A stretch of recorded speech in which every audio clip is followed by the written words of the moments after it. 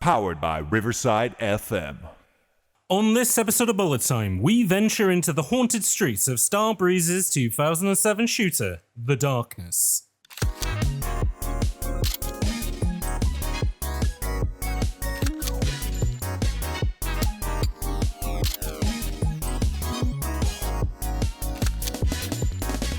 And I always blowback guy or not blowback, Chapo people. So one of the guys who's on Blowback, whose name is Brendan James, used to be the producer of Chapo, and like if you listen to like the early like 100 episodes of it, you hear his voice in the background before eventually like Chris Wade kind of hopped in to then start doing that stuff. But then, Brendan's come back and forth on the pod from there. But yeah, he started off as like kind of a Chapo guy, funnily enough. I did not know that. I don't listen to Chapo, so that is why. There we go. It was funny because I was thinking about that a little bit in regards to, because you were saying that listening to kind of, so I started saying about kind of like figuring out the identity of the podcast a little bit.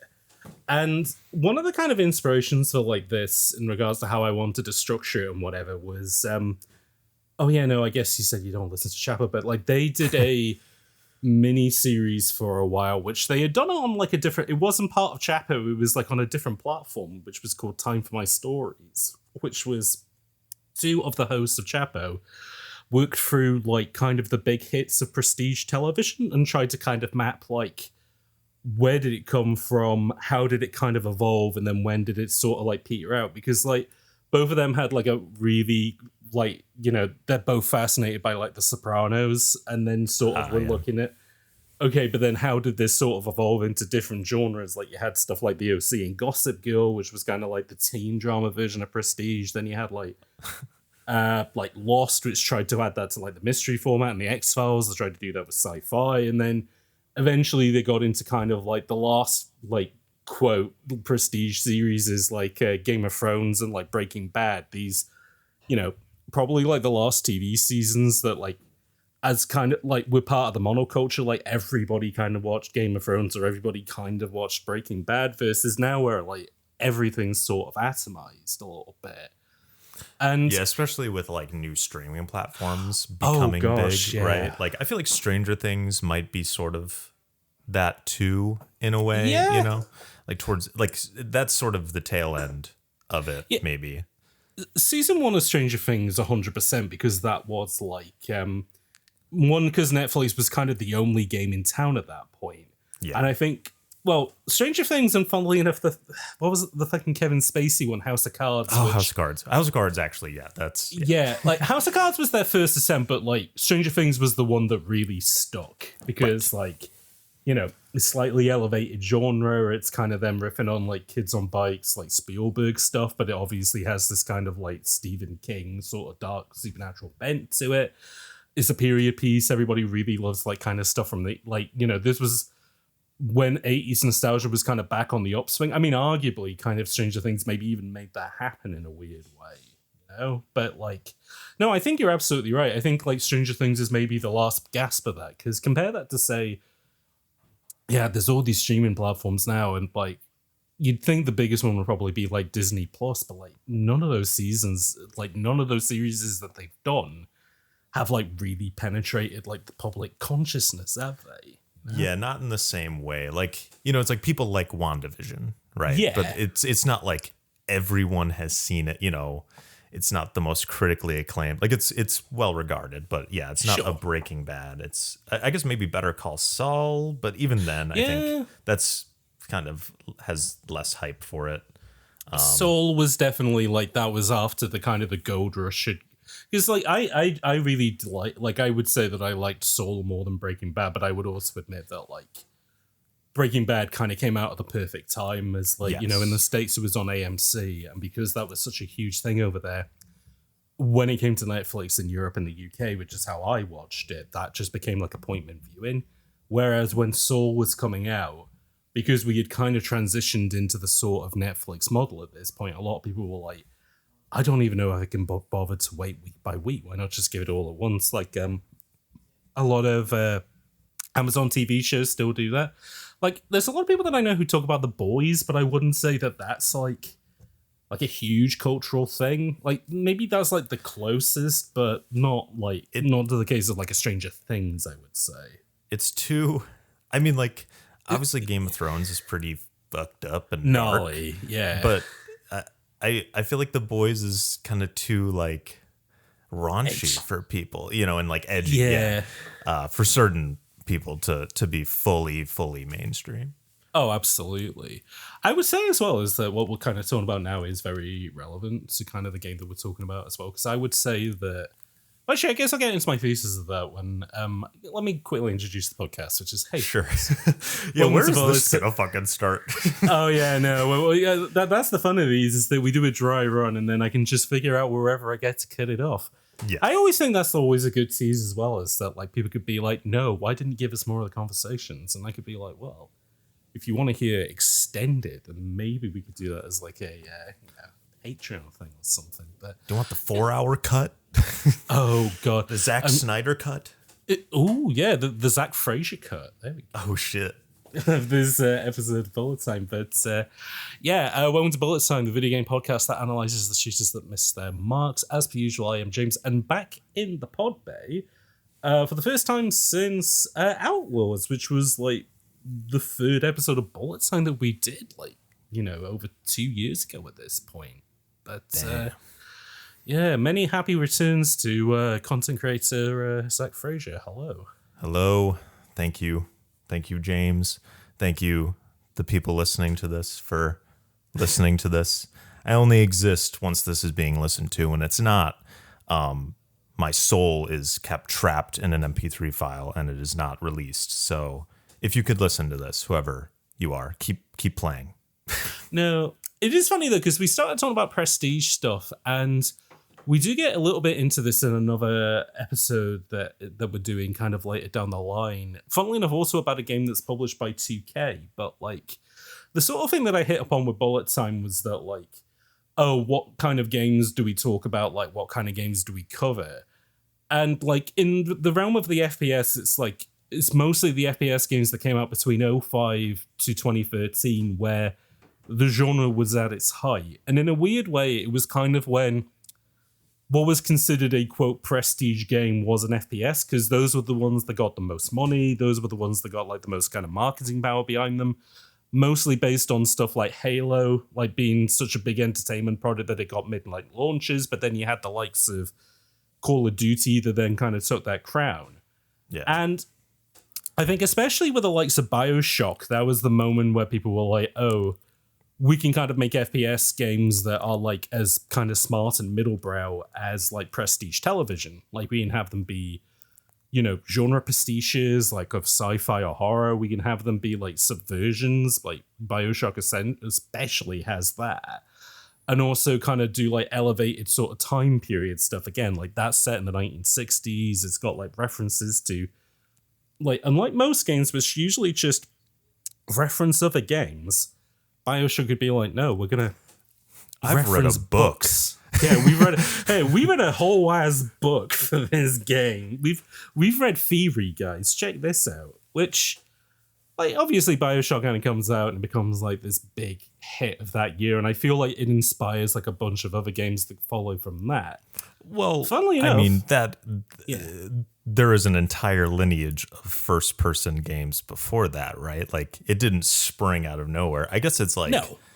I guess it's right place, right time, right? Yeah, like FPSs are big on these consoles, and it has just the right graphical quality and art style to capture people. Like System Shock, yes, looks a little blocky, looks a little gross. I mean, maybe at the time it looked good, but I'm not like, some things stand up to time. You just talked about Ape Escape. That stands up. True. PS1 games, they look good and beautiful and pretty. Like, even if they're, fucked up and all wobbly and shit, they look good.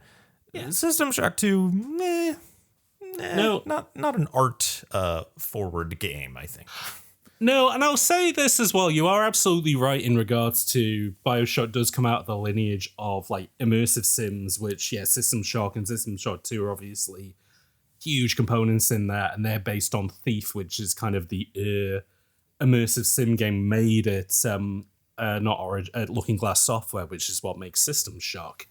But it's funny because like they're PC games, and I think like at the time the PC is seen as such like a kind of like not a hobbyist, but like an enthusiast device. Like a computer is something that's so expensive that if you're going to be playing on it, it's like I only want like the most, serious software that's on it, which is like why flight sims are so huge at the time and the like.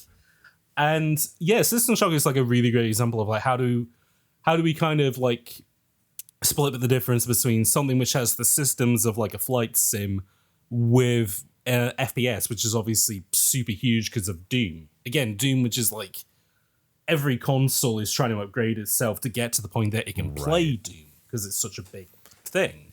But PC games have this luxury of like the game is built for them and they can start going, oh, well, why don't we iterate on this, make it a little bit smarter? I mean, granted, it's funny because Doom comes out the same year Wolfenstein 3D comes out the same year as Ultima Underworld, which is Origin system. 93. Yeah. I thought Doom was 93. Sorry, 92. Yeah, it might be 1990 or it might be 92. I'm pretty sure. You are right, because Doom's 93 and then 94 is the year of Doom 2, Heretic, like all these, like, again, game development is like quick back then that you're tuned. Wolfenstein 3D is a year before Doom. I mean, like, obviously they're kind of working on similar technology, right? But, it's just going from like blue world, kill one guy in a room to like these like massive like labyrinths that have like some sense of verticality and shit. It's like, man, shit was so moving so fast back then. Goddamn. Oh. And like it's funny because like the year before Wolfenstein 3D, I think it's called like Spellcaster 3D, whatever, which is like an even simpler version. Like there's no colored rooms; it's just like lines and like black backgrounds. So it's even so again, like the way that stuff is evolving is even like faster than that at that point. But yeah, like Doom comes out then in 93, and then 94 is the year everyone starts developing on Doom. But then the same year as Wolf 3D. Ultima Underworld comes out, which is like a first-person RPG. It's like a dungeon crawler, but then obviously you can, it's got a little bit of a Doom element to it. And then as you get to like Thief, it tries to combine those two things together. Of what if it's a drink that's as smooth as Doom, but it has all these kind of qualities to it that like Ultima Underworld had, which is where you get the evolution then to something like BioShock, where it's, can we smooth this even more to like a console audience, which is used mostly to like Halo or GoldenEye, essentially? And I say for the most, personally, I think they pull it off, but I would also I do understand the people who are like, no, this is like a dumbing down of like PC stuff. But then that is what they were aiming. That was kind of the thing that they were aiming for. That is the only reason BioShock got popular. Like, if it was System Shock-esque, it wouldn't work. The control scheme, I don't think, would have worked, right? No. You had to simplify it for the control scheme and the audience who was used to playing Halo. Playing these simplified shooters, Call of Duty and stuff. And so it for console people, that's the thinking man shooter is BioShock. And that's just, you get to shoot bees out of your hand.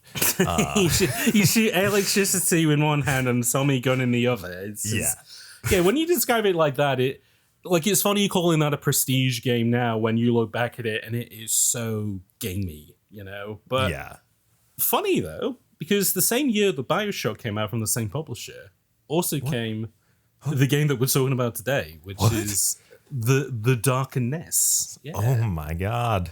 And to go to the whole kind of prestige point, I think this game is doing has also kind of similar ambitions to, it wants to elevate very gamey elements and ideas to something a little bit more mature, but it does it in a way different way. And in a way that, as I said to Zach before we started recording, let's get into that. So, first thing is, you pitched to do this on Bullet Time. So, tell me your history with this game, and I guess why you thought it might be a good pick for covering on the pod. So, my history with the Darkness. When I was, 11 or 12 years old, I was at a friend's house, and his older brother his older brother was like a Hot Topic kind of guy. Okay. Real into like metal and like and I guess a goth. He wore like the baggy pants with the chains on it and shit. Oh hell yeah! And he got an Xbox 360 early because they had a little bit of money, so they could afford a new console when like it almost just dropped or like dropped a year before or whatever. And I caught him watching The Darkness, and like, you go from like I was playing Half-Life on the PC and random PS2 games, and then like The Darkness. Now I was a kid who was scared of things a lot. Like I got easily like unsettled by dark things. Yeah. And but that was the allure of it. And so this game where there's demons eating people and it's cinematic, right? Like, as we'll probably talk about, this prestige cinematic style to it. Like, it felt like a movie that was really creepy and dark. Like, I didn't watch a lot of it. He got to Dutch Oven Harry's section, like the drug den that you take out, and like he got stuck there and he stopped playing. That's all I saw, but like it always like stuck with me. I was like, it's this game that just always lingers. Like, I need to see that game through because it like left a mark on me, and it didn't. I never played it really until this past year. Interesting. From 2007 or 2006 to now is how long it was from seeing it to actually finished it. I had bought it some years ago because I was like, oh, maybe I'll make a video on it or something. I didn't really know what I'd make a video on it. I just kind of wanted to try it out and see if there was anything there to talk about. And so I have an Xbox 360 copy. I've had that for like a while, but I never played through it for whatever reason until you made the perfect fucking podcast for The Darkness. This is like, I think this is the bullet time game. Okay. Or it's in the pantheon, I would say, right? Like, it feels like a shooter that missed its mark or, wasn't. I mean, I think people reviewed it okay, but, it's not remembered, right? Or it's not. I think that's absolutely, I think you're very correct with that, especially, because I will go into sort of the legacy of this game after we get to the end of it, but it was very well reviewed. But it has like, because to kind of give my sort of perspective on it, I only knew of this game after it had become a cult thing, weirdly enough. I had a 360 around, I want to say maybe 06. Like, this would have been whenever the first price cut happened. I think I got it and whatever year Gears of War came out, because those were the two, that was the game that I got with it. And I think the plan was, well, I'm already, because I can't remember where I tell this story in the pod, but like, I got into the Xbox ecosystem because of Rare and Grabbed by the Ghoulies. I was like, whatever games these guys are making next, I will be there day one. Was Ghoulies 360 or was that original Xbox? That was OG Xbox. Okay. And you just like, could you play it backwards compatible? No. So here's the thing. When I was a kid, like, I basically had a choice between, am I going with the GameCube or am I going with the Xbox? Yeah. And for some weird reason, I decided I'm going to go with the Xbox, which in fairness ended up being a smart decision in the long run, because the GameCube, they then started slashing the price of that thing really quick in the UK because it wasn't selling particularly well. Oh, okay. So you got both? So yeah, I did. Yeah, I but little Lord Fauntleroy over here was able to have a GameCube and an Xbox. Shit. Yeah, I know. Living the dream, baby. But no, so the Xbox, I was like, I got to get this for Ghoulies, which was, I think, because Ghoulies came out 03 and the Xbox has come out 01 right at the end. So prices were already starting to come down on it anyways. And I beat Ghoulies and I was like, this is good, but like, what else is on the Xbox? So I go to people and I'm like, okay, what is the game I got to get? Unanimous answer, Halo Combat Evolved. So I was like, right. Sit down, never played an FPS game before, and I'm like, oh, I adore this. Like, this is something that I never, I'm like 12 at this point, so I played Combat Evolved for the and Combat Evolved, I think, is kind of, as you were saying, so with The Darkness, has this little bit of like a kind of like this sort of horror bent, which kind of pulls you in.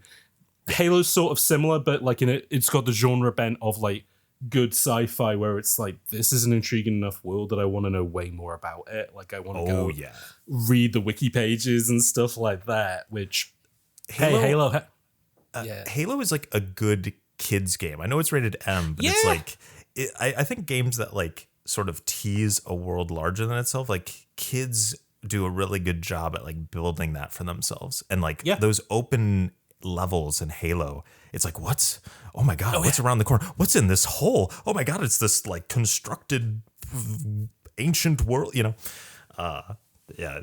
That's a good game to play at that age. Oh yeah, and just the idea that it's like you see the ring world off in the distance is like, what a cool little idea. And like the thing I always think is interesting about Halo, which like I only got after then playing other FPS games, is just like, what a funny idea that you begin a game like Quake, like a corridor shooter, and then it becomes open world when you land on the planet. It's like, it's so smart. Whereas I'm already coming in with a kind of open world mindset from like Banjo and Mario 64. Yeah. So it's like, oh, is that as an FPS game? Brilliant. What a smart idea. And I think even saying it's kind of kid-friendly works in regards to the Covenant are like such, not kid-friendly, but like the way they're designed and how colorful they are is like kind of Nintendo thinking of like, oh, these, an enemy should be this colored and this shape so you know exactly what they do. Yeah, like the environment should be bright green and easy to navigate. Like it is very, well, I mean, I guess obviously their main inspiration was kind of GoldenEye, and GoldenEye was made by Rare, which, you know, Nintendo's subsidiary at the time. So it's all this stuff that kind of feeds into each other. But yeah, no, Halo was the thing that like got me into FPS games, weirdly enough. And then I didn't get it. Like, that was the funny thing with the Xbox, was that after that, I didn't get like it was mostly third-party stuff that I played on it, just because as well, the S controller I always found more comfortable than the GameCube one. So like SSX and like Tony Hawk Underground and stuff I was playing on the Xbox. But then, so by the time the 360 came out, I was like, yeah, I'm all in, and I got to get whatever Halo 3 is going to be on this, so I got to get it. So The Darkness was something that like I had never played when it came out. Like, again, 07 was the year of like COD Modern Warfare. I hung tight on that until like I was hearing people say, no, this is like exceptional, you need to try it. And then yeah, of course it is. Halo 3 comes out in 07, so I was probably mostly playing that. BioShock comes out in 07, and again, it's one of those things where I'm reading game magazines at the time and they're like, oh, you need to check this out. In a way that like The Darkness never quite got that level of advertising and coverage in a weird way. Like, again, it was one of those games that I only found out after the fact, which I feel like a lot of people do, because I mean, this is kind of hopping ahead a little bit, but like the most surprising thing about this game, and I guess it's not so surprising anymore because it's the most famous thing about this game, is that like, yeah, it's very cinematic, but it's also very like, the way that the story is handled is incredibly mature for a game, not only for games at this time, but for the kind of game that you would expect this would be, and for minutes at a time actually is, which is very surprising. Because yeah, when you finally got round to, so I did not play The Darkness until you pitched it for this pod. Okay. One thing that put me off playing it for the longest time as well for the pod was the fact that there isn't a PC version of it, which is funny considering that the second one does have a PC version. And I will say as well, I will try my best to not like reference the second game too much, just because I think that there's maybe enough there that we could potentially do a separate episode on it. And it's also really difficult that to talk about the second game, it is so sort of subverting on the first that you do need to build that up as well. So I'll try and keep my mouth shut on that. But yeah, that one got a port.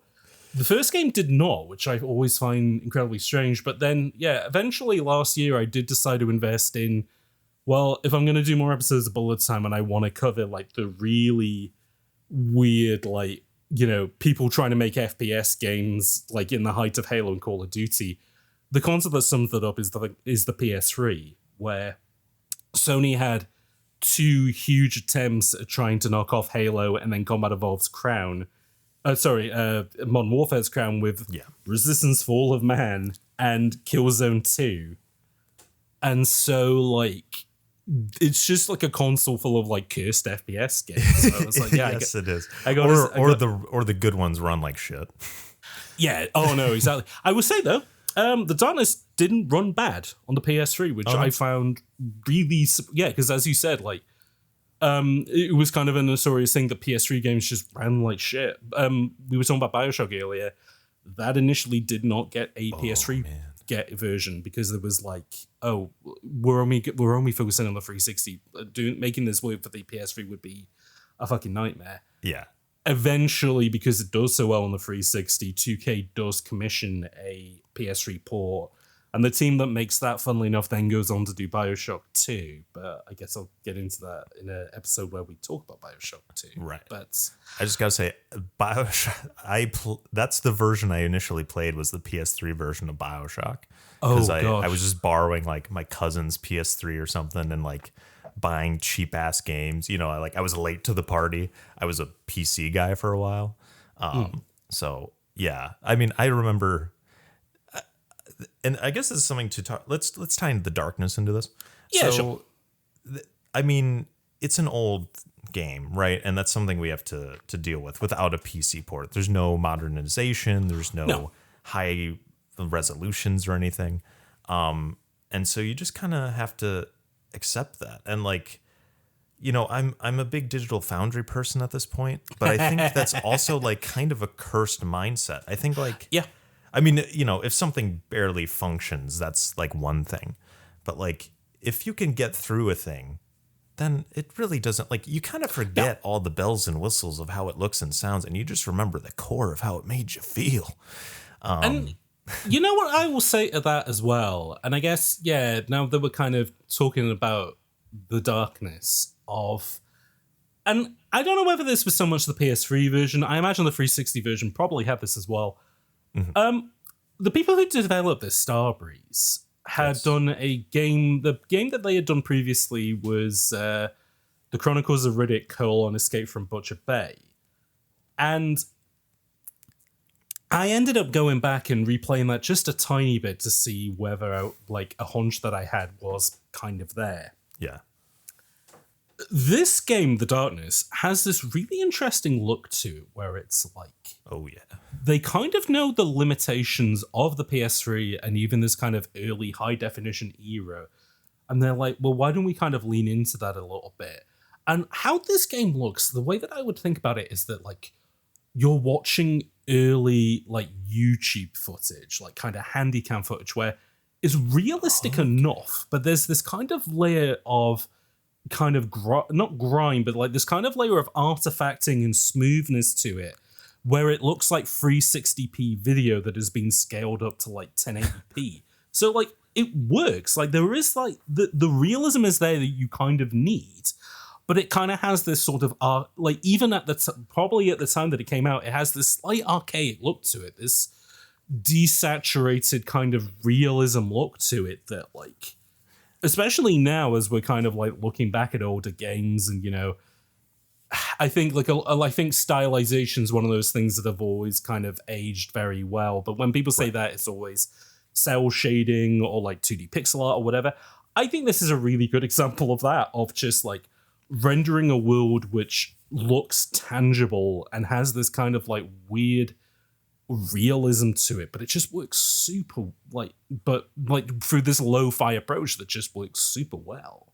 Yeah. I guess if I were to push back a little, sure. One thing I will say is, so I have a unique experience playing this game. I was able to emulate it. I've got a decent enough computer to emulate this. Oh, nice. To do that, you just do it you can do a 60 FPS mode, but you keep it basically like native resolution, like don't do any effects to it. You just kind of keep it how it was, but you can 720p or whatever that is. Yeah. Yes, exactly. And I played it on a pretty good quality CRT computer monitor. Oh. And so what that does is made it look actually very crisp. Like oh, wow. You know, on a CRT, like resolution works different, and it doesn't like scale it up or down. It's just like you get to see it as it was, and it looks pretty clean. I mean, there's some aliasing, but that's just the game. That's sure, you know, not like a artifact of scaling or something. And so I feel like the game to me actually looked pretty like I think I know where you're coming from with the look of the game. I guess like it looks kind of like, I think it looks clean. Like I don't feel like there's any like, this isn't Kane and Lynch 2, right? They aren't like trying to I add, was gonna like, say, this doesn't go to the extremes of like Kane and Lynch 2 where they're recreating the look of like video artifacting or anything like that. No. But it has like that, it's like, desaturated, but bloomed out and very high contrast. Together, it does feel like, you like have this camera that like isn't like, you're trying to shoot in low light and it's like kind of working. Doesn't work amazing. So I guess that's all I wanted to say. It's like, I think it looks clean and like actually looks like the texture works pretty good. And like the world is very well realized. But yeah, it does sort of, I get what you're saying about like early, like that style of cameras, way of color compensating for like light data, like sensors are only good enough to kind of capture this. So, and again, in a game that's called The Darkness, there is a lot of darkness in it, and and again, like the way the footage looks is like almost somebody has gone in post and has tried to like. Well, again, I guess I was playing the PS3 version, like kind of as it would have came out, and so. It almost does kind of have like a little bit of like a sort of a artificial brightness kind of applied to it, but it almost that is bakes into the look of the game in such a interesting way. But like, so they had made before this, they had have you either played or do you know of Escape from Butcher Bay? So I know of Escape from Butcher Bay. I've been aware of it for a while. I remember like. I was watching like G4 back in the day and seeing like a commercial or not a commercial, like a trailer. They were talking about it or something. And I had seen some of Pitch Black. So like I was aware of Riddick in general, but I've never played it. I do have like a delisted GOG version of it. Oh, nice. So if I want to play, I can. And I'm definitely like, after playing this, I'm like, oh, I got to see what that's all about because it's got to be interesting. Yeah, I'm going to say, like, this feels like kind of a small evolution of what they were doing in Riddick in regards to... So, I'm not going to, like, go massively into Riddick because, again, that could be potentially something we could cover, like, in the future on the pod, but, like... Right. A lot of technology that they kind of pioneered in that of just, like, they wanted to... Because, obviously, Vin's in it, so they want him to look like, how he does in... the films, but like the technology isn't quite there. So what they're doing is like a lot of low poly models and then using like normal maps and textures to drive the detail. So, so like it has a look to it where it's kind of like, it's almost photoreal and like that, like Butcher Bay does hold up really well in a good way, but then it's also a game that plays a lot in like light and darkness because basically like, and I kind of forgot about this because a lot of people write about Butcher Bay now, and it's like there's no games that are like it now. But then, essentially, what they were doing is that they were riffing on Splinter Cell, but in first person. So you're using dark and light a lot, and again, because it's Riddick, you can see in the dark and stuff like that. So, models and 3D stuff's always going to look better in low light conditions to begin with. But so they're this developer that have this really kind of good grasp of working in the limitations or like building an art style around kind of the limitations and opportunities of like 3D engines. And this was for Butcher Bay, they had built an engine that they then developed for The Darkness and then eventually developed for when they did Syndicate for EA. Does it have a name? I've tried looking up this engine because I was like, this isn't Unreal. Right, like no, it's not. I can't. So it does have a name. I forgot to make a note of it on the notes, but this Starbreeze's own internal engine, which I believe because I mean, I guess we can go into the sort of the developers themselves when we're kind of talking more about the game, but like that team that made this game and made Syndicate would eventually spin off and go elsewhere. But the technology that they built for this game got used at a bunch of later Starbreeze games, including like Payday, I believe uses it. Oh, so, shit. But it's funny. You would think this would be an Unreal Engine or like an id Engine game, but it's not. It's like all in-house tech, and I think that allows them to get away with doing some stuff in this, which, like, I suppose its nearest in terms of evolutionary points, its nearest contemporaries would be stuff like Doom 3. Exactly. I was just about to say, I was like, this is a Doom 3 ass fucking game. Oh, hell yeah. No, it is absolutely that. Like, even in how some of the NPCs look is very kind of Doom 3 in a fun way. But yeah, like a very detailed clay model of a human being. Yeah, no, it's got a very, it's slightly stylized is how I would describe everybody looks. Not to the extent of where the series would go, but yeah, everybody kind of has, like, again, that's what I was kind of say that, you know, it has this kind of smeared early YouTube look to it where it's not quite detailed enough. Okay. Yeah. But I don't know. Where should we start talking about this? Like, do we want to start with the darkness itself, or like, because I was gonna say, so like you knew about this game, but I'm gonna assume that you had no idea it was based on a comic book or anything. Like maybe that came up at some point in time where I was like, oh, okay. But yeah, have you read The Darkness? So for this part, well, funnily enough, if you played the game, so because this was the era of pretty jammy collectibles and games, right? You can unlock 4 copies of The Darkness comic book that you can then awkwardly try and read on a 720p HD television where you're trying to zoom in and out to try and read the word bubbles. But then, no, after the fact, I did actually have a quick read of the comic stuff online. First thing I will say is that, and they said, and in the developer interviews, they basically say this as much as well. The comics that the game is adapted from couldn't be more different. And I think if you were to initially describe what is the darkness like as a con, like I guess I'll do that like right now. It's just like, okay, well, what is the darkness about and what do you do? Well, you play as a guy called Jackie Escazado or like Empezado or something. I can't remember. Jackie Empanada? What the fuck?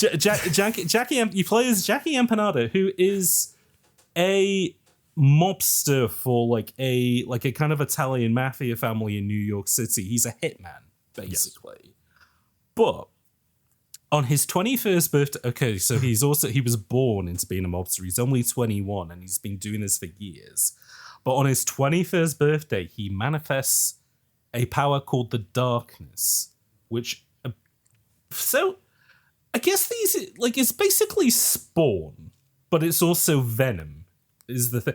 Like when you were saying about like, oh, you knew that your friend's brother was playing this game and he was kind of like a proto Hot Topic goth. Like, this is like the ultimate thing of that because it is just combining like, oh yeah, no, what if he was like, you know, with Venom, like the thing with that is that the guy was initially like, you know, he was a bit of a scumbag, but he was a journalist, like whatever, but then becomes an anti-hero in Venom. No, this guy already starts bad and then becomes even worse when he gets the darkness as a superpower. He becomes like a superpower mobster, essentially, who's able to use like, so he has like basically a lot of tentacle and tendril attacks like Venom has. His entire thing is that he needs to cloak himself in darkness to power himself. These tendrils and this dark power also comes from another dimension, which is full of like imps and like monsters and stuff like that he can then call upon as his own personal army.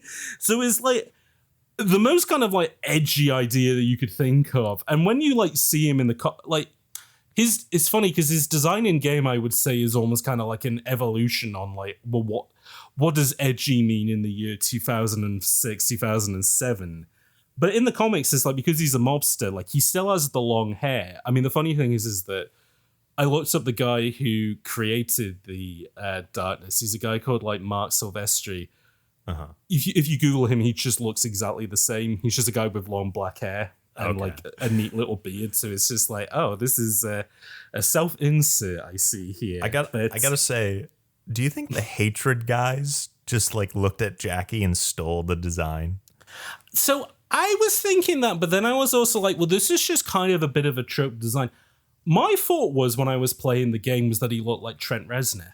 or at least like wow, yeah, 90s 9 Inch Nails and Quake era trend, where I feel like he was the guy who pioneered the long black hair, curtains in front of his eyes, long black leather trench coat, what could be inside, sort of like a troubled looking, like the costume that you wear if you're a troubled guy. yes, Essentially, where it's basically from the neck down, it's Neo from the Matrix, but then at the top, it's it's kind of long black flowing hair. But it's funny because then in the comics, he has got the long black hair, but he's wearing like Armani suits and stuff like that, and he's a bit of a ladies' man, and he's like constantly chatting girls up and whatever. Which I saw like. So I read the Sure. In the game there's the like sort of origin comic that came much Yes. later from the start of the, it was like Darkness Zero, like that's Yes. like the Zero volume 0, and it sort of goes into like the no man's land, what we'll talk about later.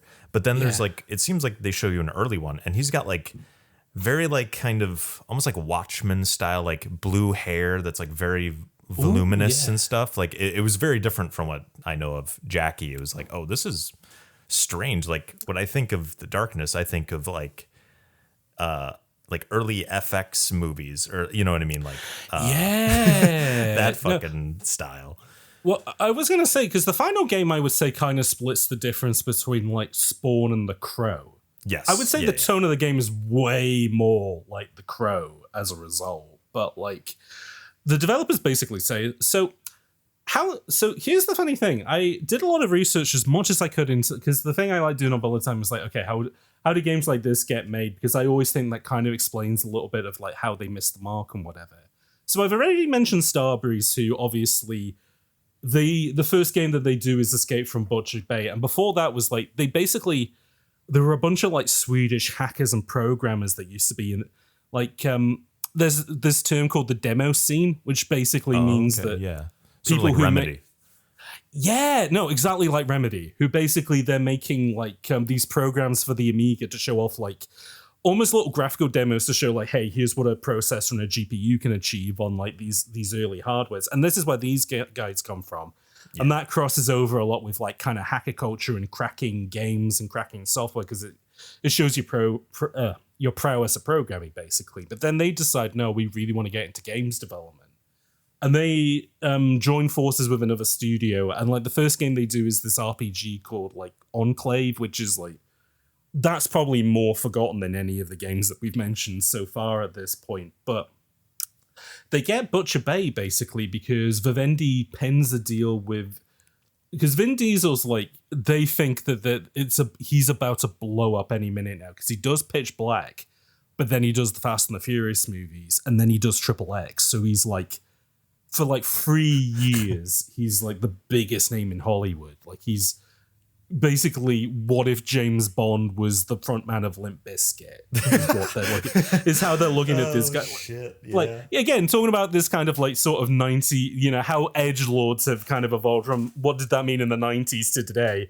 That's what is a cool guy? What's an alt cool guy in this era is Vin. And the thing is that Vin Diesel, as maybe people at home might know this, but I'm going to say it again. Yeah. Vin Diesel is an enormous nerd. He loves Dungeons and Dragons, and like he loves like comic books and like really dorky stuff, but he's also like really keen on video games. And his thing has always been like, I want to bring like I want to use my star power to be able to make games that nobody else is doing, essentially. Mm-hmm. And so he goes to Vivendi and he pens a deal, and basically it's like an audition for who wants to make because they're doing Chronicles of Riddick at the time, the film, and they're like, who wants to make this game? And a bunch of people put like demos forward, but the one that wins is Starbreeze, because Vin looks at it and he like immediately taps into, oh, these guys have like this demo scene experience where not only are they doing technological stuff on the Xbox that they've got this kind of like photorealism look going that no one else is able to achieve, but they're also tapping into like, they just completely got the style of Pitch Black, which was like, oh, I'm going for kind of like HR Giga, I'm going for this kind of like alien-free looking sort of Dust Bowl worlds where like everybody's kind of like a mean prisoner. There's a lot of like black leather and gross kind of dark metal technologies and stuff. And these guys have just totally tapped into that. So they win the contracts on that. They put the game out and like it becomes this early sort of like, I would say it's slightly bigger than a cult hit. Like it is one of those games that if you have an Xbox, it was that like, you know, you're never going to play this on the PS2 or the GameCube. You need to get Butcher Bay. And eventually that becomes a thing of they get to remake the game for the 360 and the PS3 later down the line. And that becomes a thing that, like, again, gives that game a little bit of a second wind after that. After that, they're sort of in between projects until they sign a deal with a publisher called Majesco, who don't exist anymore. Majesco is an interesting publisher because they were the guys who... How they started off is really interesting. Basically, they reprinted NES and Mega Drive and SNES games that went out of print by Nintendo and Sega. They would come along and just say, "Hey, give us the cartridge code, and we will just print more copies of these on the cheap." And so they became like a really early sort of thing in like, you know, when PlayStation got into doing like platinum hits and stuff, where they would re-release games like but cheaper with like cheaper parts and whatever. They were doing that in the cartridge era, but then they decided, oh, let's get into publishing, and they became the studio that published Psychonauts. Funnily enough, fuck what? When, yeah, I know. So not that I'll go into it too much because again, this could be like a Coyote Time episode, but like, yeah, initially, Psychonauts was a Microsoft project, was like funded completely by Microsoft, and then towards the end. Upper management had changed. They said, "Why are we doing this? Get out." And Majesco were like, "Oh, we will literally just give you the money that you need to get it over the line and do some marketing." Not enough to basically save that game, nor save Majesco at the time. But before they closed, they penned a deal with Starbreeze to do a Darkness game because they were going to make a Darkness film. The plan was it was going to come out in 2006 because this was the height of Sam Raimi's Spider-Man and the early like pre-MCU comic book boom where X-Men, Blade, Blade, the like Hellboy. that Hulk film that had that like Ang Lee directed, you know, all that. Where, you know, it's still nascent, but there was a gold rush back then of like, well, what can we adapt? What can we adapt? Yeah. And the Darkness still had a bit of juice behind it from the... Because I guess I kind of I missed mentioning this, but like, the Darkness came out of... Have you ever heard of Image Comics? Yeah. So obviously in the 90s, it's formed by Rob Liefeld, Jim Lee, and another guy who... They're like Marvel superstars. They had done like the reboot of X-Men in 1992, which is... I believe still the best-selling Marvel comic book of all time. Oh, wow. Yeah. And so these guys are like absolute superpowers in the comics industry, and they go, why are we working for DC or Marvel where we're getting pittance? Why don't we go spin off and do our own thing? So it's Rob Liefeld, Jim Lee, and Todd McFarlane go off, form Image. Just real quick. Yeah. Is Rob Liefeld the dude who draws people all fucked up? Yes. So okay, good. So Todd McFarlane is the Spawn guy. Yeah. Rob Liefeld is the guy who basically his biggest claim to fame is he invented Deadpool. But saying he invented Deadpool is a fucking stretch considering he invented the idea of a guy who was a mercenary who dresses like Deadpool. All of the fourth wall comedy stuff where people who came in afterwards after the fact said, this character is a boring edgelord. I'm just going to make fun of him. And oh, what do you know? That literally becomes his character that's evolved from there. And Jim Lee is like, if you've ever seen a comic book in the 90s where it has that kind of like angular kind of anime proportions and early digital shading, that's Jim Lee. Like he's the guy who pioneered that. But they all go off and they form Image Comics. And out of that, there's an imprint called Top Cow, which Mark Silvestri heads up. I know that. Because it's at the beginning of this game. Yep. And the Darkness, weirdly enough, comes out of a comic book series called Witchblade, which, do you know anything about that? I know. Okay, you're going to like this, because this is like the... Because, again, when you think of, like, Rob Liefeld, yeah, you think of guys with fucked up bodies, but it's also, like... his big claim to fame was when Todd McFarlane was doing Spawn, Rob Liefeld's brilliant idea was, oh, it's called Youngblood. Okay, what is it? What if the X-Men were edgy? It's like, What? okay, cool. So, like, his idea was they're a mercenary team. They go around, they just kill people. But also, it's a skewering of celebrity culture because people want their autograph for, like, killing dictators and stuff like that. It is, like, such edgelord, like, 90s edgelord schlock. And, like, all the women are, are all like F cups with like, tiny spines. All the men have like gigantic upper bodies and tiny legs. Liefeld's men have F cups. Those chests are I know. like people say that like, oh, comics are kind of like the overly sexualized women. No, Rob Liefeld, I will give him this. He's a centrist when it comes to over sexualization. Everyone look equal opportunity perverts. That's what we need. Exactly that. That is exactly right. And here's the thing. So Witchblade by Mark Silvestri is a fucking comic book character who her shtick is basic again. So Spawn is popular, so every character in Image is like Spawn. What's the deal? Oh, she's fused with this alien gauntlet that gives her supernatural powers that lets her throw out tendrils and create like different shapes like Venom and Carnage does.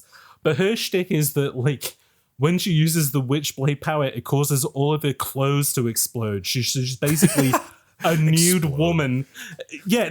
She's basically, her character design is nude, sexy woman, but with like barely like a bit of her breasts covered up. Now I'm curious, like I wonder if Bayonetta has any influence from that.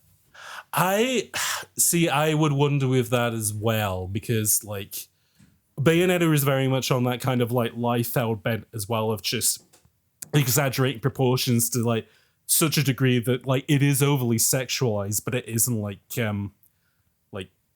objectifying. Like it's so kind of weird that it kind of owns it, if you know what I mean. Oh yeah. Witchblade isn't that. Like Witchblade looks like he was basically sketching over pictures of pinups and then like drawing a little bit of like, Spawn gauntlets on her arms, and that was basically it. But that's where the darkness comes from. Basically, he was like an anti-hero, like on, off again villain in those comics where the Witchblade was this kind of like, it was the combination of angelic and demonic powers that created this thing.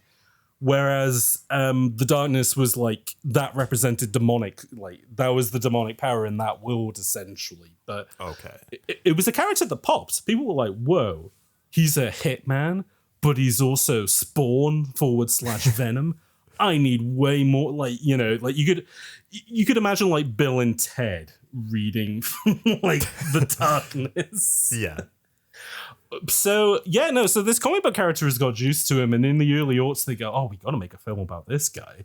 And if we're going to make a film, we need merchandise. And what that means, merchandising at the time means tie-in video game. So Majesco go to the guys who have made one of the highest rated fucking movie tie-in games of the past few years and say, hey, do you want to crack at this? And they go, yeah, let us have a go. But our stipulation is, can we not follow the plot of the film? Can we do something else? Because that's what worked out really well for them when they did Butcher Bay, was that it was basically another story in the universe of Riddick. It wasn't an adaptation of the Chronicle. And they said, yeah, no, that makes absolute sense. You guys know what you're doing. Go ahead.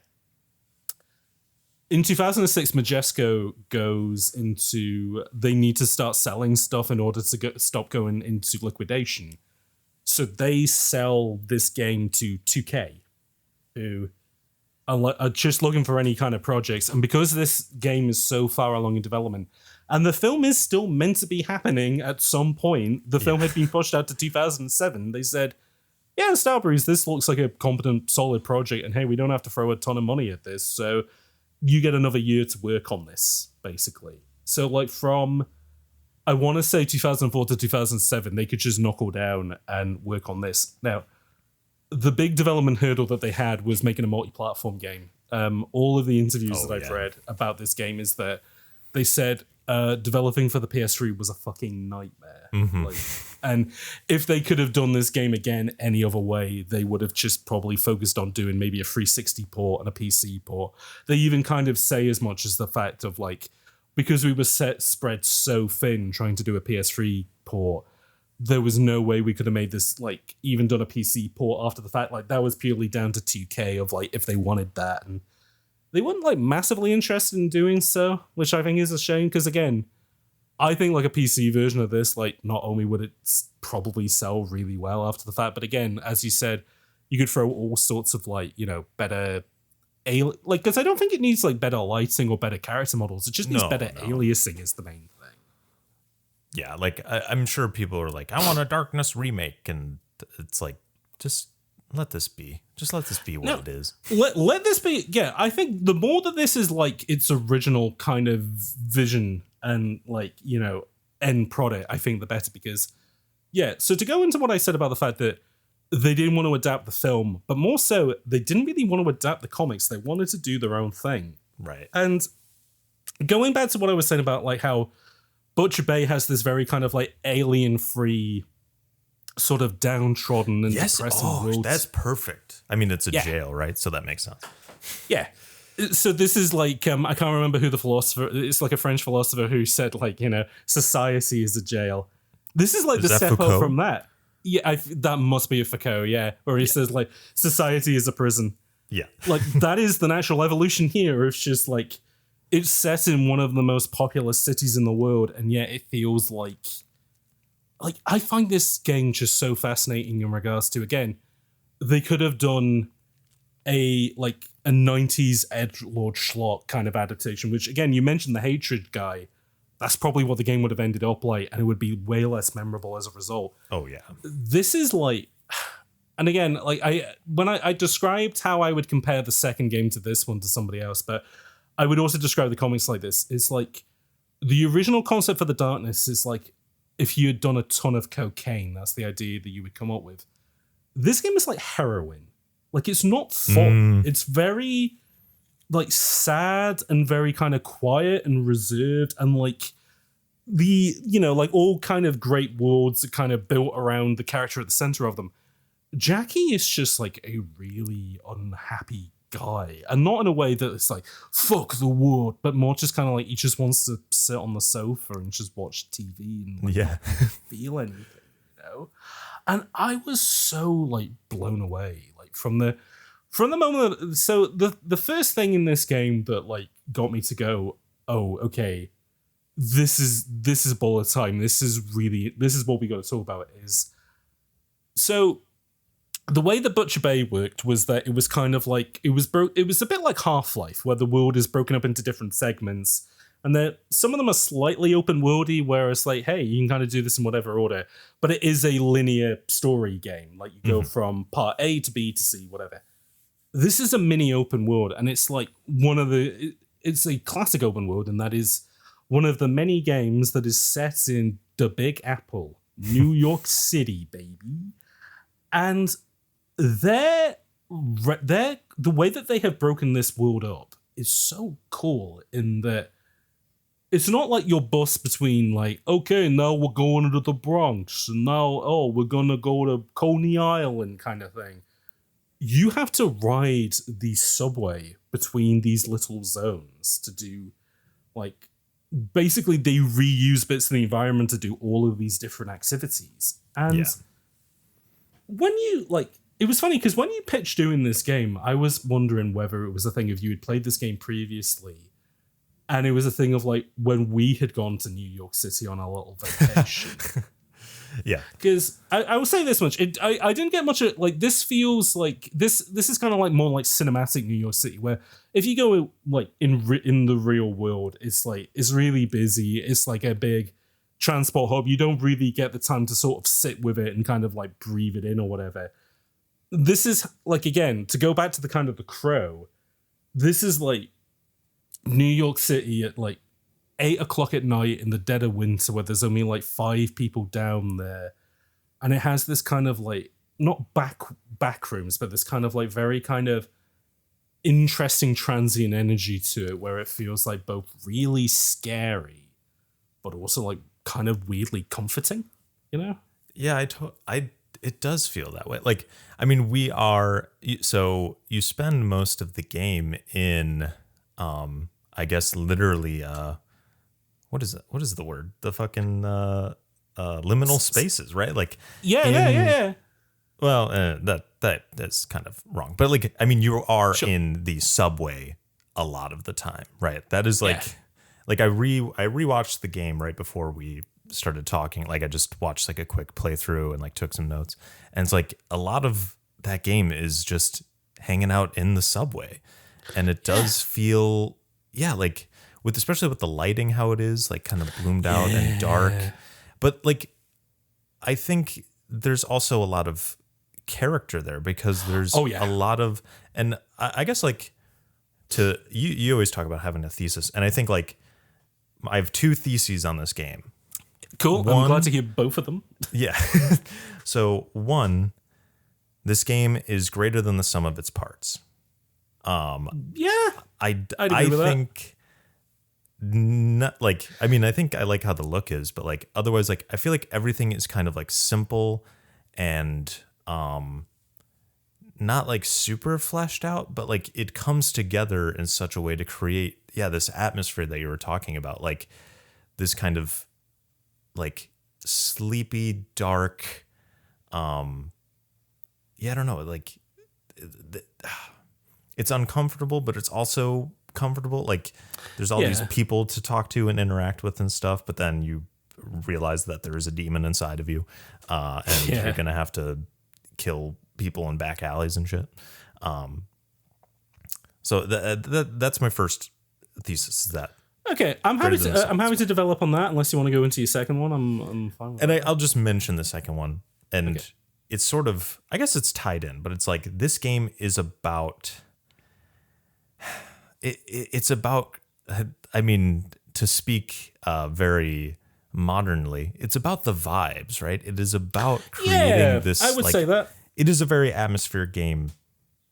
Like that is what I think it excels at, and that's what it's trying to do. Like, this is a bullet time game, but it's also not, because it's like not like there is a good amount of shooting, and maybe that's almost to its detriment, but like that isn't what you like come to the darkness for, you know? No. So I found that really interesting because this is the sort of thing that I hit upon with a prestige point, which was like they really wanted to do they like a lot of developers still felt embarrassed by the fact that they were first person shooters. Yeah. But the issue was that because of the bean counters and the execs, they couldn't really make anything else but first person shooters at the time. So they would do a lot to try and like, as much as possible, try and either break away from that or like, because I always think of and it's funny because this game does exactly the same thing, but the beginning of Modern Warfare. And I always call this the Half-Life World of Tomorrow ride, where it's my favorite thing that games do, where it's, what's the first thing that you do in Half-Life? You go on a train and they show you, here is the world of Half-Life. We're going to give you a little bit of like spiel on, welcome to Black Mesa. We're going to set the table. But then Half-Life also does the thing of, here's a demonstration of all the levels that you may go to in this game. Yeah. And it's kind of also a bit of a funny thing because it's like, you could argue that Half-Life is also very on rails because you go from one segment to the other. It's not really like a world. It's more like a kind of a ghost house where you start at one and you go to the other. And the train is kind of a reflection of that. But then like a lot of developers then kind of picked up this idea of, this is a really cool concept for like, how do we quickly get people into the world? Almost a bit like, we've been using this term quite a bit in previous episodes, but we call it digital theater, where it's like a character will just either talk at you or you'll watch two characters talk with each other. But because it's a first-person shooter, you just kind of end up standing around just watching them. Whereas the train kind of fixes that problem because you are moving, but like obviously you as a character, like you with a controller aren't moving the character, but the world is moving around you. BioShock is a really good one because that is literally the small world ride, but it's a guy telling you how fucking great libertarianism is until you get off and it's a fucking shit tip. And Modern Warfare is a perfect one where you are put into the head of like this Iranian leader, right? And you're like in the back of a car about to be taken to an execution, and you're just looking around you and you've seen like, oh Jesus, like everything has gone to pot, which again, kind of a bit gross because it's like basically like, the Americans are going to come in and fix this all up sort of thing. Whereas like this begins with a similar sort of day in the life where it's funny because the beginning of this game, the tone of it, I would say, is completely unlike the rest of the game. Because to sort of build on what you were saying about like the fact that the vibes of this game, my kind of big thought and takeaway is that, like, especially compared to the Darkness comic and Darkness 2, this is a game that's very interested in like the concept of decay, of like a decaying sort of city. Like, not like it's not a city that's falling apart, but it kind of feels like it's been around for so long that it's just sort of lost its luster a little bit. And I think the thing that kind of like sums it up is that how it handles the mafia in this game is so interesting, where it's like, you would imagine like, oh, you know, you're a New York gangster, and like you would think that there's just going to be a guy called like Fat Tony who's just like, hey, you're breaking my fucking... But there is also a character called Fat Tony, funnily enough. Like, but you'd expect it to just be a bunch of like, you know, guys in bright tracksuits being like, oh, we got to go fucking whack a guy. Oh, what the hell?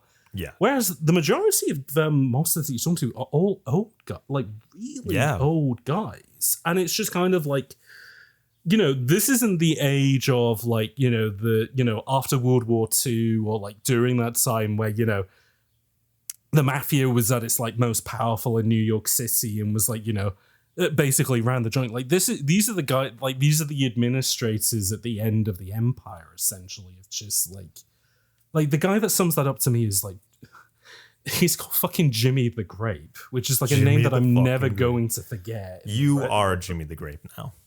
Yeah, no, that's my new name. Is I'm gonna call myself Jimmy the Grape. But he's just this little old guy in a hat, and like you can imagine him, like, you know, probably during his height, he was probably like a really shitty enforcer. But now he's just like, you know, he just looks like he wants to retire, and he's just like, I just want out of the game.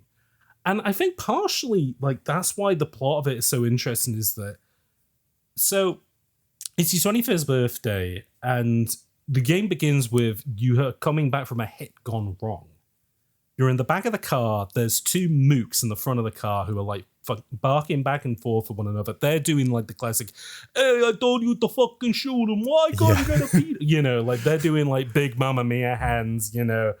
The fucking the pizza tune from Spider-Man 2 is playing while that's, you know, that's how... Oh, that's what that was. Okay. Yeah, that's how much they're hamming it up. Whereas you're just a guy in the back of the car and like, I find it interesting. Like I'm sure this was a technical thing, but I was thinking of the fact that turning his head is so slow. It's almost like it feels like he's coming down from like a high or whatever. Like yes, totally. And so like he has barely any idea what's going on. And again, at this point, you don't either. And then this fucking action scene happens around you, where the police are trying to ramp these guys off the road, and like they're like, "Hey, pick up a fucking gun and shoot back."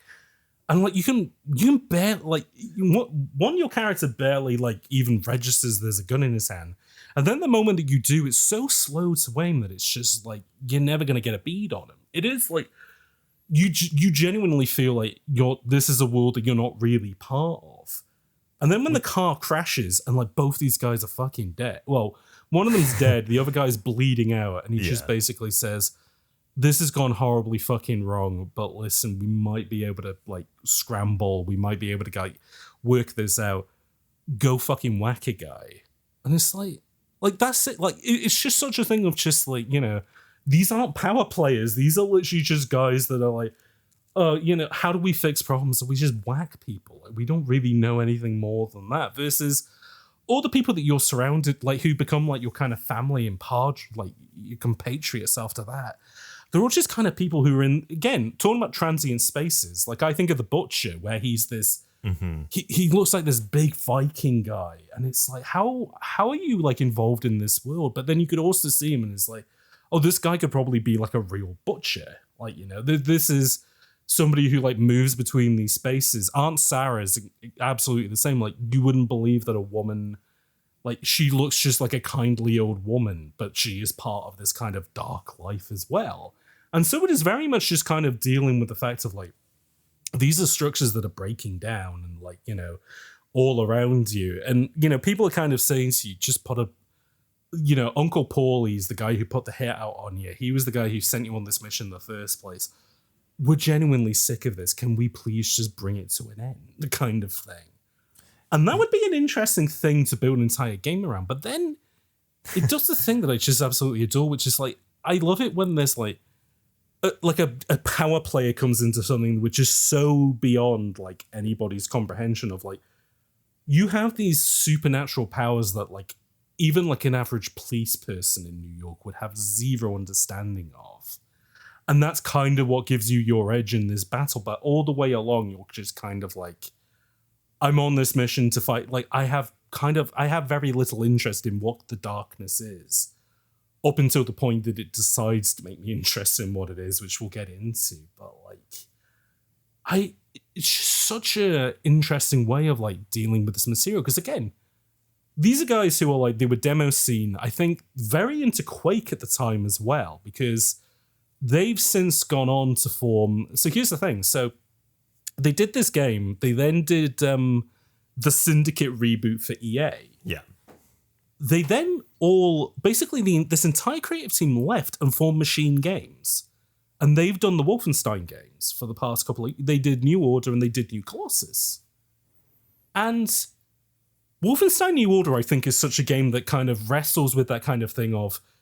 It wants to revel in the pulp of, like, it's a Wolfenstein game. You have, like, Frankenstein Nazis powered by electricity and, like... Right. You have, like, 2 shotguns in each hand. But then it also does this very tender stuff of... Like, I think of in The Old Blood, where he's describing that he lives next door to a woman who's, like, slowly going through, like, dementia, and he's terrified that, like, something similar would happen to him. And it's like, where, like, in a Wolfenstein game, like, you're doing... But then they pull it off, like, so fucking well. Like, it is genuinely shocking. And, yeah, and you're seeing that here. Yeah, the darkness is where that began. Like, I don't know if Butcher Bay has anything like that, but like this is no, that's the thing. Like, that's why I think this is such a more Butcher Bay is interesting in some ways, but that is very much limited by it's already science fiction, and Vin's already like, I go around and I fight cougars, and it's like, okay, cool. But then the game, Vin Diesel's like the hardest impression to do. Like you need to sound like Vin Diesel in order to do a Vin Diesel impression, I think. But like, no, but like that's still campy enough that it's like, but it's also doing the Alien Free thing of like Pitch Black was already kind of a grimy world, so it's not that big of a step for them to do that. Yeah, this is just so much more like oil and water that they're able. Shockingly, that they pull off of that. They want to have the power fantasy of you have like tendrils that you get power-ups by literally eating people's hearts. Like it's that fucking edgelord. But then you have these moments like, and I guess like just to get into, because I think it's even if you're listening to this pod and you've heard of the darkness, this is the one moment that everyone knows about, which is the fact that so Jackie is like a complicated guy. He is a sad guy, but the one little bit of light in his life is his girlfriend, Jenny. And you would think that like the way that they would handle this is like how they would handle most games, where it's, I love my wife. I love living with my wife. My wife has been kidnapped. That has powered me. Like they would do like real kind of straight down the middle women in refrigerators stuff where, again, to contrast it with BioShock, the moment when you go to Arcadia and the Irish guy on the radio is like, oh, there's my wife and child in the bathysphere, just go a little bit closer to them. And then it blows up and he's on the radio, they killed my wife and child, you have to avenge me. Like, it's so camp, but then to the extent of when the reveal happens in that game, it was like, oh, was that intentional then? Or did you know that was shit? And then you wrote in that it was intentional to kind of cover yourselves. No, this is way more like, again, mature. They are so much more smart about like how they build up the like obviously it's a pre-game relationship between Jackie and Jenny, but how it's handled, like you go out and you kill a guy with your darkness powers, and then you come home and it's just like it's like normal isn't quite the right word, but it is just completely. It's mundane. Yeah. Yeah, it's mundane. It's calm. I was like, I wrote, I was like, this is like the most mature, like romantic scene in a video game, probably up to that point in the history of video games. Like, I don't know if that's an overstatement, but no. I would struggle to think of other moments like this in games. I guess you could kind of compare it to how like maybe Hollow Knight sits on a bench to sort of like, you know. Oh, I meant bit. up to 2007. But I was also thinking of just like, you know, because we always talk about like sort of legacies of these games on bullet time. I would struggle to think of any kind of newer games that sort of tap into this a little bit. Like maybe the closest would be like maybe some like the Life is Strange games where you have those moments where you can just sort of sit down and like be with your thoughts a little bit. This is that. And because, again, to talk about like the new Wolfenstein games, these guys get a first-person perspective in a way that you were saying about like, this is an FPS game, but the shooting is like maybe the least interesting thing about it. But like, they are so much like they love to put you in a character's head and like make you live with them. And like the moment where you come home, it's your birthday, Jenny has made you a cake, and she's just like, I've been moving all day. Can we just relax? And like, you can be a gamer and you can decide, no, I want to go on and do more missions. But like, it's so much just kind of readies you for just sitting on the sofa. And again, the weird thing about this game, and I have no idea how they're able to pull it off, but this game is full of licensed media. Again, the famous thing that people know about this game. It's immersion, man. It's atmosphere. Exactly. It is a real world, man. It's not a comic book world. It's a world that exists. You can sit on the sofa and watch the entirety of To Kill a Mockingbird, the 1950s, 60s film with Gregory Peck in it, as Jenny is just laying against you sleeping, and like you just have the atmosphere of the apartment, just this tiny little New York apartment where you look out the window and only a few moments ago you were blowing away generic mobsters, and now you're just sitting down and what? And it's like this feels like an evolution on sort of that early 90s kind of thing where you had Duke Nukem, where its big innovation was you can play the pinball table and you can interact with all these objects, where they want that layer of interactivity, but again, with this kind of level of maturity of it's like, no, you are Jackie. Like, you live in this world. There is friction there. That requires like, hey, you're a mobster with like demonic powers, but you still got to take the subway like everybody else. You still got to, you know, and the more you use the subway and the more that you travel around, the more that you kind of breathe in this version of New York and like really live in it. Characters become familiar, places become familiar in a way that like I've never had that in like even like a Far Cry game, like an open world game. An experience like this I've never had, and it's like so impressive that they were able to pull this off. Yeah, it's like it like this is why I think it's like a greater than the sum of its parts. It's like it feels like it doesn't deserve that win of like having this moment. Like you have like you could eat a dude's heart and like you know, you blast their face off with like 2 pistols at once, and then you walk inside, and then like I can't imagine anyone leaving early during that moment with Jenny, like being like, you know what, actually, fuck you, I'm gonna leave while you're awake. It's like, no, you let her fall asleep, and it's sort of I guess it's kind of like heroin feels like the right mood. That's what I want to call the mood of this game from now on. It's like you're sitting there and you're having this mundane, like intimate moment, but you like know what you have to do and what is going to happen like from here on out. Like you have to leave this comfortable space. It genuinely, like, it's the subway thing. It feels scary, but also calming, where it's like when you're with Jenny, and again, I don't know whether it's because of the fact that I have known like the infamy of this game longer than I actually knew the game, but I think even if you played it at the time and had no idea about it, you just get that feeling of dread of like, they're doing all of this because something bad is going to happen with Jenny. And you're just kind of, and again, like, even just the fact of like talking about, you know, prestige and subversions, it's an FPS game. You know that you have to go out and do FPS stuff, and you get this kind of feeling of guilt in your stomach for doing such exactly. Thing. Yeah? I find it so like again, so they went on and they did all of these Wolfenstein games, but they also did so when they did the kind of re-release remaster of Quake, which Night Dive did. One of the selling points was they added a new episode which was made by the Machine Games. Oh, and they added the really good sex scene to it, right? Yeah, it goes. It's like the most emotionally like affecting sex scene I've ever seen in a game. It's crazy. Quake guy keeps going, all the way through it. It's great. No, but like you can see how like maybe back in the 90s, Quake inspires them in regards to it's Doom. It's like, full barreled, whatever.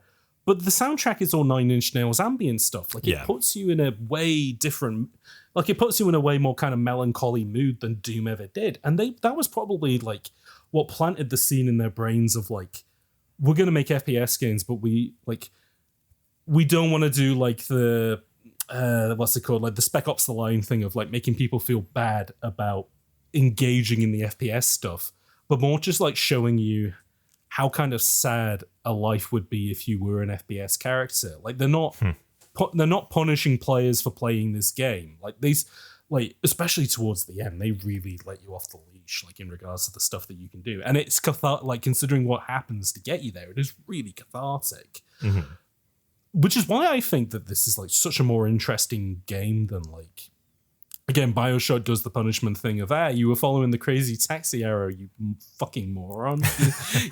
You're a slave conditioned to play video games. Whereas with this, it's just like, if you want to play Jackie, you gotta see it through, man. Like even with like all the stuff that happens. But the world readies you for that. When you say this game is kind of more than some of its parts, I think it is those little bits of awkward friction in the fact that like, again, I don't know whether it was Top Cow that said this or whether they were smart enough to kind of realize this is that like you get two pistols to start with, and it's my favorite video game thing of right trigger is the right pistol, left trigger is the left pistol. So literally the act of playing the game makes you look like a guy from a 90s video games advert where you're like, whoa, like pushing the controller back and forth.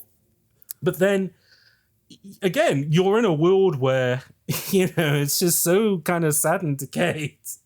You do get these, and again, you get these demon powers and you get to have fun with them, but like, even the darkness itself is pretty pathetic as like an end. Not the game, just the entity, the darkness within this is kind of like a pathetic idea, which is so.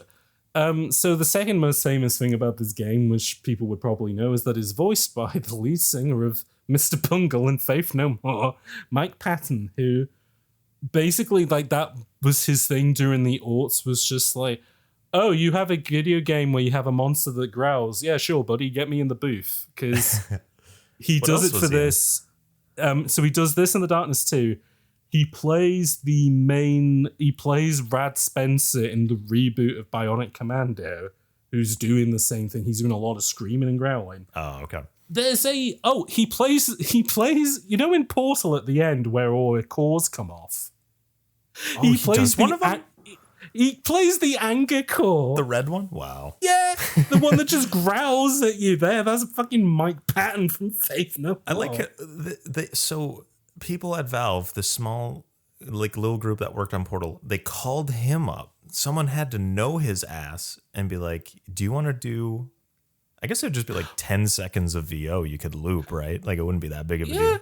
Well, I'll say this much because Portal came out in... Oh, yeah, Portal came out the same year, 2007. Yeah, God. So maybe it's just Mike Patton, like in 2005, Mike Patton. Yeah, he was just like, look, guys, He had a sample pack of his voice. Oh, yeah, maybe he did. Maybe he had like maybe he did like a demo reel of just like Mike Patton's top 50 growls. Yeah. But his performance of The Darkness is, I mean, it's very we were talking about System Shock earlier, it's very showdown in regards to like it's very staccato and like there's a lot of highs and a lot of growl, and like he's tries to keep it kind of chaotic and off kilter, which obviously fits with the kind of creature that it is. But it's a good contrast to the guy that played, and to be honest, I like the guy who plays Jackie, even to the extent of I thought I would hate these, but I ended up quite enjoying them. The loading screens, but where basically he's doing I called it 90s leather jacket stand-up, where it's a bit like who's the guy who's famous? He was the guy who passed away, but he looks a little bit like Alex Jones, so people think that's Bill. So it was very Bill Hicks, where it's like he's doing like, like you could imagine him like going to do a night of just like, stories from being a mobster. And it's just like, look, when I was a kid, I used to think that the world was all sunshine, but now I know that ain't the case. But at least while I got and again, he's really laying it on thick. It's just like, my life's full of shit, but as long as I got Jenny, I'm not gonna go crazy or anything. It's like, all right, hold on, you're very much, you're very much setting this up here. But he has a couple of fun lines. He's talking to Jenny in all of those, and like, I just gotta say, the funniest thing is like, so towards the end of the game, for people who don't know. Sure. Like if you like fast travel or not fast, use the train, he'll kind of do it every time.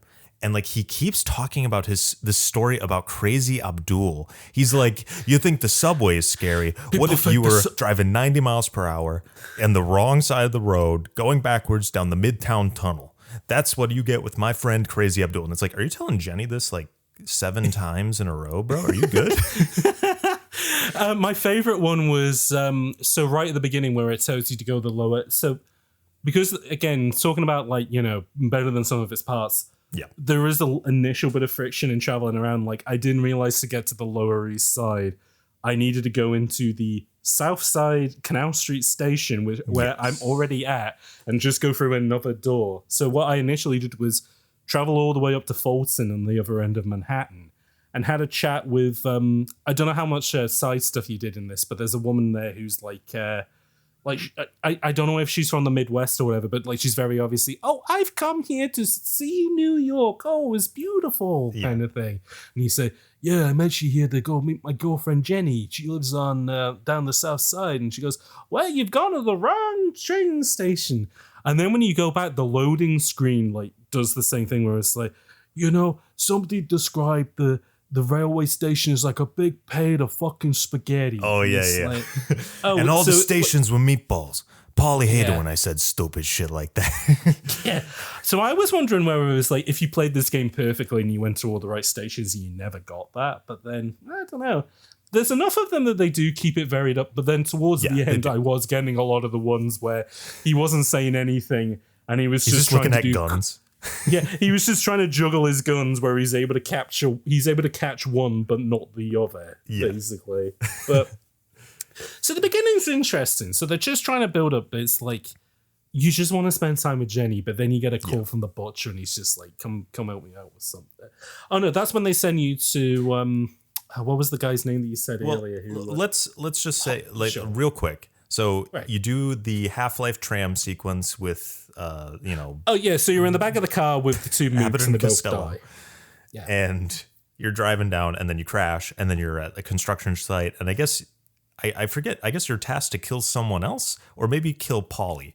But you get to a point and then Paulie has like a VCR play of video and he's like, happy birthday, Jackie, go fuck yourself. And then a bomb explodes. Yes. And then you fly off into the cemetery, and then that's how you end up in the and then you go down into the toilet to have a look in the mirror and just to look. And at there's a homeless guy in there, and again because this is still a game from 2007, they still got to do like funny homeless guy kind of thing. It's like, hey, you look pretty fucked up. That's coming from me, kind of thing. Yeah. But that's when the darkness side of things kick in. I've got to say, whenever you interact with people, it's all in first person. And I wonder whether Bethesda nicked this for when you talk to people in, actually, no, because Morrowind would have came out first, but it does that thing when you talk to people in first person, it kind of locks in. But this game obviously makes better of it because it's like people's faces look really good. So it does pull it off. Yeah. Well, everyone's face, I would say, except for Jackie's himself. And I only mean his mouth does not flap very much. His mouth is like, it moves like 3 millimeters up and down. It's crazy. I don't understand it. His mouth shapes are a bit weird, yeah. But like that's the thing that I would say is like, it's funny about him is that like when you compare him to the comic book design, like this looks like a guy who you would tell him in real life, hey, you look a little bit like the guy from The Darkness. But like, he looks more like a real human being than like an angular comic book character, which is, again, when they get to the second one, they lean weight. But I kind of appreciate, again, he looks like he looks like Trent Reznor, but he also just kind of looks like a guy that would exist, which is what makes the supernatural stuff just pop way more. Oh, yeah, for sure.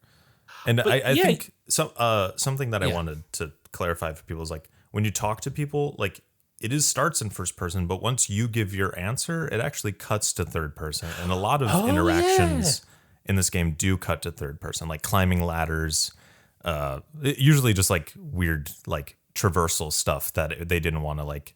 That's very they wanted to animate it, which is kind of interesting. Like they didn't just, slide up a ladder invisibly, So that is very Escape from Butcher Bay, which is very Splinter Cell. That is, if you're going to climb a ladder, we need to see that in third person so people know where they're going. And it's like, okay, fair enough. And that even feels very... Oh, I'm sorry.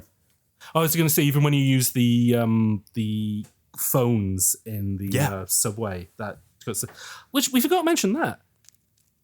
When is this game set? Because my assumption was it was set in the early 90s because he has a pager. But then there's a lot of mobsters who have like flip phones. I mean...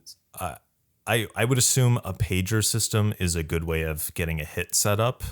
So I could see that still that coming into makes the 2000s. way more sense. Yeah. Even like doctors were still using pages up until they might still, or, up until recently. So yeah. But it's just got this really cute thing of just like, you're constantly using, like, it's almost like a bit of like a Banjo-Kazooie hub in a weird way. Of like, you're using the train stations, like not only to get places, but that's how you... Like you get a call on your pager, which is just like, "Hey, fuckhead, ring me," and so you'll just go on the phone, and it's just like, "Yeah, what the hell is it?" And just really interesting. Like it's a choice. Like versus like most games where it just kind of feels like, "Well, that's just how it works." This was like a dedicated choice that they were making of like, no, he should use the phones in the train station, and we should be able to do multiple things with them. Like that's also how you cash in certain collectibles. Collectibles, which is cute. But anyway, sorry. It's cute except for the like maybe 50% of when you call for the collectible, you like get an answering machine, but like half of them are like racist like voices for restaurants or something. That's the Duke Nukem. Yeah, that's the 90s never quite died, where it's just like, oh, you called an Asian restaurant. Oh, that's very obviously a white guy doing the most racist Chinese impression going.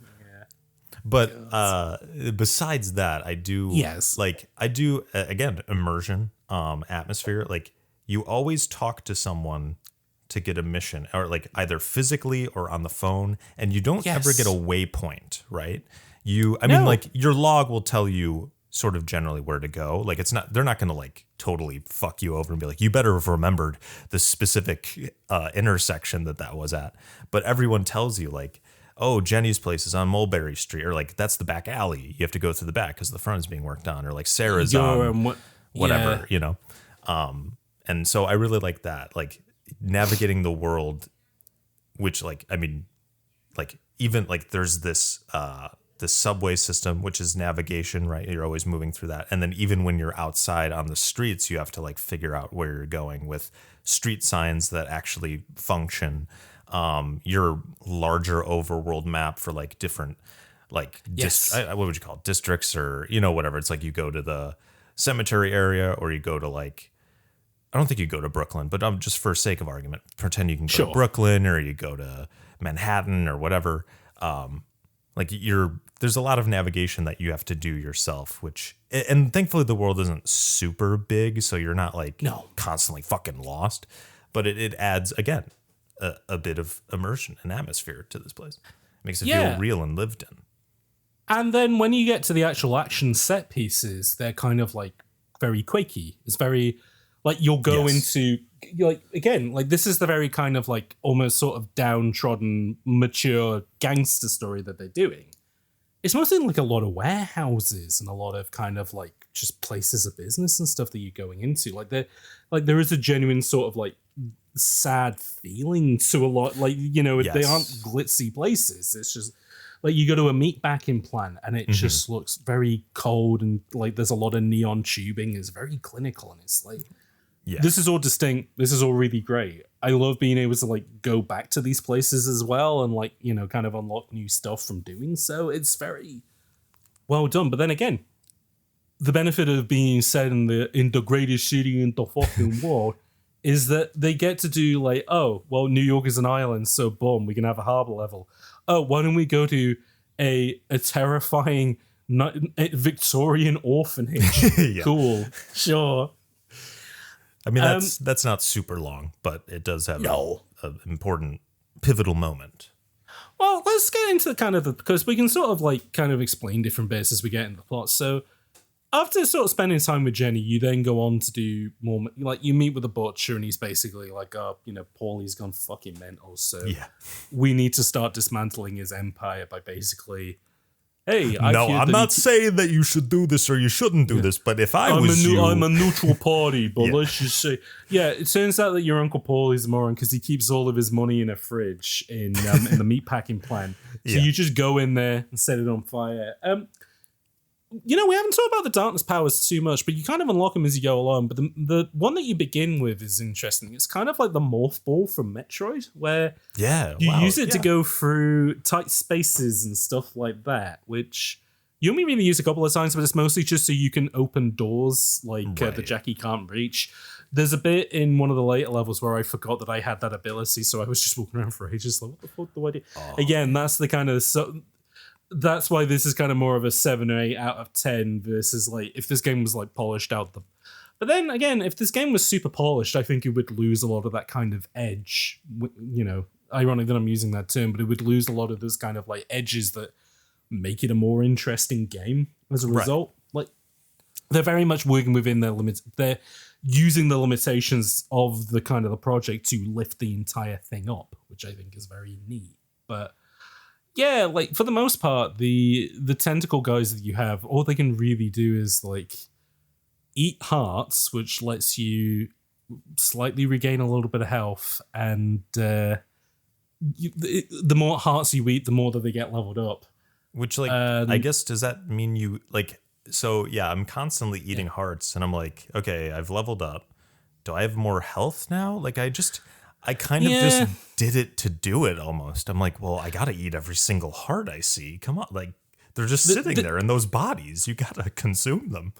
This is the FPS era where, like, and especially Starbreeze's stuff is kind of cool with this, is that they got very out of, we're not doing on-screen widgets for health or anything like that, or even for ammo, really. It's just like... I mean, the guns do have that. Oh, yeah, sorry, the guns do have it, yeah. But for health, it's kind of more of a survival horror where it's like, you get, like, blood around the side of the screen, but then it does slowly heal back up. When you're in the dark, it heals faster. When you're in the bright, it doesn't. Which again, they're very to kind of build on the Butcher Bay stuff. They do a lot with light and darkness. Did you do the thing that I did where it's like cutting the grass in Zelda, where you got really addicted to just blowing out every single light that you could? So I wouldn't call it a happy addiction, but it was like a tick or like a something that I didn't enjoy doing. Like eventually, a compulsion, exactly. Because I'm like, well, I don't want to not have darkness meter, and like you can hear like a sizzling when you're in the light, and you're like, God damn it, no, I don't want that. And so you're shooting out lights, and I don't want to talk like. I want to talk about the gameplay because that's obviously it's a video game, but I've got a lot to say on that, and I feel like I don't know if I should save it for later or not. Well, it's up to. I mean, why don't we talk about the gameplay now? Because like it's at the beginning. Because I think the later stuff is more the story is the more interesting thing. So why don't we get gameplay out of the way now? Right. So yeah, this game. Like I was kind of saying, like it doesn't shine as a shooter. It is very simple and easy, and has some obvious I'll say foo strategies, right? First order optimal strategies. I've watched YouTube videos. It has some of those and some tedium, as we've said, hearts and lights. And yeah, like, you're mostly shooting people. There's only people that you shoot up until like there's a monster at the end, near the end, not even. Yes, that's. Yeah. I mean, again, that's the thing that I found most interesting about this is that like, there's never the point where the mobsters go, "Hey, this guy's got some kind of supernatural." I've got it too. Yeah. Hey, get Jimmy DeWitch in here. Let's let's call in Satan to help us out. Which, I mean, that would be really funny, but then I don't know. Like, for the tone they're going for in this, like, it's the Crow. Like, you are this angel of it. In a weird way, you're kind of an angel of vengeance. Yes, totally. Yeah. No, totally. So like I get it like thematically, but I don't feel like anything truly, like there are some moments where I died a couple times, but it didn't feel like the hardest part of the game, which maybe you can agree with, is the controls themselves and the sort of acceleration on the controller, the analog sticks. I mean, I'll say this much. I don't particularly like the PS3 controller, so a lot of this was down to just, I was a bit like, oh, is this the game itself, or is this like, you know, the control scheme of it? It's jumping ahead a little bit, but like I would say the moment of the game that really does sum up kind of the awkwardness of the shooting and the controls, and you know, where potentially if you want to play this game as an FPS, which again, this is way more interesting than just an FPS, but like you're listening to the FPS podcast, so fair enough. Right. It's the scene where the fucking police chief is chasing you in a helicopter and you're doing like, you're climbing around like vents, and there's a moment where like I had completely like ran out of ammo with this. And again, this is the awkward thing, because I would like, there's moments of this I would describe as more survival horror in regards to how little ammo it gives you to work with, because it would rather you use the darkness powers as much as possible. But then when you're in the light, like, what the fuck are you meant to do? There's a bit when you get off the ventilation shafts and there's a bright room which has two fucking cops just shooting at you. That was... So this is a rare game on bullet time in regards to like, and so just to say to people at home, I'm currently also trying to play through the Killzone games at the moment, and Killzone 2, I can maybe only put like a half an hour into it before my brain just wants to eject out my eyes because it's so boring. Yeah. This I sat down, I played it in like a big fucking 6-hour chunk all the way through. Oh my god! Had to stop because you did like message me so quick after you were like, yeah, I'm a start, and then you're like, that was fucking amazing. It's like, what the fuck? I played it. I think I did it a Friday and a Saturday, where I did it in a big 6-hour chunk on Friday until like I saw the clock and I was like, it's 3 a.m. I gotta go bed. Yeah. Then we were this was during the bank holiday, so I think it was off the Friday anyways. And then on the Saturday. Oh no, so it was on the Saturday and then into Sunday. And then I was like, oh, I got to record an episode of Bullet Time, so let's wrap this up. Sat down, another 4 hour. So basically, like, I did 10 hours, like, back to back. But this game is so, like, Moorish is, like, a good way of describing it. I will say this, the controls aren't very good, and there's, like, certain set pieces which are annoying.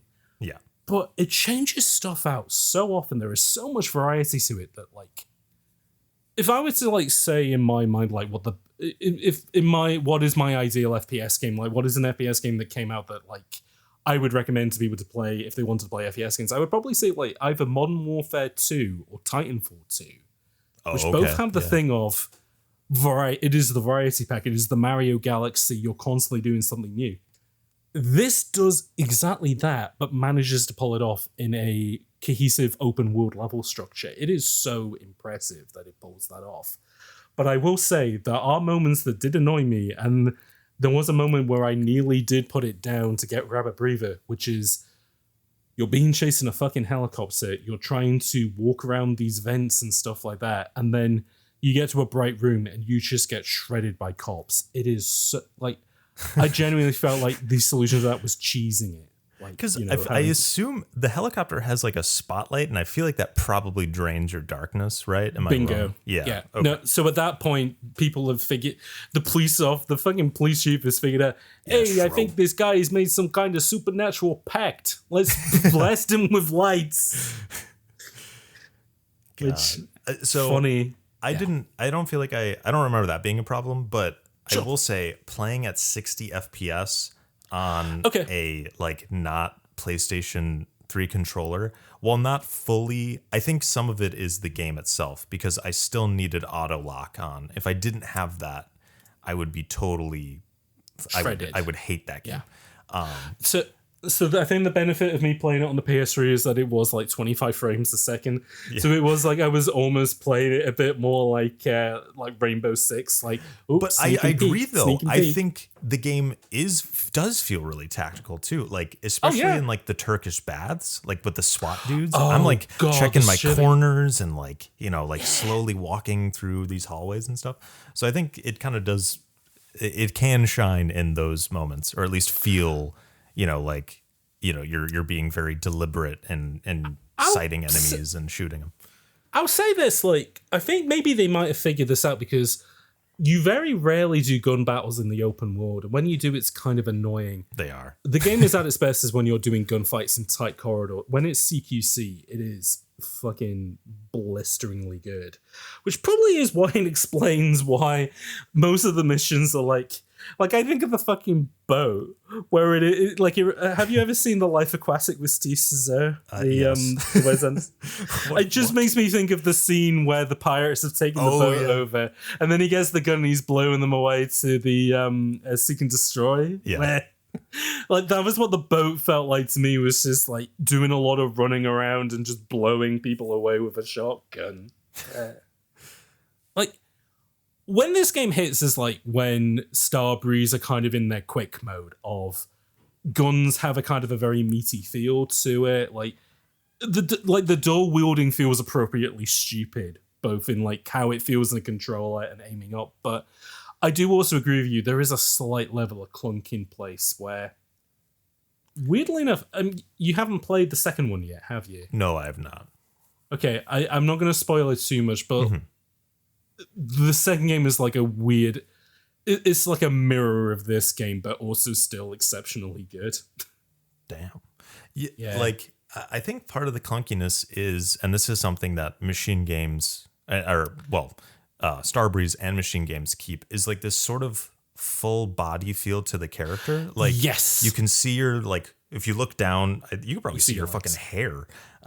Like they want, again, immersion people. Immersion, baby. They want you to feel like you're in this body, and unfortunately for the darkness, that means that like your body like interacts with the geometry of the world in kind of a weird way.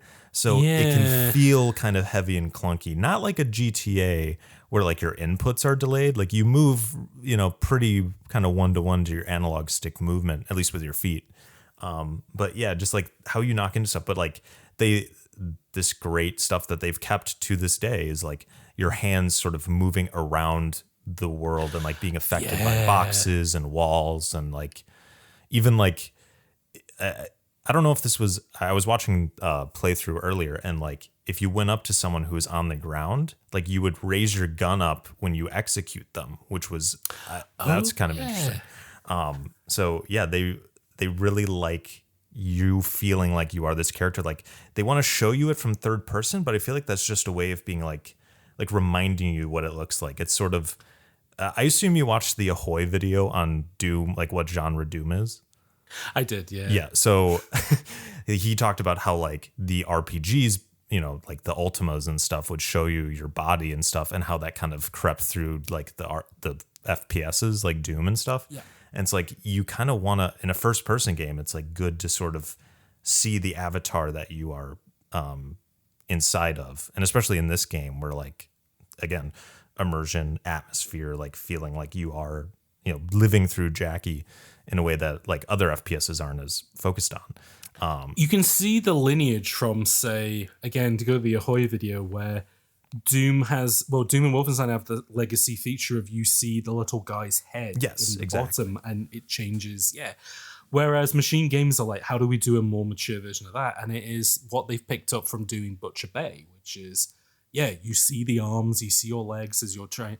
They have to cut to third person for stuff like ladders or like, some execution kills, because they know this is going to look better in third person. But again, now in Wolfenstein, technology has got good enough that, you're climbing a ladder, we'll do that in first person. You're going to execute a guy. We can make this look really good in first person now. Yeah, and then they just have like exceptional cinematic cutscenes, in first person and in third person, there's a moment in this game that I want to get to because it is so like it feels like the prototype for what they did in New Colossus as for New Order, but like I don't know. Have you got any other thoughts on the kind of the gameplay set? Like I said, I do kind of agree with you in that if I was to rank this against like other FPS games as an FPS that I played on the pod, it's not very high up, but I would say that kind of, and again, to compare it to BioShock in regards to, sure, it's a shooter, but it's also a, quote, magic shooter, because you also have, like,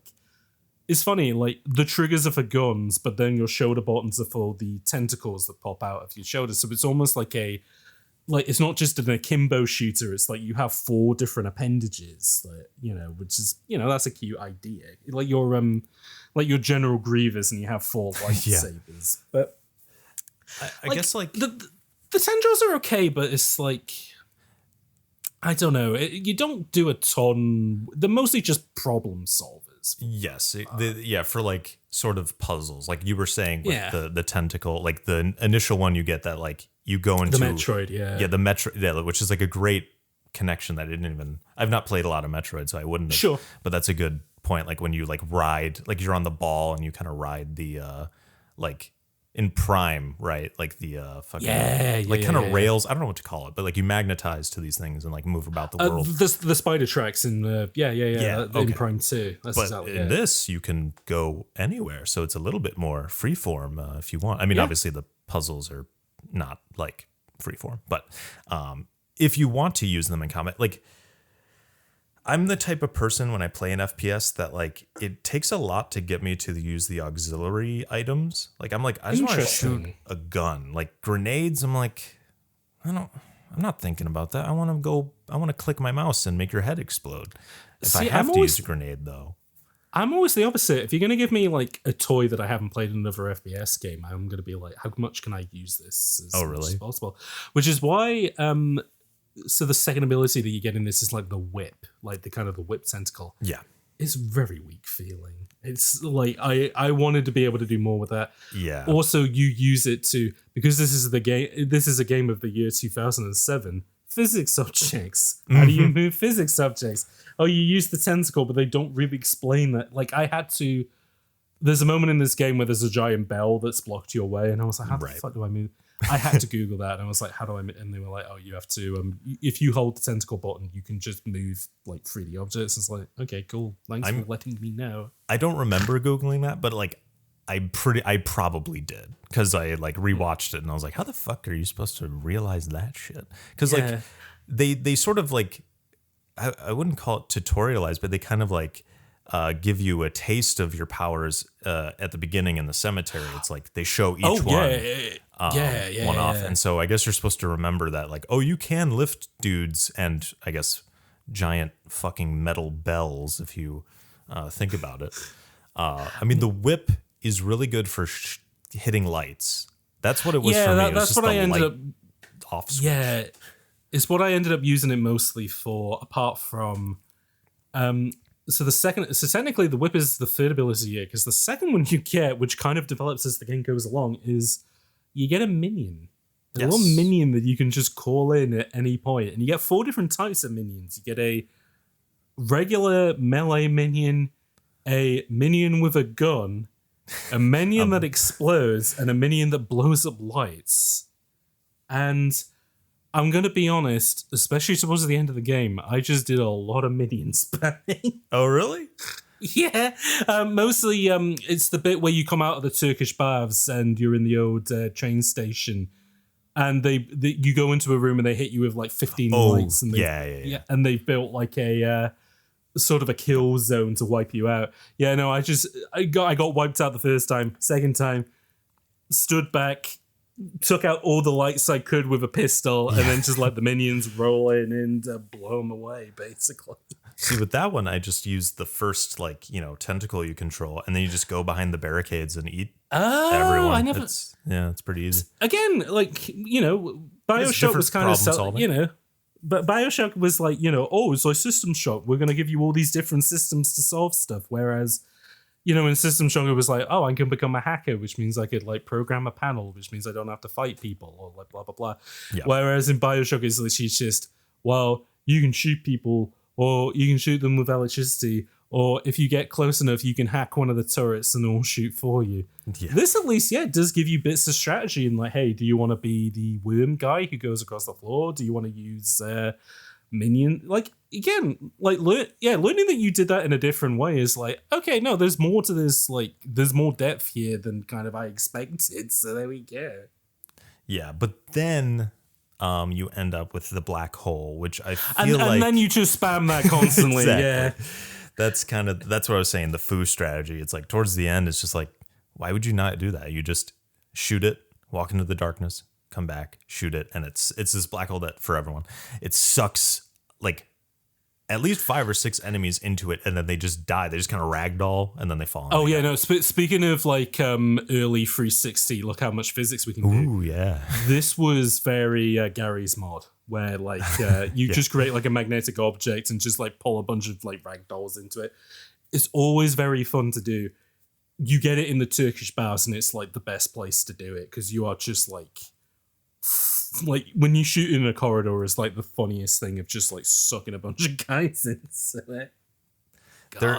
It has a pleasure to it, but then it's kind of breaks it a little bit. The fact that you get it so late in the game, I guess, is like, you know, if that was like an ability you could spec into as early as possible, you wouldn't remember this game. The fact that they give it to you in like the last third is kind of like, no, all right, like you're letting us off the hook a little bit. And it's funny, like reading into the development of this game, they did have to like cut corners on a few things. At the end, where they show you this cutscene of where you're like, because the eclipse is happening, so your darkness powers are like at their most like whacked out. Yeah. The intent was that was meant to be all controllable. Like you'd have like superpowered versions of like your regular stuff. Ah, damn. They weren't able to quite pull that off though in the time that they had, so they just did it as a cutscene, unfortunately. Right. But like again, the fact that they give you all these kind of additional powers and stuff is cool. Like there is like there's fun in like what they're able to get away with. But I do agree with you, like as an FPS, not like if you were to just play it as like a regular FPS, like it isn't great. But that is why this game is kind of more than the sum of its parts, I would think.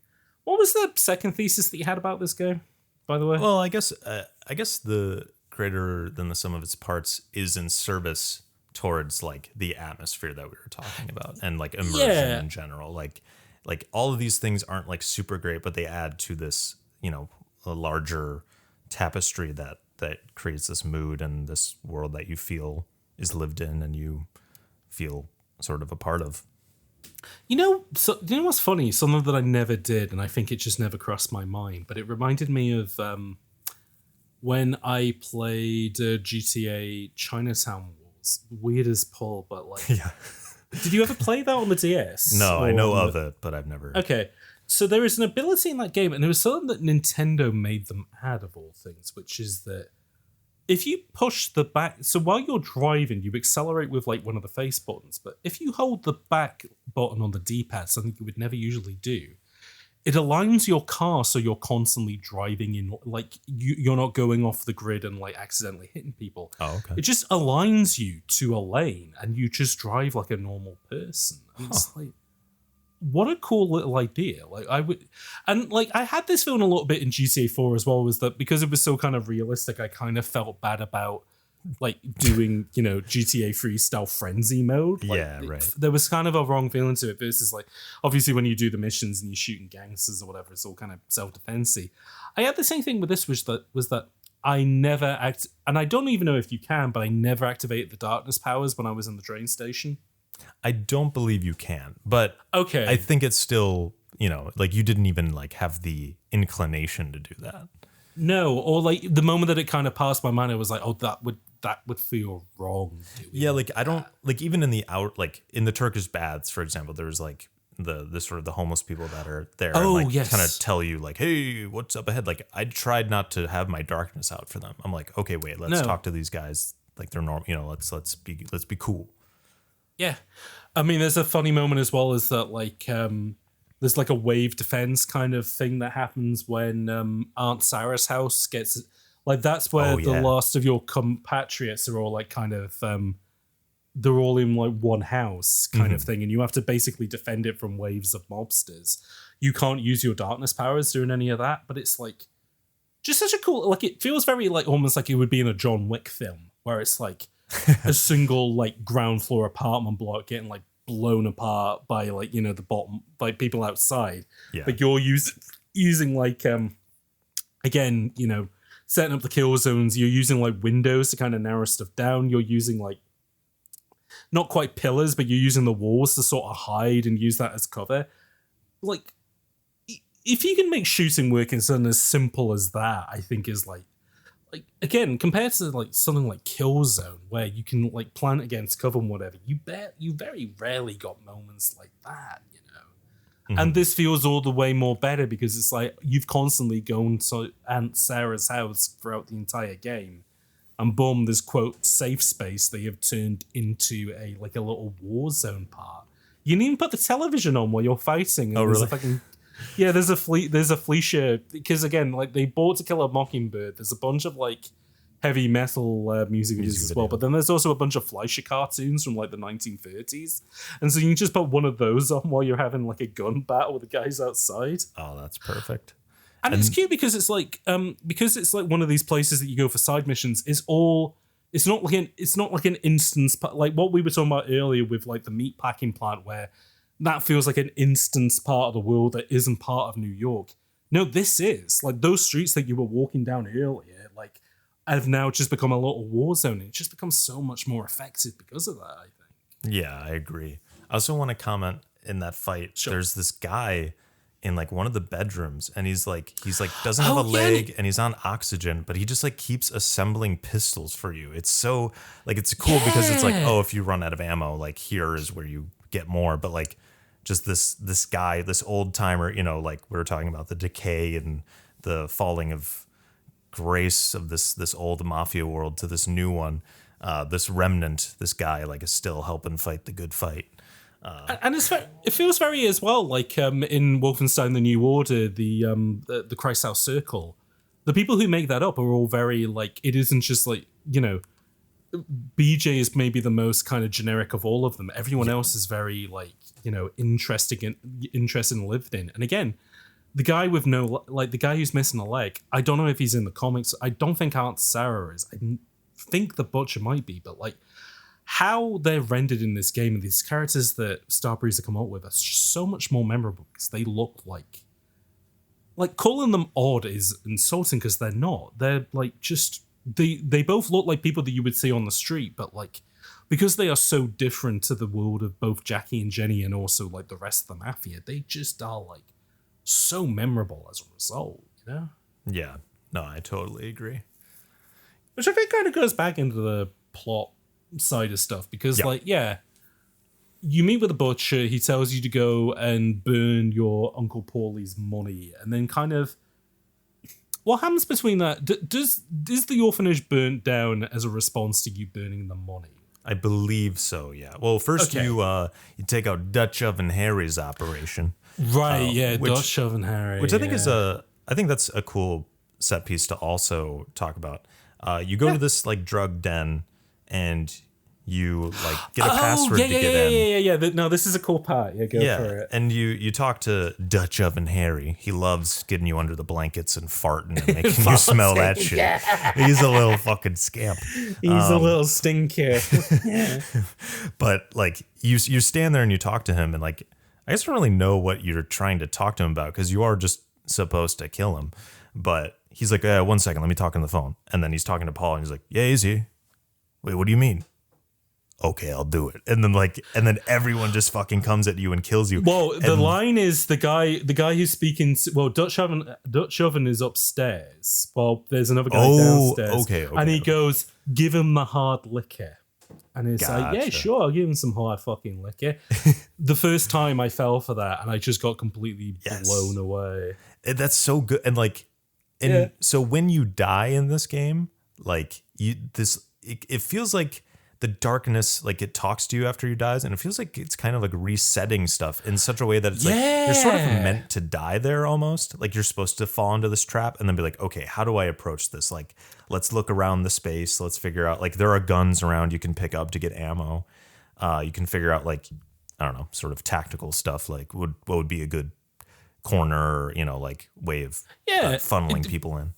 From what I remember, it's a bit of a waffle-shaped room where there's these big pillars like that kind of break up the sight lines a little bit. So again, it's kind of like a little interesting arena that you can fight in. There's also guys watching like a fucking Superman cartoon on the televisions as well.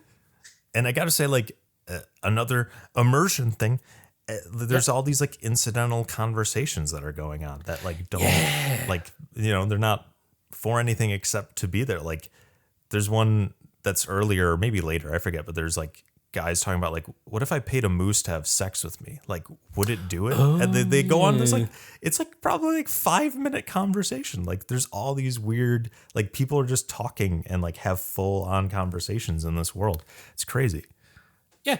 And it's really funny how they, like, again, like that feels like a very Starbreeze touch. Well, Starbreeze into Machine Games touch of like, could we get like 10 grand so we could go off and like record all this? So I don't know whether you unlocked it, but one of the things that you can get as an unlockable is, so the subway is full of like graffiti art. And obviously, this is the thing that I didn't know about, but like it applies to graffiti art, but it also applies to, and I don't know if you know this, but like, in like the 2K basketball games and like Madden and stuff like that, if a athlete appears with a tattoo, they have to pay they have to get the rights from the tattoo artist in order to have it in.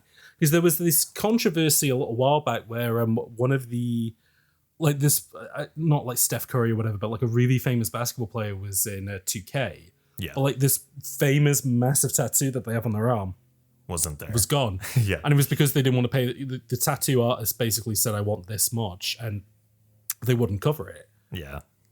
Which is the same thing with like graffiti, because technically it is done by like, you could be a scumbag and just say, oh, it's art on the street, who gives a fuck kind of thing. But because Starbreeze have this kind of like, they come from like the sort of hacker underground era, they do have like a genuine respect for it.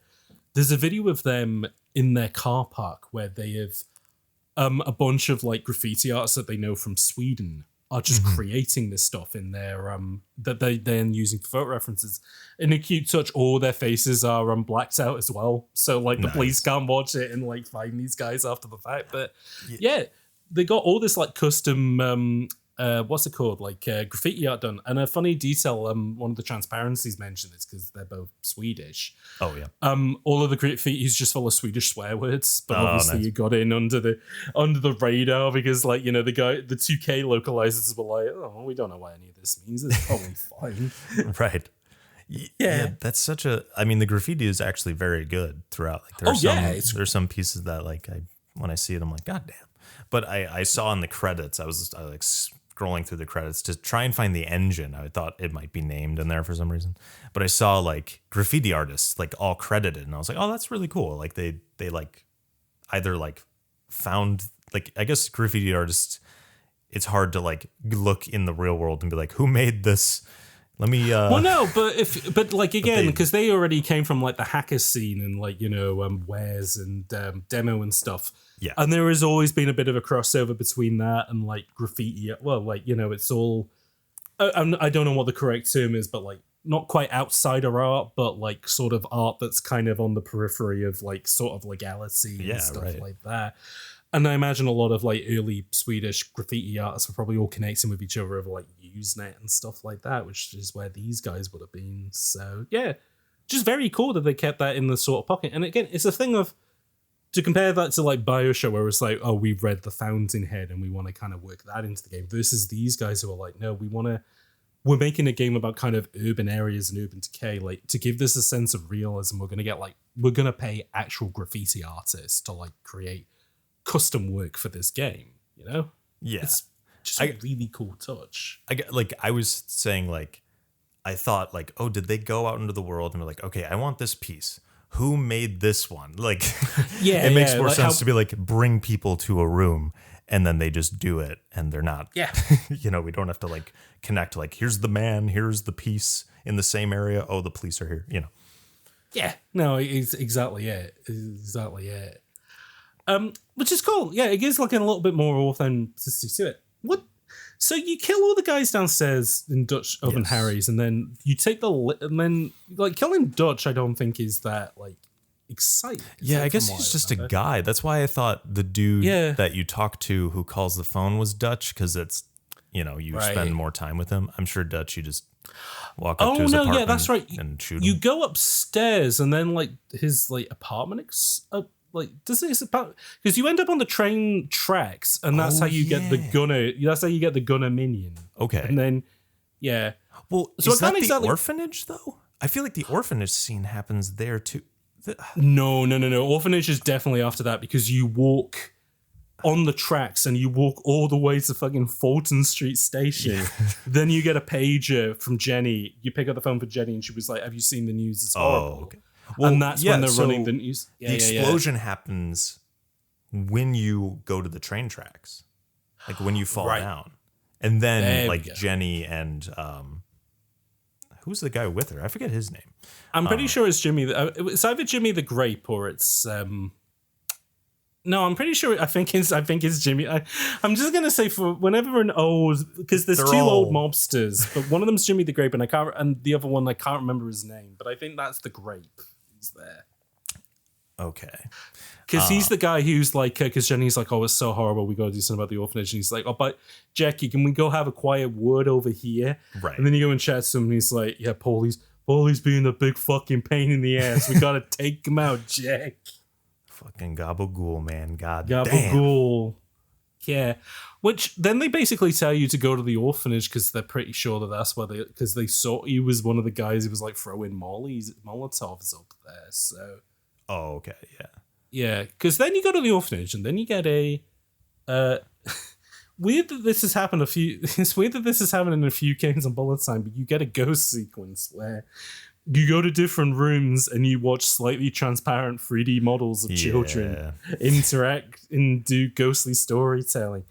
It's fine. It's okay here. I guess it's more interesting here because it does dig into like Jackie was kind of always a bit of like a troubled soul, like even when he was a kid. But then it is also sort of building up the thing of like him and Jenny were destined to be boyfriend and girlfriend forever. I hope nothing bad happens to Jenny, kind of thing. Right. Yeah, and she as a ghost, she's like, in the past, she's like, I feel like someone's watching us because you're like, that was interesting. Yeah. They didn't really pay that off, but that was like a really interesting detail of just like, is somebody watching? Like the ghost was just kind of like, hey, is somebody watching us? Like, I guess it feels like sort of here's the inevitability of this moment in a way, maybe. You know? Maybe, yeah, that could have been a bit. Maybe, yeah, they were kind of leaning on that as a thematic thing. It could have like in the lore, it could have been a thing of like people don't normally see ghosts. This is something that the dark. Well, again, I guess should we even just cut to the big moment of this, which is that you get to the final room of the orphanage where Jenny is, but so is Uncle fucking Paulie and the head of the Eddie Schroet of the NYPD. Eddie fucking Schroet, the police chief, are there, and they're like, "What the fuck are you doing, snooping around?" Before you can go in there and like stop the altercation, the darkness is like, "No, you're not going anywhere. You need to watch this. We need you. We need to show you that you're under our control." It does the video game thing of like, why did this happen in a cutscene? Why couldn't I stop it? But fucking makes it has a fucking inbuilt reason for it, which is that the darkness isn't your ally. The darkness is using you to. Never really quite explains why. I guess it's just more that like you're the guy that the darkness is bonded to, and sure, is gonna let you go around and kill gangsters because that just fuels like that's exactly it wants to read a shitload of hearts, and that's the best way it's gonna be able to do it. But it doesn't want you to be happy. It needs to be able to control you as much as possible. And this is like, boom, game has made that manifest of you watch your girlfriend get fucking assaulted by Eddie fucking Schroet and Uncle Paulie, who then notice you're there, see that you're not gonna do anything, and Uncle Paulie is like, this is what you fucking get, Jack. Like, this is where it all ends. And you watch poor Jenny just get fucking killed by Uncle Paulie. And it's like, again, moments like that have happened in other games of like, you watch a lot, you watch the main character's girlfriend or like partner get fridged in order to like, guarantee that you're going to go on the revenge. But because Starbreeze have done as much if they can to like put you into Jackie's head, and like for the most part, again, like you're going through and the darkness powers are kind of like, you're off the leash. You can do things that Nukem can't. Not here though. That doesn't fit within the darkness's remit. Like this tragedy needs it is directly commenting on the fact of like, in order for a game like the darkness to happen, this tragedy needs to happen. You don't get to interact with it, which like very cool. Very neat. And yeah, part of the story is like sort of this back and forth trying to control the darkness and or being controlled by it. And so right after Jenny gets her head blown off, Jackie decides he's gonna mimic that and shoot his own head off. So and here's the thing. Before you say the next thing that happens. Yeah. I knew that Jenny was like, even if I hadn't been spoiled on the game because it's such a cold object of like, Jenny dies and it's, because they had spent all, you sit on the sofa and you watch To Kill a Mockingbird with Jenny and then she dies and that makes it more emotionally resonant. I feel like I would have known that anyways from how thick the game was laying it on and the fact that I was playing a game called The Darkness and I'm a gangster. I knew that something bad was going to happen.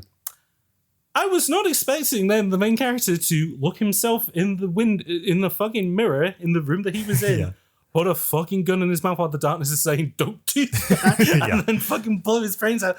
Nor was I expecting what happens next. No, fortunately, no one spoiled me on that, and I'm so fucking glad they didn't. Unfortunately, I guess we're spoiling it on this podcast, so hey, if you really enjoyed what we've been talking about so far, obviously feel free to skip to 3 hours, 22 minutes.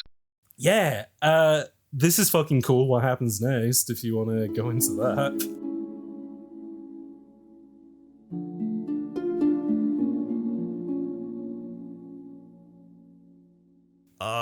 You wake up in the trenches of some World dark, War I.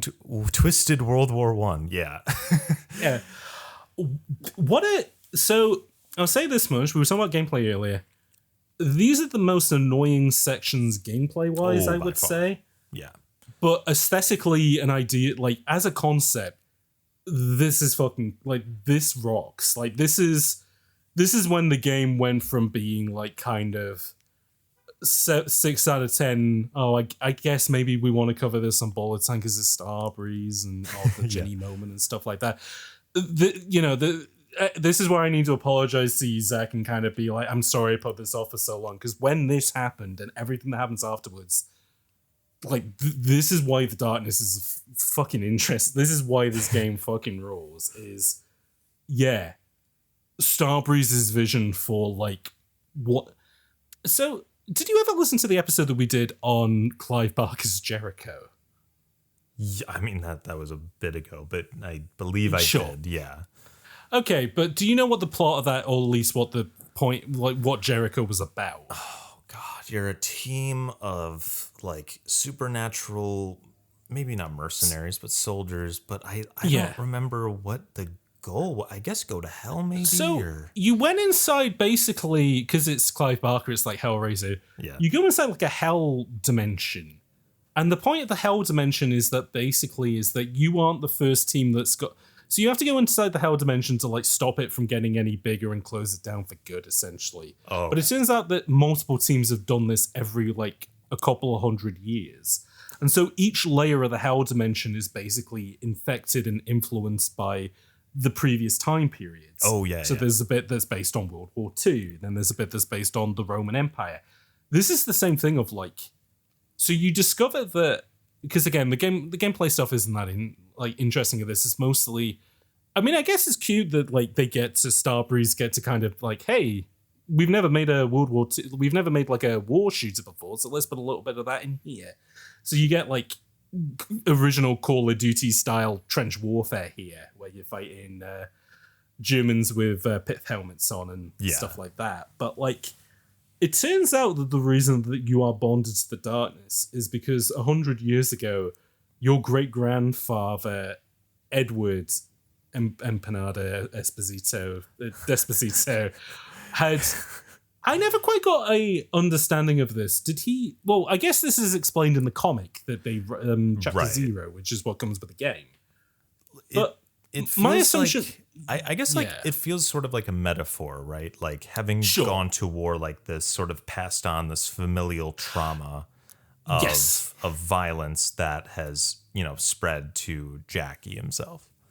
This is the whole thing about that I was saying that like this is less of a game about like a cool comic book guy called the Darkness and more about like just the idea of like the idea of decay and empires, of just that his grandfather basically represents that like we fought all these fucking wars, but then we ended up just bringing the war home in regards to like we brought the mafia to, to New York City, and like these wars just kept getting smaller and more insular and sadder and pettier, essentially. That you go from what people were calling the quote Great War to essentially being recycled in a smaller scale.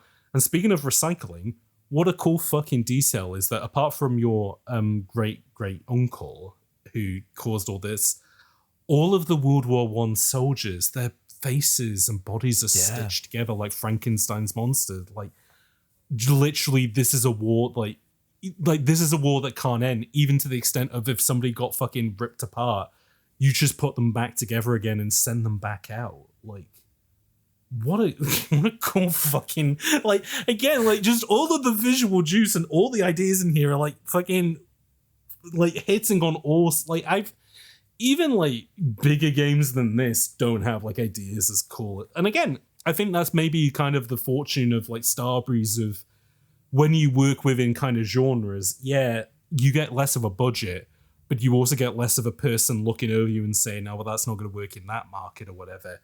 You get a little bit more leash to kind of color outside the lines, I guess. And yeah, just this entire area is so fucking cool, an idea of just, and as he said, representing that, this is the darkness's kind of like internal plexus or whatever it is. But because it is a creature of chaos and kind of like, confusion, it's based on World War One. Right. The most confusing time in history. It's hard to know.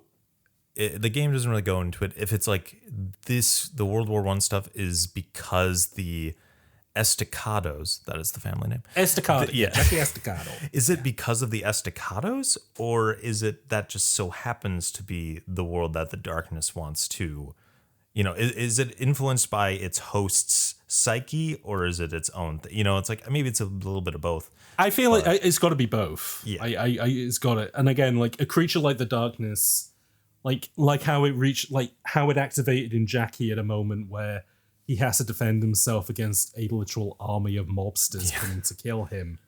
The darkness was at its most powerful and most useful during World War One, like a war that people didn't think was going to end, kind of thing. Right. Again, it's like a creature that it only cannot really, and again, go into the whole sort of thing of like this not only being elevated genre of like, hey, is mobsters and it's supernatural, but also like an elevated FPS of like directly commenting on the fact of like, these games have to take place in these kind of like unending wars because that's gameplay. The darkness only really exists in these kind of dark kind of, situations which you would never want to be in real life, but you play them in a game and it's so kind of like delicious to dig into that sort of stuff. And see, that's why I feel like you said earlier that this game isn't Spec Ops the Liney, but I feel like especially the end of the game kind of points to that. Like literally the darkness says, you like the blood, don't you? Which is very Liquid Snake saying, you like the killing, don't you? Right? Like from Metal Gear Solid 1.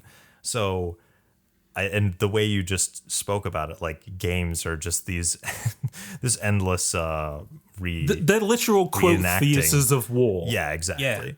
That I feel like that's a good that sort of strengthens the theme of maybe telling the player that this isn't good. Like the end of the game is a tragedy. I mean, we don't have to go there right now, but like, I just feel like what you're saying is true and kind of reinforces its Spec Ops the lininess in a way, or being critical of violence in a violent. It's critical story. it's critical of violence, but in the thing that I was saying about Spec Ops the Line is that it's also very critical of, or it seems to be critical of the player in a way that this. I mean, obviously it says you enjoy killing, don't you? But then, like, it is a sad ending, but it's a sad ending because, like, you've gone on this roller coaster and now at the end you've realized, like, how many kind of people you killed, and it's just sort of more of a feeling of emptiness at the end of it versus, like, Spec Ops. Well, I guess Spec Ops kind of does this. I guess the thing I was saying about Spec Ops is that it almost kind of feels a lot snottier than the sort of this does. Like, and maybe that game, like, sort of is like, oh, you're complicit in this, right? Like, that's what it kind of feels like. It's like, look what you've done. Whereas this game, I agree. This is more of a tragedy. Yeah, it's more about the character Jackie, and like, obviously, like, you're immersed in him, so you sort of are, trying to feel what he's feeling. But it's not like, why did you even fucking play this game, you piece of shit? It's just like, it's almost like it's like a Scorsese movie if it was supernatural and violent, and the main character was like, I would say Jackie is like genuinely sympathetic and like, generally a nice guy for what he for what he is for a hitman. Like that's the big change from the comics is that, like, you read Jackie in like the origin, well, not issue 0, but like his origins in Witchblade and then in his spin-off The Darkness comics. Yeah. And he just seems like a dick, but like in the way that, like, that's how every kind of 90s comic book character was written, where it was like, yeah, he knows he has the biggest dick in the room. Right. Like, you want to be him. Versus in this where it's just like, yeah, you feel sympathetic for him because it never felt like, in the comic, it felt like if you had given him the option that he could live the life as a hitman, he would have picked it. Whereas in this, it was like, no, that was the shit hand that life dealt him. And the only kind of like, the only bit of niceness in this world was Jenny. And like, not only his Uncle Paulie taking that away from him, something that the darkness will let him. Oh, you want to go after Uncle Paulie? Absolutely, bud. We'll let you do that. We'll give you all the weapons you want to do that. But the darkness also took Jenny. Like, the darkness didn't let him get involved in that. Like, that is a fixed moment that has to happen in an FPS game. Whereas there are all these interesting little moments throughout the rest of the darkness where, as much as possible, Jackie is then trying to fight back against the darkness in really interesting ways. But the moment that he meets he meets his great, grandfather, and basically says, there are ways to control her, but you got to get be a lot of work. Weird guns. Can you get these 2 weird guns? Yeah, can you get the worst ability of this game that I never figured out? It was the electric gun and the force gun. Yeah, I did not figure those out whatsoever. What you were meant to do with them. In terms of story for the listener, sure. Your grandfather's like, you gotta go and find these weapons that were made specifically to defeat the darkness, and then you talk to this like upside down crucified dude on what looks like the Berserk like sigil, and he's like, what is the sign of hope? And then you say Jenny, and he's like, all right, here are the guns, here are the pistols, these steampunk pistols. One shoots like force that like pushes people. The electric one, I guess it just electrocute bullets people. I didn't use them a ton because normal guns were just, there, and they were fine. They made more sense. Yeah, exactly. But it was after that moment that you fight through these guys, and then your great grandfather basically says the darkness is here, but it's walled in a fortress. In order to get into the fortress.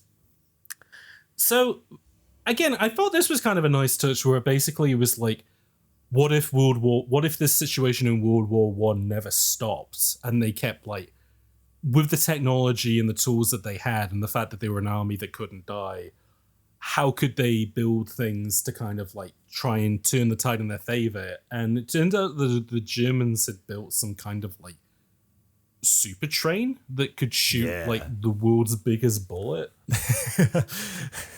To open a it's very castle quick, door. but like again, it's very fitting of the sort of what the story they're trying to tell, I suppose. But you need to get ammo for the super train, but then the darkness is like, all right, because so the reason that while you were in the World War One zone, the darkness is trying to repair your body in the real world, and the moment that you get onto the train and you start to drive it, it goes right, nope, back you come, fuck off. Yeah.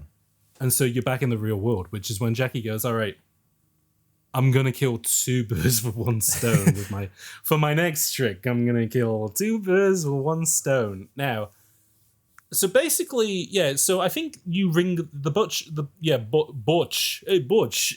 He rings you and he's like, "Fuck! I thought you were completely dead." Yeah. And you're like, "Nope, I'm all right." So he goes, "Well, if we're gonna get nearer to your unk, we need to go after Eddie Schro because he's got basically the entirety of the New York police force breathing down your neck. Fortunately, I know that there's a Turkish bath where he hides a single briefcase that has all the important information about him on it. So, what? Oh, wait, no. He attacked... See, this is the only thing with bullet time is that trying to remember like the plots of these games gets a little bit muddled because I only remember like the best bits. Yeah. Oh, so when you come back from the death, they say, Jackie, if you're still alive, go see your Auntie Sarah. Oh, yeah. And so you get a nice little moment with her when you go over to the South Side and you go to her apartment and you have a chat with her and she's like, I'm so sorry what happened with Jenny. Listen, I don't want to be in this life anymore, but if you want to go to hell and like, you know, destroy these guys, absolutely, yeah, like I'm right behind you. And all the family's behind you. Jimmy the Grape's going to help you, and so's Butch. Butch is going to help you as well. So how do we get from that to... Oh, they so used to go to Eddie Schroet's apartment. That's it. Oh, helicopter. Yeah, which is when the...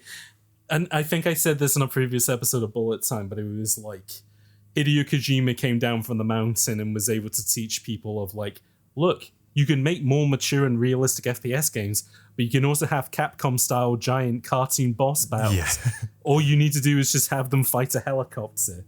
And it's like, there we go.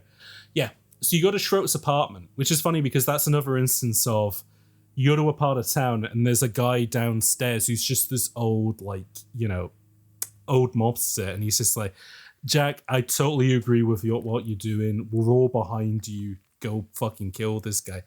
It's just a game that tries to surround you in like a bunch of old guys who are like, we heard what happened with like it's all very kind of like big Italian family of just like, oh, we heard what happened to your girlfriend. It's a fucking shame. We're all behind you for going after Uncle Paulie kind of thing. They're just like, everyone is very supportive of your revenge mission, which again, a tone that I've never really seen in any kind of like mafia story or anything like that. It's so well done, you know? But yeah, he tells you to go up to Schroet's apartment, which you do, but it turns out that Schroet was expecting you, and it turns into a little chase sequence, then he gets into a helicopter, and it turns into a very annoying part of the game, but eventually you do manage to solve it, and then you basically go and you lick your wounds, and Butch says, well, if he's in the helicopter, we'll need to find another way to get after him. Oh, I've heard that he hides all his documents in an old Turkish bath, so why didn't you go there? This part's quite fun, but it is also like getting there is kind of funny because there's like a lot of pipes that spray poison gas underneath the New York New York subway system, which is funny. Got to use the tentacle to move around. Yeah, light puzzling, I guess. Yeah, there's bits where it's like it expects you to shoot like electrical panels and that will turn electricity off, but you only do it twice, so it's like you don't totally remember it. But it's quite, it's all right. But like, it's a nice thing though because again, it's like showing you there's different parts of the train station you can go to that you didn't before. It's like you have to go over the track. Oh, to go to Old City Hall. Oh yeah, that's right. So Schroet lives over by Old City Hall, so you have to go across the tracks and walk through a tunnel and to get to a part of the city that you've never been to before. But then to go to the old Turkish baths, you have to go to one of the old stations that's been disused. So you go through like a maintenance tunnel, and just all very nicely, for the kid in me who loved like Banjo-Tooie and how it's open world kind of connected together. this is all like honey, basically. Like I adore this sort of stuff, but then they're making it work within like the era of a kind of a clever FPS, a slightly elevated prestige PS game. It's just very, very well done. But yeah, the Turkish powers are great. This gave me very much Black, the PS2 game vibes, where it's very close quarters, a lot of pillars that you can sort of shoot and shoot out the lights and stuff like that. It's cool, but it is also where you get the vortex power that just sucks people into a black hole. But yeah, I'm trying to think of like any cool, like, is there any cool stuff from here that you can remember before we get to when you actually meet with Schroet? Yeah, besides it being like a memorable combat encounter, I mean, like, I think the look of the bats is kind of cool, like the arches and the tiling and stuff like that. Like it's and like you were saying, the sort of theme of decay or things falling apart, like that. This whole section is that you go into these old abandoned places, like this old part of the subway that's now just populated by transients and the Turkish baths that haven't been used. Like this markers of a grander time in New York's history and how it's sort of gone, and that ties into the sort of mob stuff, right? Like Paulie is this new piece of shit guy, and everyone else it was better back in the old days when honor and family were what ran the mafia. But about fucking respect. Exactly. The Paulie don't show no fucking respect. I will say, especially towards the end of the game, when it was still doing the black leather jacket stand-up stuff, I did end up doing a lot of I was doing a lot of fucking mafia voice towards the end of the game. I will say though, then going immediately into the second game where like even the game is doing mafia voice, like turned to fucking 100%. But like I said, you'll find out when you get there. Yeah, this is a game where unfortunately you may end up you will start slipping and doing a lot of, who's this fucking guy kind of voices. But yeah, so you get a briefcase which has all this kind of dirty information on Schroet in it. And as you're leaving, the fucking helicopter turns back up and it turns into kind of like SWAT guys are like descending through the ceiling. And it's, all really cool. Like that stuff. Yeah, that's what that moment felt the most tactical to me. Yes. Like you have an M16 and you're just like, creeping corners and shit. Yeah. No, again, like it's cool. Like it's one of those FPS games where, again, like the cool thing about the fact that it is set in New York City is, as he said, like you can go through all these different stratas of its history. Like almost a bit like the fact that you go to World War One. Like you're also seeing all these different kind of eras of New York represented by like these different places where you go, Yeah. And yeah, it's just very cool. Like, just you're in these baths, and you get different flavors of FPS as well. Like when you're in the open world, it's almost not quite Halo-y, but it has that sort of like freeform feeling. Mm-hmm. Then when you're in, like in the meatpacking plant, it's very Quake feeling, and then this feels very Rainbow Six-y, very Blackish, which is cool. Which they just get to squeeze like lots of different tones and identities out of the shooting, which is really great. But like. Yeah, but you do eventually get out because it's a video game, and obviously things do sometimes go well for you. Right. And so Butch goes, right, he's going to want that info back, but don't worry, we're going to turn this into we're going to put a bomb in the suitcase. So it's, basically we're setting a trap for him. And they don't even like the animation. Butch just like tosses it in, and then Jackie's like, "Really?" And he's like, and Jackie just looks at him like, Jackie's just like, is that fucking safe? And Butch just kind of shrugs. He's like, I don't fucking know. They're not gonna look inside. Are you kidding me? You think they're gonna look inside the briefcase? They don't give a shit. They don't. And then Jackie goes, "Okay, no, what do I?" And then Butch just goes, "Hey, you just gotta wait for him to contact you."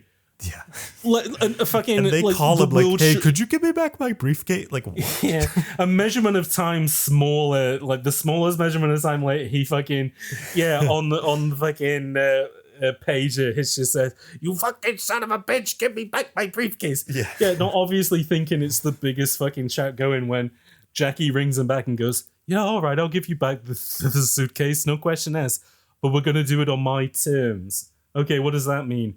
Meet me at this church, because the great grandfather told him when he was in the World War One zone, okay, there might be a way to kill yourself for good, Jackie. You have to do it on holy ground. It's like, okay. Wait, oh my god, I don't even remember that. And that doesn't feel... Wait, is the orphanage holy ground? Like...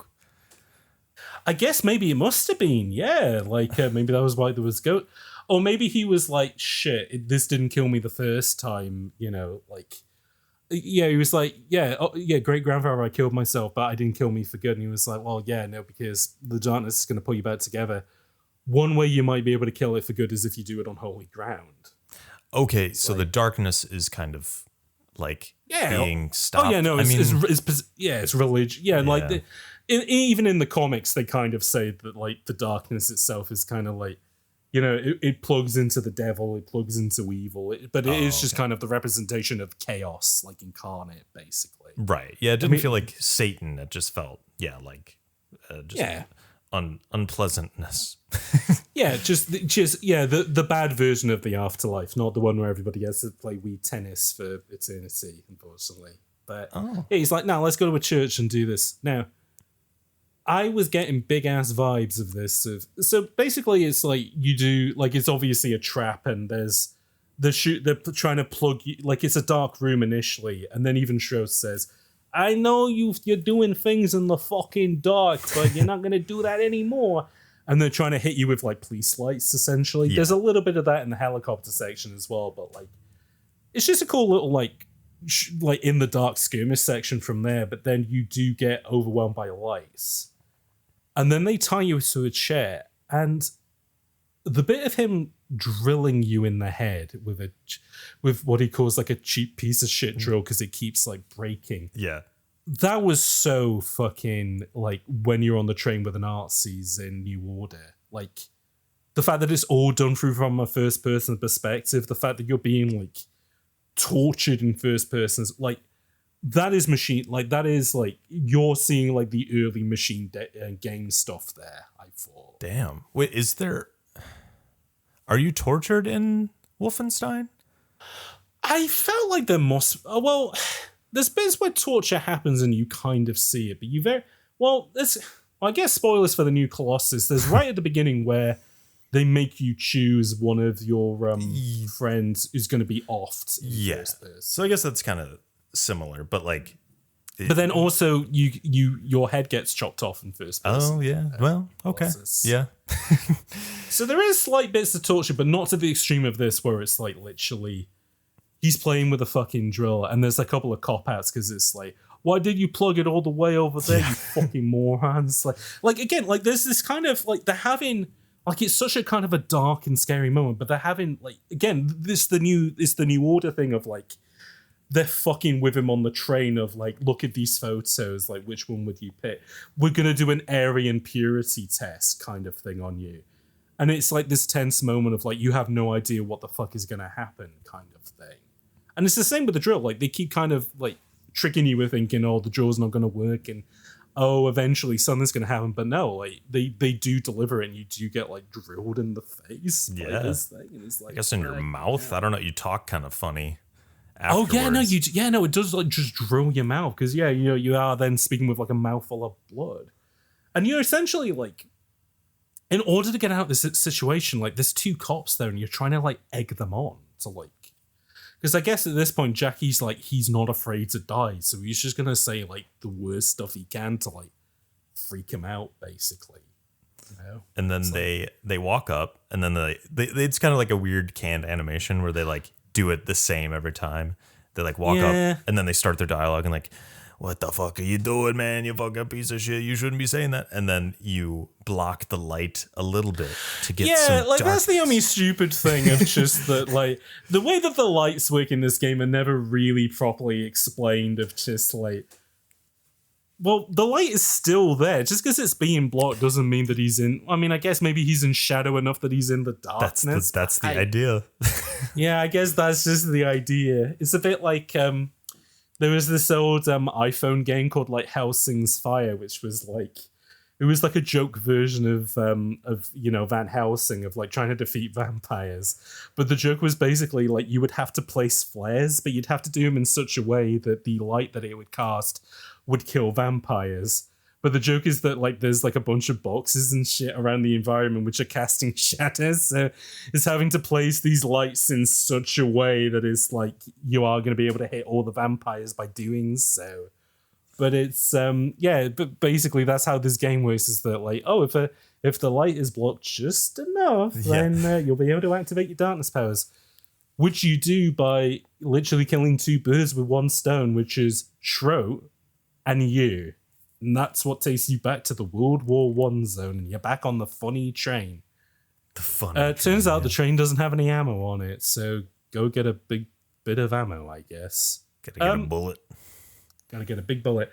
So that was where I stopped playing for my first... Like, that was where I stopped playing after the 6 hour mark, then picked back up for 4 hours after that. So I was expecting this bit to be annoying, but fortunately it's not, because you go back to the... Oh, so where you meet your great-grandfather is like, again, it's like a little hub area. Yeah, right. It's a game of like little hubs, which is quite cute, which like it's not as big as the New York one, fortunately, but like you can use it to go to No Man's Land or go to the trenches or go to like some underground stuff.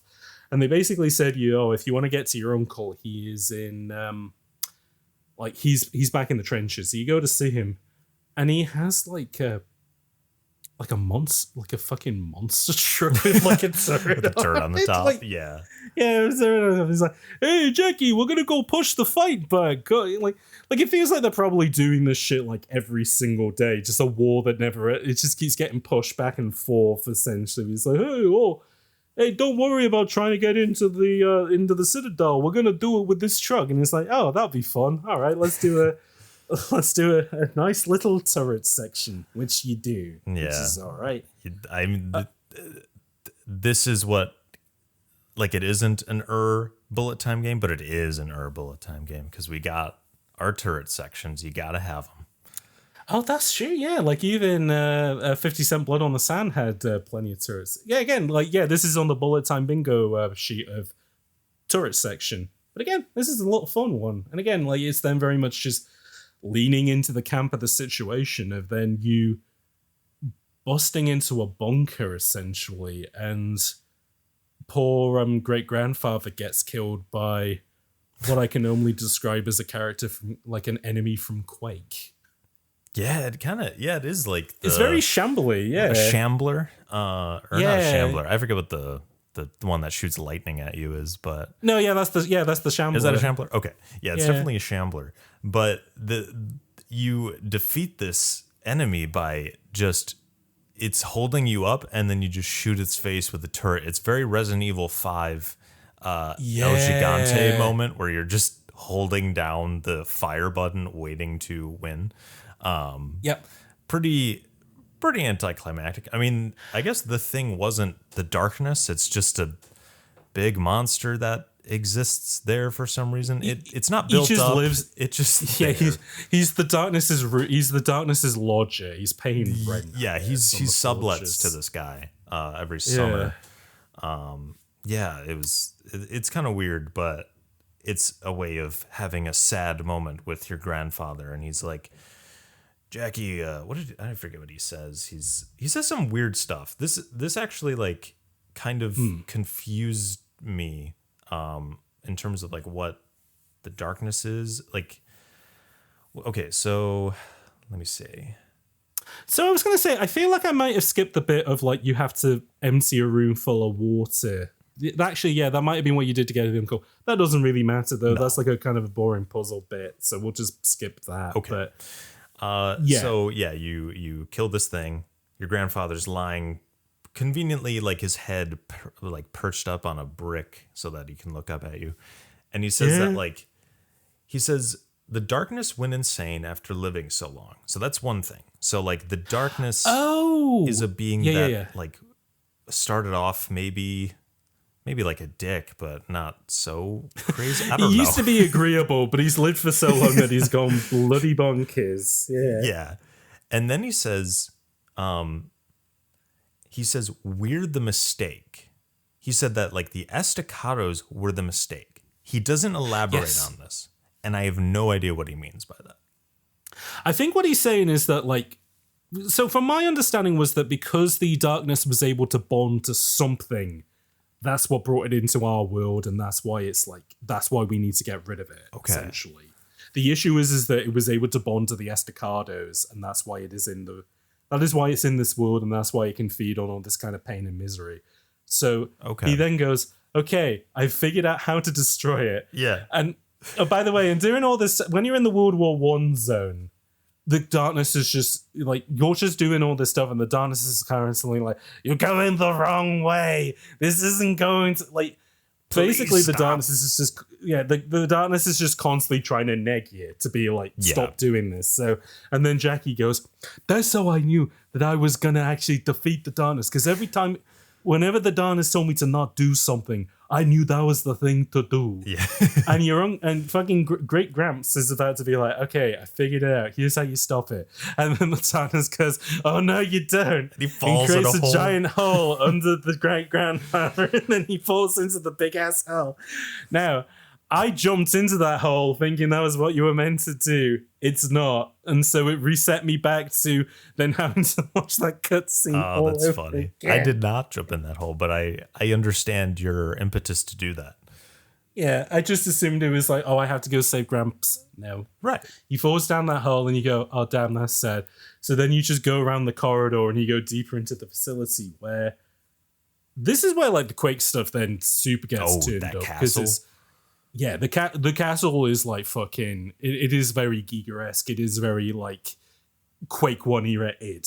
Like they are very much like... The art team is having a fucking blast. I also want to... these are thoughts I just wanted to add to describing the darkness world. I don't know what to call it. But like it feels like sort of the precursor... I guess you were talking about the Clive Barker Jericho... Yes. Jericho? Yeah. I guess it's like maybe taking some from that, but it feels like Bloodborne's Hunter's Nightmare. Ooh, and like Death Stranding, which does a World War I like sort of past violent trauma era. Like it feels kind of, I don't know if anyone was playing The Darkness and like, we got to use this idea, but it feels sort of a progenitor to those sort of spaces that exist that are like, they exist in the psyche and are reflections of past violence. Like it's very like it's kind of weird how similar they are in that way. And like a red sky and stuff like that in Bloodborne. Yeah, I mean that kind of goes to what I was saying about like how, obviously this is a game that sort of almost comments on itself being an FPS, and the fact that it keeps cutting between where would a modern FPS be set, which is like gang wars. And then, like, where would the earliest FPS be set, which is World War I? But then, it's going even deeper into that, where this is almost like a callback to Quake, which is like one of the first 3D FPS games where it's set in like sickly kind of meat-covered castles and kind of like citadels of woe. It's very Lovecraftian. Right. Again, This game has a lot of kind of Lovecraft influence, but I wouldn't call it like. I feel like H.P. Lovecraft's influence on this game isn't that strong. It's just probably it's one of those things that like everything could be kind of described as cosmic horror. Yeah, if it's something that you don't recognize, that's cosmic horror. But no, these guys are doing something way more original and interesting with it, to the extent of you go to the deepest part of the Citadel, the heart of darkness, as he says. The heart of darkness. Yeah. There's just 4 guys in gaming chairs. Oh my god! And a bleeding. Yeah, there's like 4 guys in like HP in HR Giga gaming chairs. They got their faces in the VR headsets and they're playing VR chat. You don't want to know what server they're on. Yeah, no, they are. They're on the scariest servers, the scariest RP servers of all. Yeah, but you pull them out one by one, and by doing so, you remove like a different ability that all your different darkness abilities, you pull them out one by, like it is literally like, no, this is how I pull the darkness out of my body, is by literally restricting sucking them out. You're literally pulling out abilities that you're basically saying to yourself, no, in order to become a real person, I have to stop being a character in a Bioshock like magic shooter. I need to stop having all these cool ass abilities. And then it does the classic video game thing of you fight yourself basically. And an evil version of Jackie appears who's just like all gooed up. He's the guy that like the 14-year-old boys who bought this game. That's who they wanted to. That's the guy that they wanted to be at the end of this game was cool Venom with guns guy. And so, yeah, you then fight him, but then it turns out to be kind of like you can't. There's nothing you can really do. Like it is a foe too overwhelming to kind of like stop. I was so confused at this point. Like he sends little minions at you, and you're shooting them, and then when you shoot him, you actually take damage. And so I'm like, okay, maybe I have to shoot out the lights. Like that's what I was thinking, right? It's like, oh, let's starve or turn on lights. I was like, there must be some lever or something to like brighten up the room, and then he loses his power or whatever. It took me so long to figure out how you actually resolve it. So I feel like an idiot by saying that I had to look this up, but I guess if you were properly paying attention and you have better literary reading skills than I do, you may have been able to probably because you figured this out, I imagine, which is that eventually Jenny is messaging you like throughout all. So that's the thing. Like I always kind of thought that the thing with like Jenny being like, oh, you can still save me. There's still more that you can do. I assume that was all tricks of the darkness, but then obviously the darkness gets sucked out of your body, and you get these messages from Jenny where it's like all soaked in white light, which again, not very subtle. No. I guess what they're saying now is, I guess, is if the darkness is kind of evil and like the pits of potentially hell or whatever, I guess she's in heaven. She's on heaven's intercom contacting you at the moment. It's sort of a like, Dante's Inferno style whatever her name was. She was beckoning to him and had Virgil bring him from hell to heaven. It's very literary. It is very literary. And some of they do kind of pay off in other darkness games, I will say with that. But I know. Basically, she's like, there's only one way to defeat it. And I'm like, okay, but what's that? And I didn't really get it until I was like, oh, actually, yeah, the only way to you can't really defeat the darkness. You can only just kind of contain it, I guess. You have to accept it. That's what it says. So accept it. It's like accept you have to, that's it. You have to just accept the darkness, which feels like a kind of a thing of that's exactly what the darkness wanted. But the moment you accept him, he starts screaming, no! And it's like, okay, so does that work in my favor then or not work in my favor? Because the moment you go back to Paulie's house, the darkness is like, yes, I'm in control. Like, he is just a little, he's great. He's just a little asshole, this guy. But this is where, and maybe we can get to it a little later, but like, I feel like the end kind of falls apart a little bit. So it totally does. Yeah, there's sort of conflicting ideas going on, but we can at least sum up what happens. Sure. But anyway, so you embrace the darkness, and by doing so, you're brought back into the real world again. You're back in our life, and so it's like, all right, time to time to wrap stuff up. The thing that I mentioned earlier about the wave section when you're over on Sarah's house, that's when that kicks in. They're basically like, where the fuck are you been? All-out war is now happening. So you go over, you defend the last few people who exist, and they basically say, look, you've been gone for like, because obviously the darkness had to pull your fucking body back together from explosion. You've been. I never quite got an idea of the time jumps in this. The thing that I kind of like about this game is that it kind of feels like it all takes place over the course of like a single night. It's all during night. Yeah. It feels like your 21st birthday never really ends. It's like, again, it's The Crow. Like it's when the sun comes up, you're gone, essentially. So any revenge you want to do, you have to do it within this small window of time. Which is like, okay, cute. That's, that's very poetic, very, very charming in a video game. I like that. This is like, you were gone for 3 weeks, and it's like, oh, fuck. It's very Half-Life 2, where it's like you take the portal, and it's like, not only have you traveled in space, but you've also accidentally traveled in time to when the war has properly kicked off. And what they basically say to you is that the boys in Chicago are fucking sick of your Uncle Paulie. So if you can find a way to wind them up, they're probably just going to kill Unc for you. And I was like, okay, so how are we going to do that?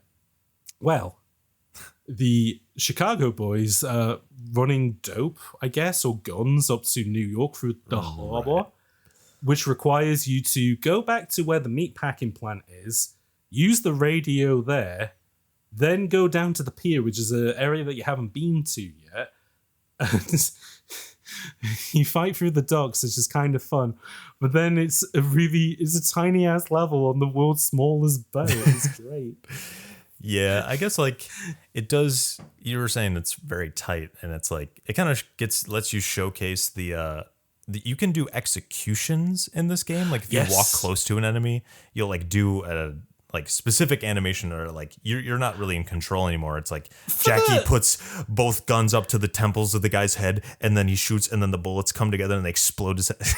It's not that fucked up, but. No, there's a couple of different animations because I was going to say there is we won't get into it too much, but there is like you can kind of play this game stealthily if you want, but it's like a lot of, like it's funny, it's a machine games thing of just like they try and make you play stealthily in some of the fucking Wolfenstein games, but then for the most part you're just going to run around with two shotguns in your hand blowing people away. It's the same here where it's like stealth is a nice to have, but very rarely do you get to pull it off. So it just becomes like the splash session. You're just blowing guys away. But yeah, there's a couple of different death animations. Like one is their leg gets picked up by the tentacle, and then like the other tentacle, like I don't know, bites his head off or whatever. They do more with it in the second game, weirdly enough. But there are a couple of different executions. But the one you said was you put the two guns together, blow it, it fucking explodes. Like that's where they're having kind of fun with the sort of edgy idea of this game. I guess this is the quiet and sad moments, but. Yeah, you go around the boat, then you kill a captain who looks like who literally he looks like a cruise ship captain. He's wearing like a white suit and a hat. It's just kids. It's kind of weird that like, I mean, you don't want the Chicago people mad at you. Like you took out a whole boat of them. Like that doesn't sound smart. Like I get it, it's to put it on Paulie, but it's a weird bit of storytelling. It's whatever. It's not a big deal. It's just a little. It is when like it is when like the rails start coming off. Because I was about to say you go to the pier, blow up a boat, leave the pier, and then they immediately tell you to go back to the pier, right? So you can go to. They find. Oh yeah. Oh, actually, yeah. I feel like there's another mission between this, but I can't remember. But basically, they find where Paulie's hideout is. Fucking surprise, it's a lighthouse. A man, a lighthouse, the most powerful. Well, no, it's off. See, that's the thing. They do the classic video game. Hey, this is a point of no return. So if you want to go do other missions, you better go do it. Yeah, no. So the fucking guy who picks you up on the boat is called Mario. He looks like Mario. He's wearing a fucking red cap and he has a big mustache, and he literally says, like. It is almost as dumb as what I just said of, hey, this is a point of no return. I might not be able to bring you back, okay? Yeah. Like, that's them telling you if you want to go do the rest of the stuff, this is where because this is an instance thing. It's a lighthouse. Yeah, it's one of the many famous lighthouses off the coast of fucking New York, I guess. I don't know, but... I wouldn't know. Yeah. He renovated... neither would I. But he renovated a lighthouse into his mansion. I guess he knew at some point that his nephew would get darkness powers, and this was his guarantee that he wouldn't be able to go after him. So, and the thing I never figured out was this guy actually his uncle, or was this just kind of a name that he had? Oh, yeah. That is a good question, because I forget how, like, Jackie's parents died for him to become an orphan. But I mean... So they never...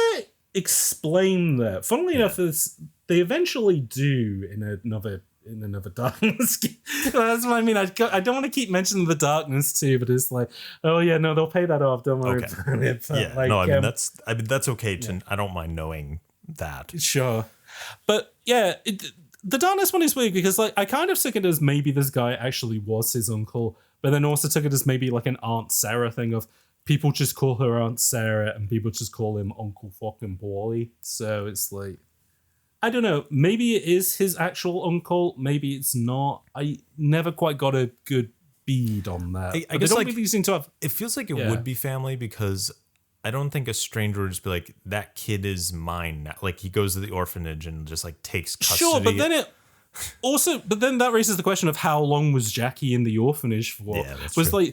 like fucking Uncle Paulie on like a 5-year holiday over it. Like he was running the Sicilian gang and he was like, all right, I'm back in New York. I'm gonna go take the bread off your hands, kind of thing. I need another body to shoot other bodies. I need this guy who's really good at dual wielding to be in my gang. Yeah. I hope he never fucks up a head. Otherwise, I'm gonna kill him and his girlfriend.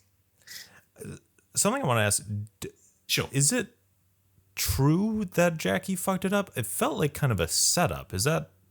Am I reading that right? No, so I did read this up afterwards. So basically, the hit that goes wrong at the beginning of the game was a setup, as were the cops that come after you. I believe that Schroek kind of says as much when he's interrogating you with the drill. Gotcha. Okay, that's what I thought, because it was like it just seemed... Jackie's too good at his job. He would never fuck up a hit like that. He's Mr. Too Damn Good. And he says as much as when he's doing his leather jacket stand-up. He was like, there's not a shot that I've ever missed. I mean, with The Lighthouse, there's not really much to say apart from the fact that in a game called The Darkness, yeah, of course, I guess the final level would be a lighthouse. Also ironic that Bioshock begins with a lighthouse and this game ends with a lighthouse. Exactly. So there we go. Subversions. It's all happening for us. But all the way around as well, they kind of tease this at the middle of the game because it feels like an idea that one of the developers had that they then had to put in the background is that there's a fucking eclipse happening during this time. And as you're working your way up the lighthouse to the mansion, the eclipse is just kind of filling in more and more. And then when eventually it's at maximum eclipseness, cutscenes happen because unfortunately they weren't able to let you go off the hook with the powers, so they just show you all the cool... Here's what we could have pulled off if we had another year, like another 6 months development time, but unfortunately we didn't quite. But yeah, the game does end on a bit of a kind of a damp moment of just everyone's dead. You work your way up the lighthouse to find your Uncle Paulie. The darkness says, this is it. You're finally going to give us, this is how we own you. Yeah. But then there's not really much choice in it. Like, you just kill Uncle Paulie. Like, you can't really leave. You just kill your uncle and that's it. Like, right. Which, I don't know. Like, I mean, I don't really know if they could have done that. Like, I suppose if you would turn your back on it, like, what would Paulie have killed you? And then finally, like, the darkness was out your body or whatever. I mean, I'm not really sure how else they could have really pulled it off. But the fact that they kind of dressed it up as a choice at the end does feel a little bit like... Because at that point, you already kind of made your choice at the beginning, like when you shot yourself, like when you came back the second time after shooting yourself in the head kind of thing was that... Well, you already made your choice when you embraced the darkness, basically, and said, all right, I guess this is me from now on. So it didn't really feel like it needed to be dressed as a choice, I guess. Yeah, and like you can stand there and not kill Paulie for a while, and then like he eventually starts shooting at you. He finds a gun under, like behind him. Because I was like, well, if I don't want to give over to the darkness, so I like waited a while, and then you have to kill him at some point.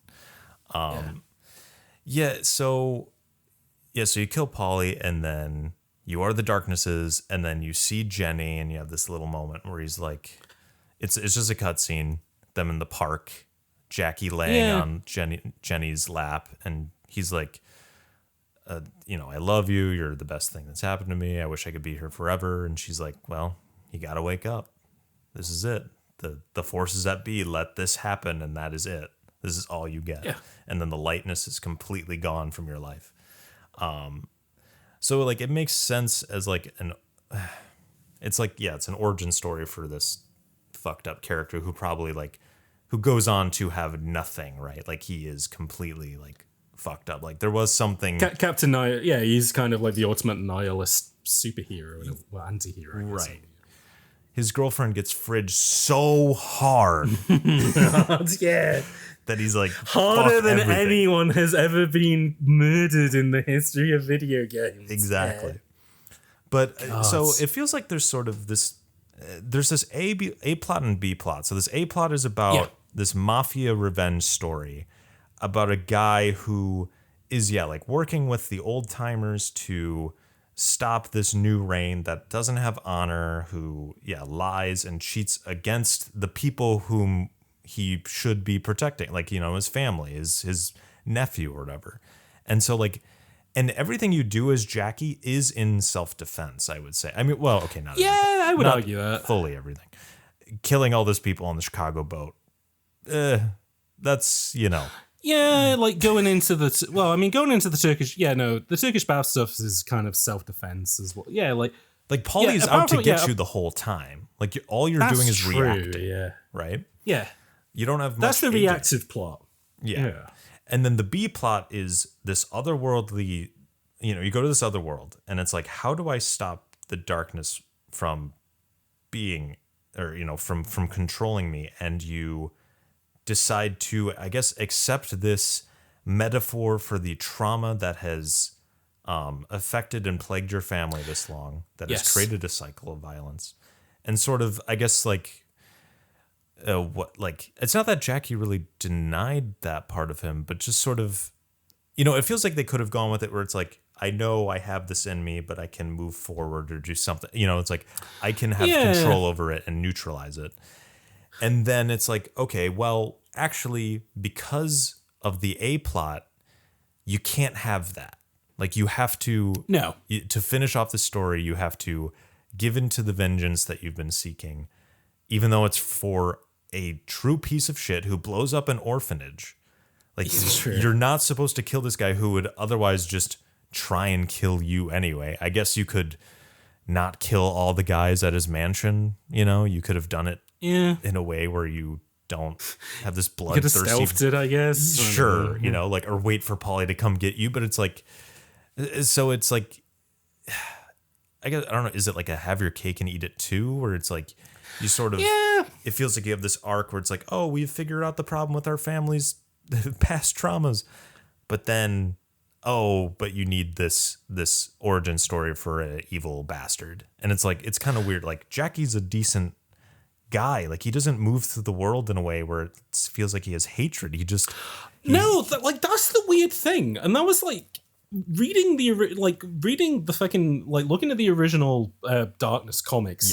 Yeah. Like, I mean, evil is a strong word, but like very much Spawn is very much kind of tipping the toes of that. Like Spawn will do cruel stuff, but that was kind of like comics in the 90s, like were kind of, they'd have characters do cruel stuff. But again, it's the have the cake and eat it thing of, isn't this fucking badass? But also doesn't this make him more like complex and kind of, you know, morally questionable and stuff like that? They never do that with Jackie. Jackie in this just always kind of feels like, you know, this the mob cliche of you gotta do what you gotta do kind of thing of just like all the way along it feels like, well, and again the fact that he goes back to World War One and his uncle, well, his great grandfather literally says to him, basically your deck was stacked from the moment you were born. This was the path that like you were always so, like, again talking about the fact that this game begins with you in the back of the car that you don't really want to be in. Yeah, you were always in the back of this car, Jackie, from all the way along, and now you have ended up at your Uncle Paulie.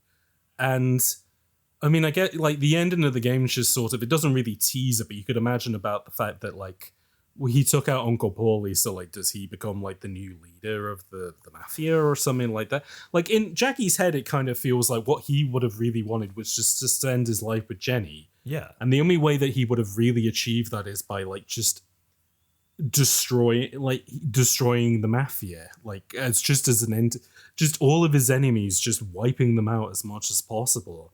And the only way that he would be able to do that is by making a pact with a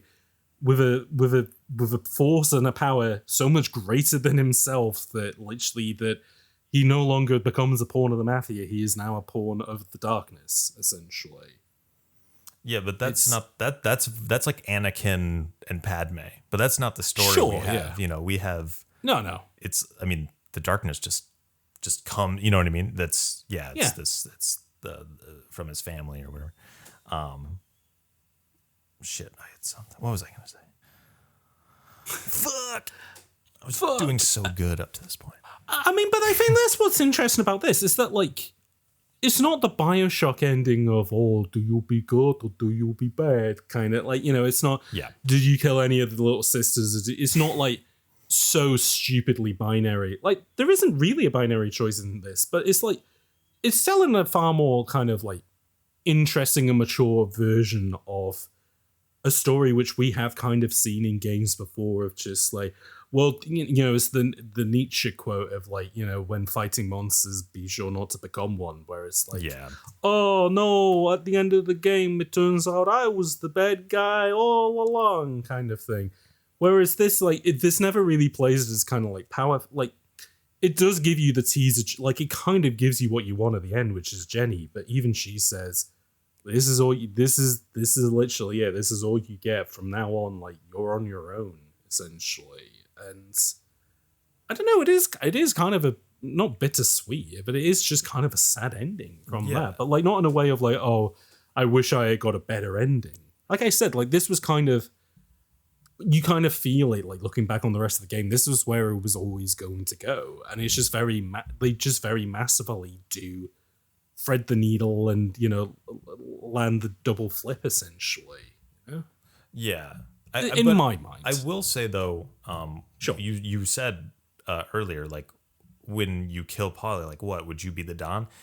After the wave fight at Sarah's, you are actually asked, would you like to be the Don? And you can say no. Oh, yeah. That is right. What happens if you say no? There's like, you're like, that's not my thing. I'm not into the, you know, I just want to, I don't know. I don't remember. Just, I mean, they're like, they don't like, they're not mad at you. They're like, oh, okay, that's fine. Go do the rest of it.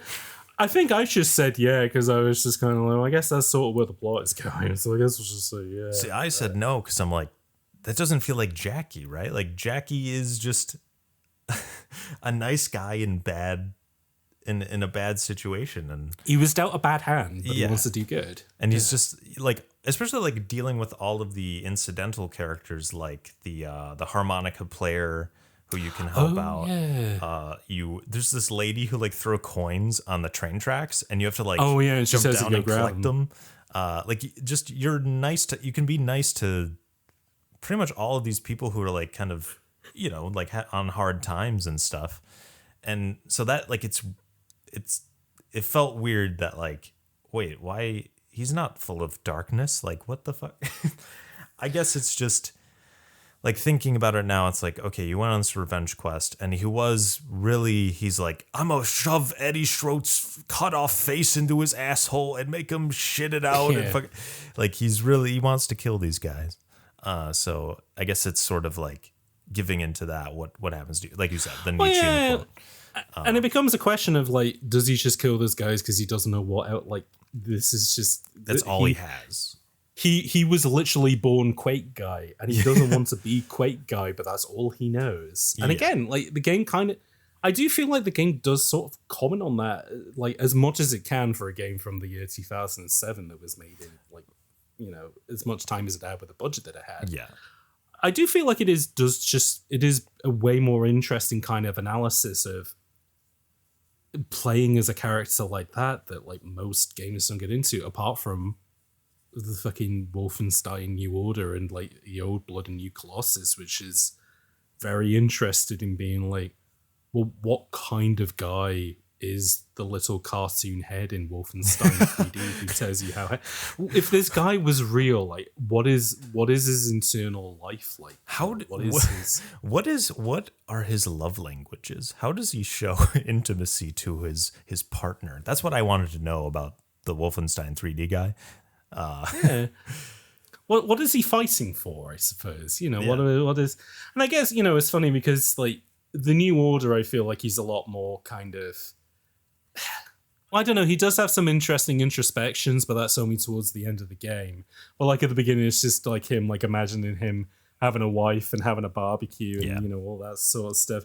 But then in the New Blood and especially the New Colossus, where it's like, well, this is the world I live in, and it's just kind of like, what kind of world would I like this to be? And him just grappling with the fact that like, and it's funny because I don't like the New Colossus as much as I like the New Order. And I'll say this much: we're never going to cover those games on Bullet Time because they're kind of too good for the most part. But I would also say they're kind of post this sort of era that we're talking, like the sort of the 360 era of kind of trying to do the prestige shooter. You know, what happens after that in an interesting way. But like New Colossus, I find just such an interesting game in tackling like FPS as a kind of a fascist power fantasy, and just fucking him trying to grapple with the fact of like, oh, you know, if the Nazis had actually won World War II, what kind of FPS games would they make, kind of thing. And it almost sort of, it's having to kind of shake the hand of like fascism goes quite kind of hand in hand with like power fantasy, and just BJ being like, oh, I am literally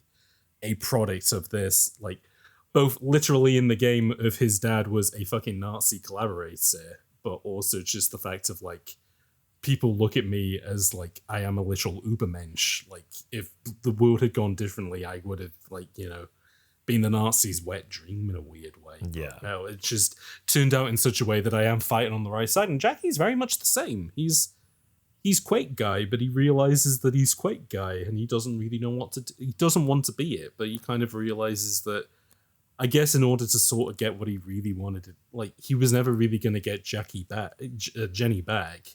And even after this revenge plot, like, did he really do anything good in the world as a result, you know? Yeah. I guess talking to you about it now makes me feel better about the ending. Like, it's just kind of weird that it's like, it does this acceptance moment, and then, like, it immediately goes back on it. Like, I guess it's just kind of quick. Yeah, that's the only thing, is that the way that the darkness kind of pretends at the end, haha, I got my claws into you again, kind of thing. That's sort of what kind of undoes it a little bit. But then, yeah, I don't know. I get what you mean. Like, I mean, hey, looking at the Bullet Time bingo boards, an unsatisfying ending, you could almost kind of cross this out. But I would. Of the other Bullet Time endings, this is probably the best one, in that it does border on a pretty good ending, which, funnily enough, not a lot of video games out there that have satisfying endings. I kept mentioning BioShock. That has like one of the least satisfying endings in all of video games. Yeah. But that's not to say that, like, oh, because it didn't shit the bed like other games, it gets a pass. It's one of those things that it's like, if I could have, you know, sent a message back in time to the developers, I would have said, like, please, like, could you just put like a little more into the ending just so it does fully stick the landing, you know? Like, I think if you think about it long enough, you're like, okay, this is, I would say, I guess the ending is unsatisfying in a deliberate way. Like, it's like, this revenge story that you did, that doesn't turn out good. Going through with that, not a great thing. And you were almost destined to do this and become the vessel for darkness. And so it's like, in thinking about it now, it's like, okay, that's a good ending. Or a solid enough ending. There's just some wrinkles that made me initially like confused and apprehensive. Yeah. I mean, hey, that's why we do the podcast, baby. Because that's why we need two people on the podcast, so we can talk it out. It's a genuine struggle session where we come to blows with the games that we talk about. Now, I feel like I know the answer. This game had a multiplayer. Did you try it? No. No, it's done. Can we? I'm mostly just going to sum it up by saying, go back to like several hours ago where we were talking about the gameplay. Apparently that is mostly just what the multiplayer was like, but it also had like, you know, team deathmatch, capture the flag. But its entire selling point was, did you like the game? Did you like the shooting and magic powers of the darkness? Not particularly. Well, we built an entire multiplayer mode around it. Enjoy. You know, the least interesting part of this game? This is all you do, you know. No, like I mean, I would have no idea what else, like how they could have adapted the best parts of this game, and like it's like Wario, it's like Mario Party style, like tap the button games, but it's for sitting on the sofa with Jenny. You have to spin the stick so you stay on the sofa for as long as possible with Jenny, I guess. I'm thinking like this is so unrealistic and not. This is just kind of riffing, but like playing like poker with old mob guys, and then they kind of say shit to you, you know, just a little mode like that. God, I mean, that would have been good if just in the single player is that like, like you could, like Jimmy the Grape is just like, look, Jackie, I mean, and a couple of old guys, you know, just while the things are winding down, we play cards if you want to. And like, like that's that game's like how Final Fantasy VIII had triple triad, this entire extra mode that you could play if you wanted to. Yeah. That's this game's version of that, is you can just go play poker with some old guys and they tell you some stories about the old days. See, that would be perfect. I feel like if you told that to them, they would have done it. You know, they would have. Oh, 10,000%. Yeah. Like, no, that's what I mean. Like, that seems like the sort of thing that machine games are really interested in. And I know it was such a stupid analogy that I made earlier, but it does feel like a weird evolution on the Duke Nukem 3D thing of just. No, totally. Like, FPS games can be more than just shooting guys. They can also be these like little environments that you interact with that add like texture and kind of verisimilitude, I know, is a word that people use a lot for like Arcane's games, where it's like these feel like genuinely lived in places. This kind of does the similar thing, like not to the extent that I think Arcane pulls it off. Like this kind of is a nice split down the middle between feeling kind of like Quake, but also feeling like very lived in worlds in a very cool way, you know? Yeah, it's not verisimilitude in like a interactivity way, but in just like a story and atmosphere kind of way. Absolutely. God, I will say this is probably like one of my favorite games that I've played for the podcast, though. Like, this was worth doing bullet time for in regards to like discovering stuff like that. And again, like I know that this has been one of those games that people have talked about for years about like how, you know, this was doing stuff that like even a lot of developers today aren't really pulling off in the same way. And funnily enough, a couple of people who recommended this mostly did it on the fact that Blake and Jacob covered it on Something Rotten. Something Rotten, and right. Yeah, funnily enough, I didn't listen to the episode, so I do apologize to anybody who's listening to this, and if I've like repeated all of Jacob or Blake's points, like you know, ad verbatim, I do apologize. But like, obviously, this was our experiences with the game, but like, I do understand why this is such a special thing, and in such a way of like, I feel like kind of a lot of people when New Colossus came out kind of wrote it off as being like, oh, this is kind of more of the same as New Order. This doesn't really hit as hard, but like that first Wolfenstein game is just so special in regards to just being elevated. Like, you know, they're having their cake and eating it of being kind of like a stupid Doom style shooter, but also being really smart in kind of its like introspection to an extent that Doom 2016 feels like it digs into that of like, what's the comedy version of that, where the shooting's still very splashy, but then it has this kind of like RoboCop style kind of subversive humor to it of like,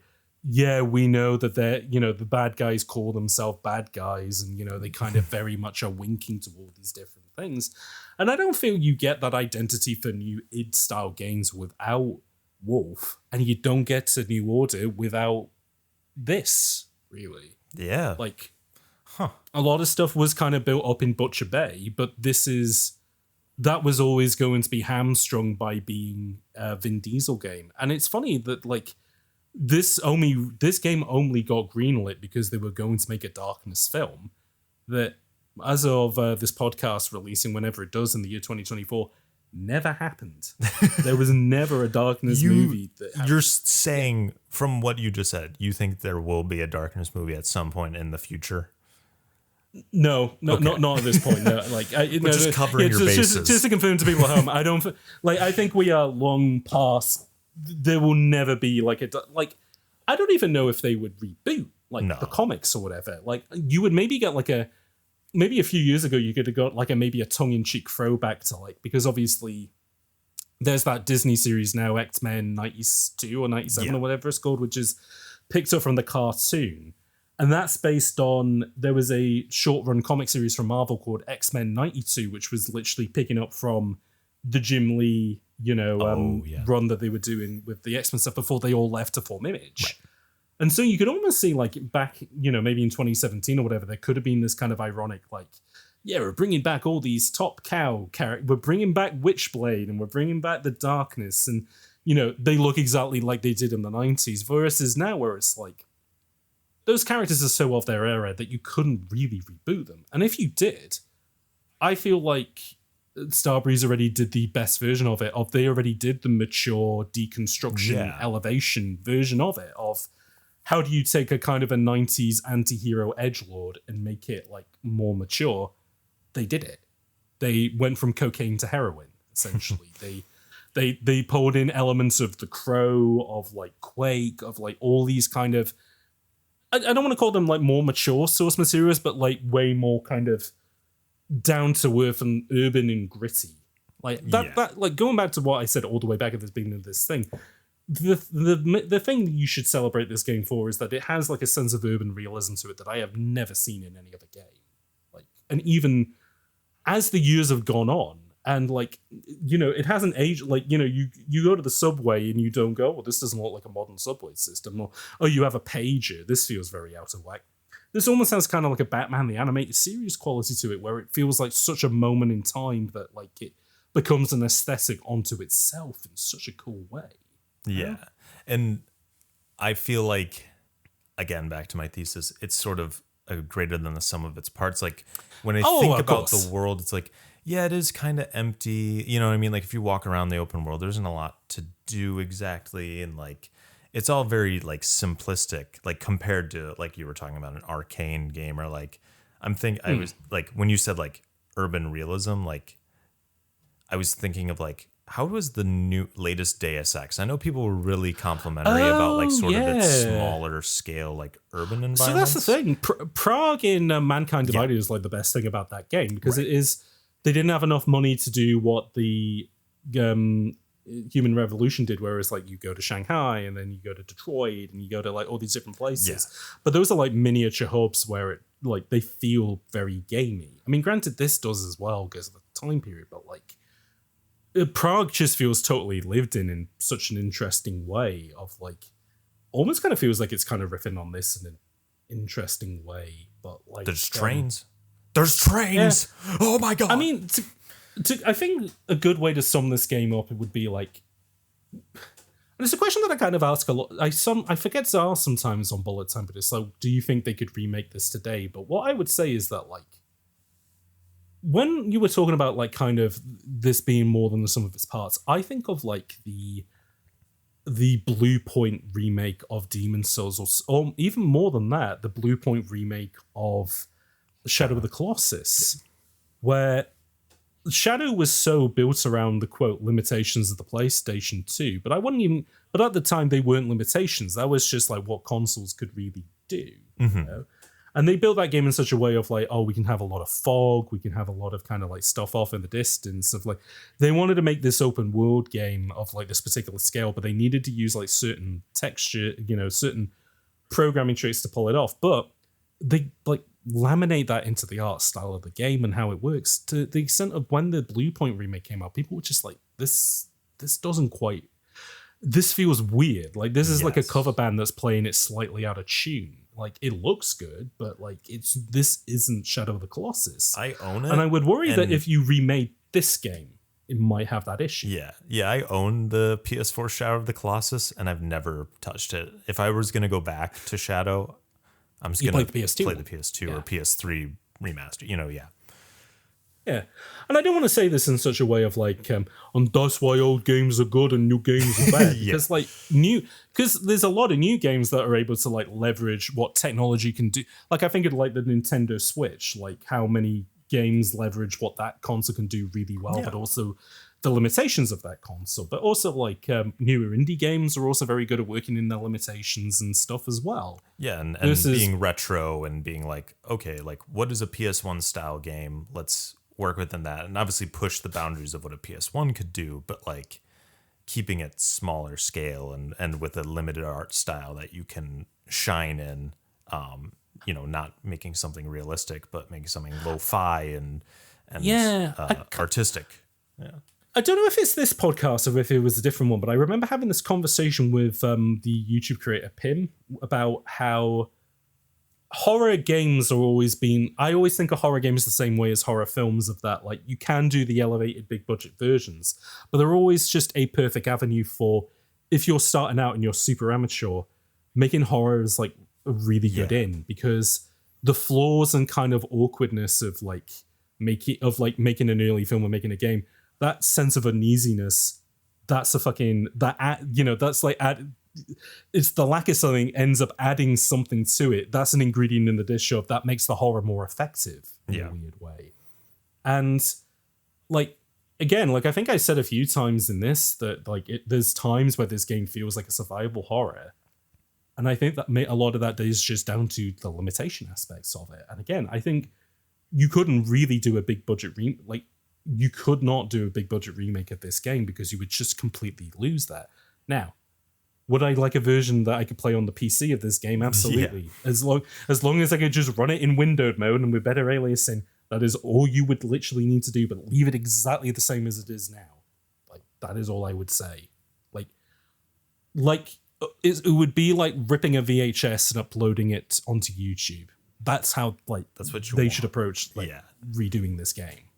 But yeah, no, I adored this. This was really, really good, and if anything, I'm just sad that I didn't get to it sooner from bullet time. But also, I feel like maybe I appreciate it more now, both having played a lot of bad stuff on bullet time, but also having figured out more of the identity of bullet time. Because as you said early on, this to you sums up a bullet time game, and I would say the same, but in so far as like having now kind of figured out the identity of the Xbox 360 era was when the FPS was, quote, the most important genre, and everybody felt like they needed to make one.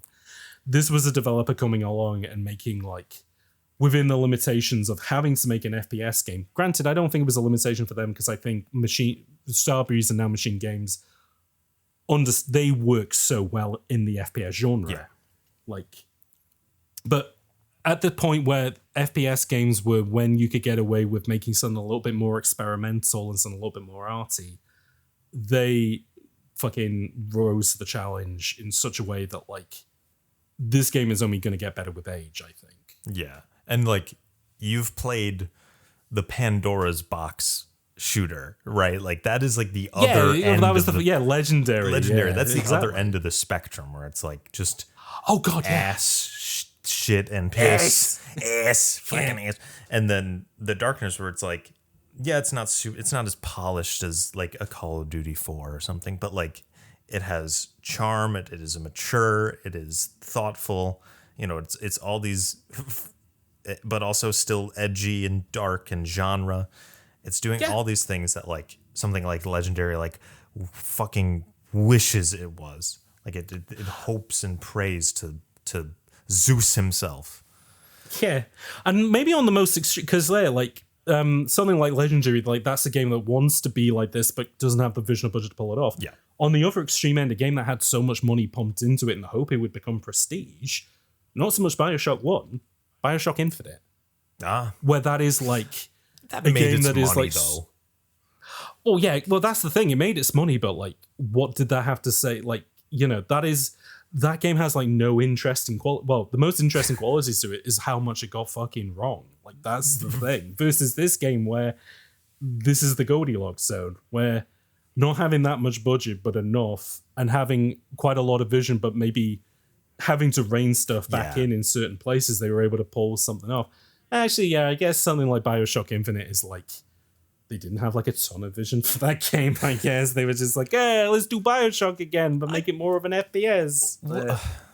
Ken Levine is an interesting man. It seems he has vision, but then his vision narrows to the same idea each time. It's quite strange. But I say this on another episode, but like I am looking forward to Judas, both ironically and unironically. Yeah.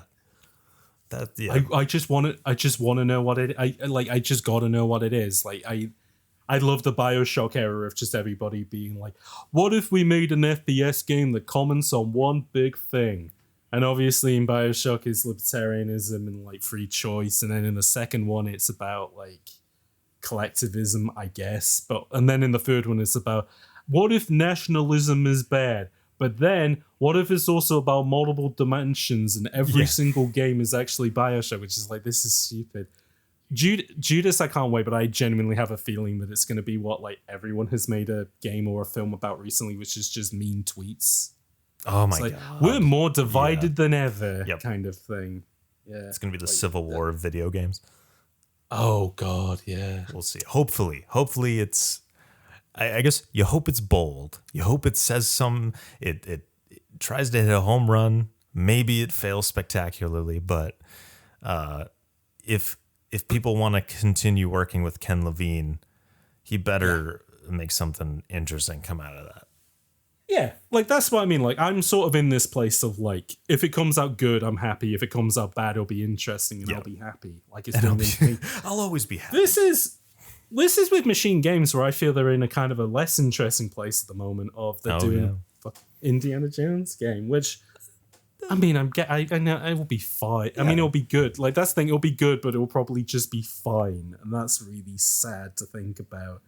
They're not gonna have Harrison Ford, like introspectively feel like what if I was born in Germany? Would I have been a Nazi? Kind of thing.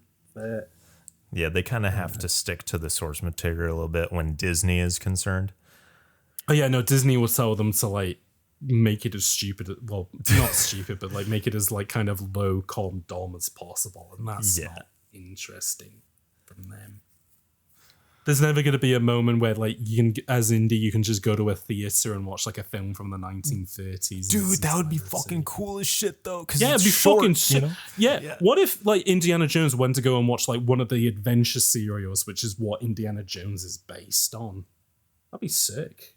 That'd be so fucking good. Don't tease me. Don't tease me with good ideas. I'll tell you what I will tease you with though. So we're not really sure if we're ever going to hear anything more from The Darkness, but Stephen Kick, studio head of Night Dive, says that The Darkness is on the list for stuff that they do want to remaster. Okay. But obviously, that is up in the air of who owns the rights to this game, who I guess would technically be 2K. Yeah. 2K would own this, so maybe they might be able to cut a deal, but we will wait and see on that. But that'd be nice, because I feel like Night Dive are pretty good at remastering stuff while not like totally overhauling it. Like they're pretty respectful to the material. Or they let you, like with the Dark Forces, like you could turn it back to the original look, or you can have this kind of new modern lighting and 3D effects and stuff like that if you want to have a newer experience. Yeah, I feel like, again, you wouldn't need to do a ton, though, to modernize this. It would just literally be like when you run it at higher resolutions, and that's kind of it. Yeah. Do you want to take a guess what this game is, what it's the average Metascore is of this game? Shit. I'm glad I didn't look that up. I'm going to say 78. Ooh, you're close, but lower than what it is. It's at an 82. Really? One of the higher games that we've covered on the Good pod, for The Darkness. Good for you. Yeah, I would. Good for you, The Darkness. 82, I would say, is about. I mean, granted, maybe a little bit. I would maybe like bump that up to like if I was feeling really good about it, I would say maybe push it to a 90. But I think at this point, an 85, I think is probably right for The Darkness. There's enough. There's a couple of like rough edges to it which aren't intentional, but I would say like now if you buffered those out, you could get it over the line. And again, playing it in the year 2024 isn't the easiest thing in the world. I was only able to pull it off by buying a secondhand PS3 and a secondhand copy of The Darkness, two things which are becoming harder to do in recent years. Yeah. I guess like in terms of like if a Metacritic score were to be like how broad of a audience it should have, I would say 82 to 85 is like right.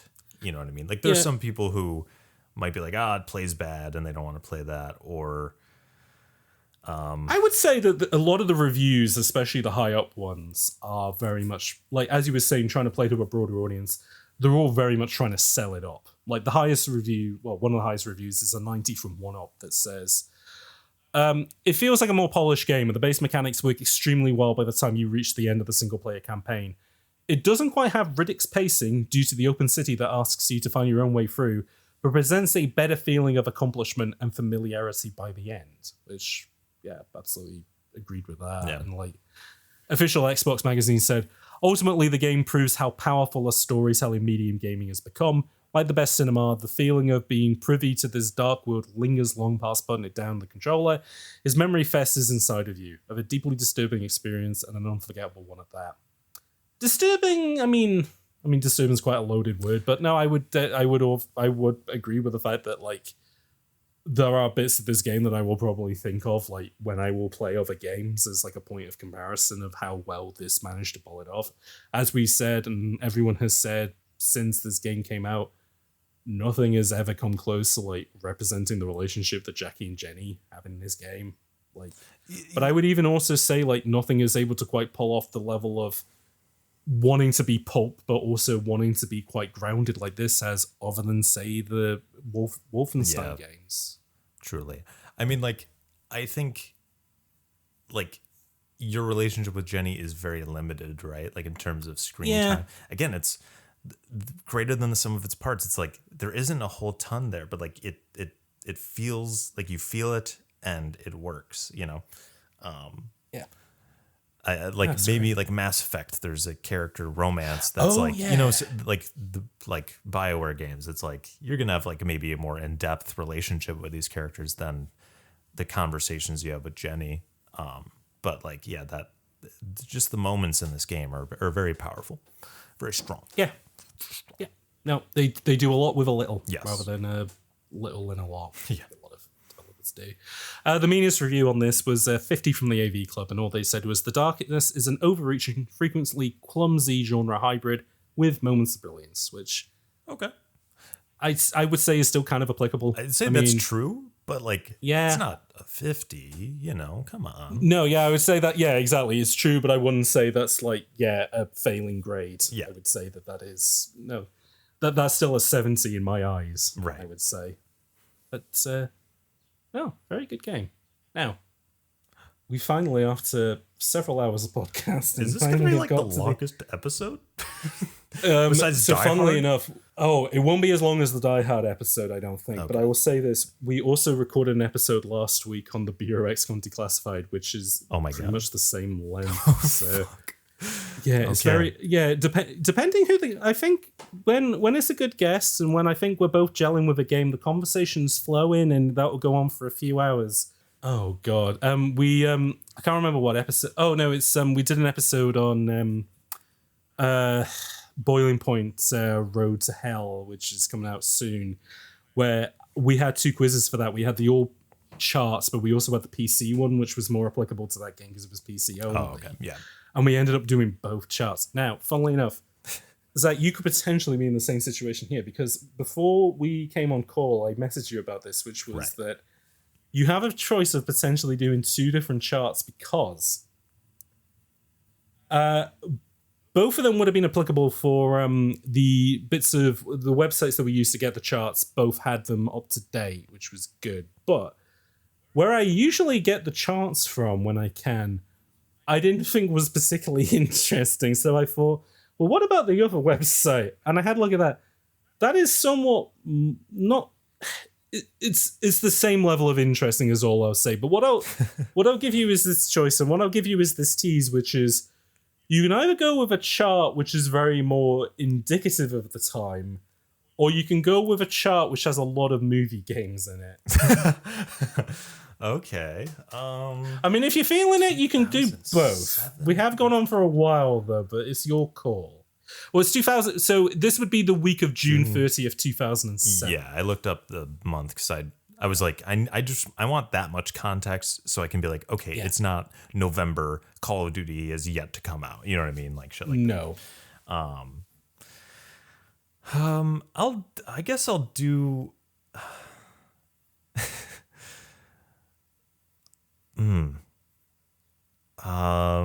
Shit. I'll do the normal one, I guess, and then I just want to hear the movie one after. Okay, well, I mean, if there's the time, we could potentially do the movie one as well. We'll see how we're feeling energy-wise once we've done the first one. Now, okay, so we'll do the first one, which is VG charts. So this is for the US of A. Now, good old America. Before we do the top 10, do you want to take a guess where, if it did, The Darkness may have charted? Out of a potential, I believe with VG charts, it's a potential 40. Summer of 2007, if... I feel like there aren't a lot of summer releases. I could be wrong, but I feel like June might not be super populous with games. I'll say 3. Close. It came in at number 5. So nearly smack being in the middle of the charts. Did sell 113,000 copies across formats, though, which is pretty good. Yeah. Okay. But... yeah, it was not breaking into any higher than that because we have got some fucking non-movies here, including a number 1 has been in the... Here's the clue. It's been in the charts for 32 weeks. Is it Wii Sports? It is Wii Sports from Nintendo. It has sold 7.9 million copies at this point. Jesus. Oh, man. Yeah, so, Wii Sports ain't fucking going anywhere. Wii Sports is the dark side of the moon of video games, right? Stylistically, it's similar. It's and chart length. Even the people saw it as a mini game collection, but Miyamoto actually said it's kind of more of a concept game where the different sports blend into each other. Yeah, and they say something different about the human condition. I will say, by the way, the reason that I also did the other charts is that number 1 on the other chart isn't Wii Sports. So keep that in your mind. There's not a lot of Wii games in the other charts. So keep that in mind. But I will say, at number 2 in the charts that we're guessing at the moment is new this week, is a Nintendo DS game. Shit. And it's a Nintendo franchise. Okay. I'm bad. I was never a Nintendo person, so... Okay. It's a Nintendo DS game. God damn it. 2007. Is it a Mario and Luigi RPG? It is not a Mario and Luigi RPG. Okay. It's their other it's Miyamoto's other famous series, is what I'll say. Oh. Well, he's got a few. But is it Phantom Hourglass? Oh my god, it is. It is The Legend of Zelda Phantom Hourglass for the Nintendo DS. 150k copies sold. God damn. Look at me. Yeah. I was surprised you didn't even say just Zelda and then I'm surprised you just got Phantom Hourglass off of that. I've never played it. I don't know why. You've been in this scene long enough. You watch enough videos. You talking about enough games. Osmosis. Speaking of being in the scene for quite a while, number 3 has been in the charts for 29 weeks. 29 weeks. So it's a Wii game, but I would say it's a Wii game that benefits from a Nintendo DS game. And it's also a Nintendo franchise, but not one that they make. Benefits from it. Is it Animal Crossing? It is not Animal Crossing. Okay.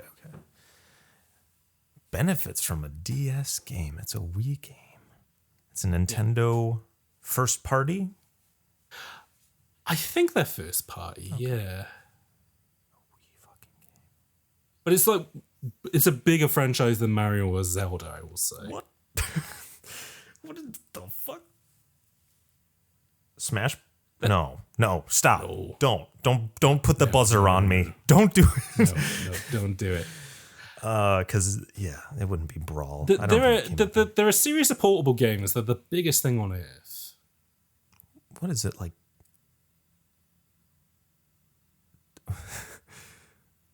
Okay, Pokemon, but I don't know. It is a Pokemon game, but it is a Wii Pokemon game. Shit, I'll give you this clue. Is it a Coliseum? You're very close. Okay. It's not Coliseum, but it is like Stadium and Coliseum. This was the Wii version of that. I wouldn't know the name. You know what? I'll give it to you then. It is Pokemon Battle Revolution. Oh, I've never heard of that. So yeah, by a developer you've never heard of, because I certainly have. Ingenious Sonority. Who the fuck are they? That's not Game Freak. Never heard of them. No. 150k copies sold. Okay. Respectable. Good job, genius. Good job. Whatever. Now, number 4 in the charts has been in the charts for 31 weeks. Is another Nintendo game. Jesus Christ. Okay. I see why you thought this sucked.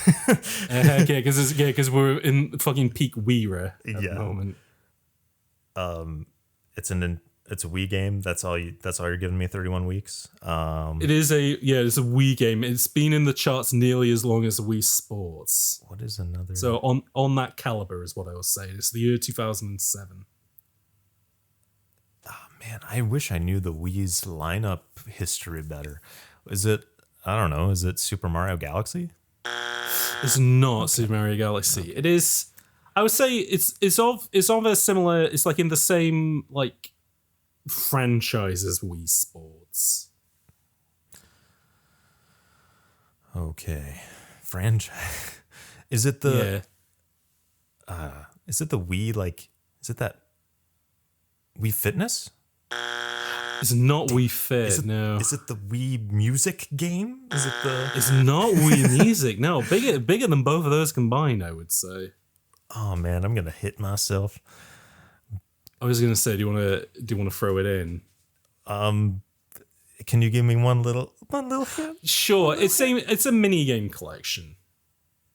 Oh, is it? Wait, is it Mario Party? It's not Mario Party. No, mini game collection. It's a Wii minigame collection. Dennis has made a video about it. Fuck. Let me look at his YouTube. No. Oh man. All right, I throw it. Just tell me.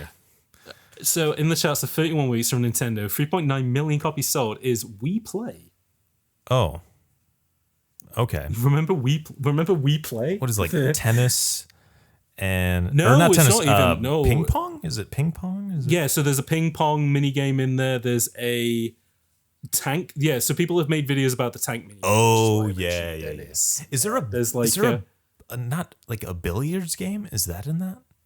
Yeah, I think billiards is in Wii Play. There's clay pigeon shooting as well. There's basically a lot of stuff that wouldn't have made sense in Wii Sports in Wii Play, and it was a big seller because it came with an extra Wiimote.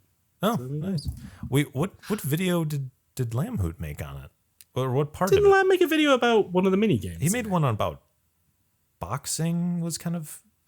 Okay. Maybe I'm getting it confused. You know, I'm getting it confused with another video maker who made a video a bit like something that Lam would make. Oh, okay. Yes. I know. Not that that's part of the quiz. That's not like me trying to give you a clue for figuring out other video makers. But yeah. As we already said, number 5 new this week is The Darkness from Starbreeze and 2K. Good job, The Darkness. I believe it does drop off though. And you said week, which is 113,000. Yeah, 113K sold across PS3 and 360. Pretty good. Isn't beating Wii Play though, which has sold 3.9 million fucking copies. So hey, yeah. But number 6 in the charts, it's been there for 41 weeks. The fuck? Is it a Wii game? Well, here's the thing: it's a Nintendo DS game. Okay, but it's one that's related to a Wii game that we've already guessed. So is it Pokemon?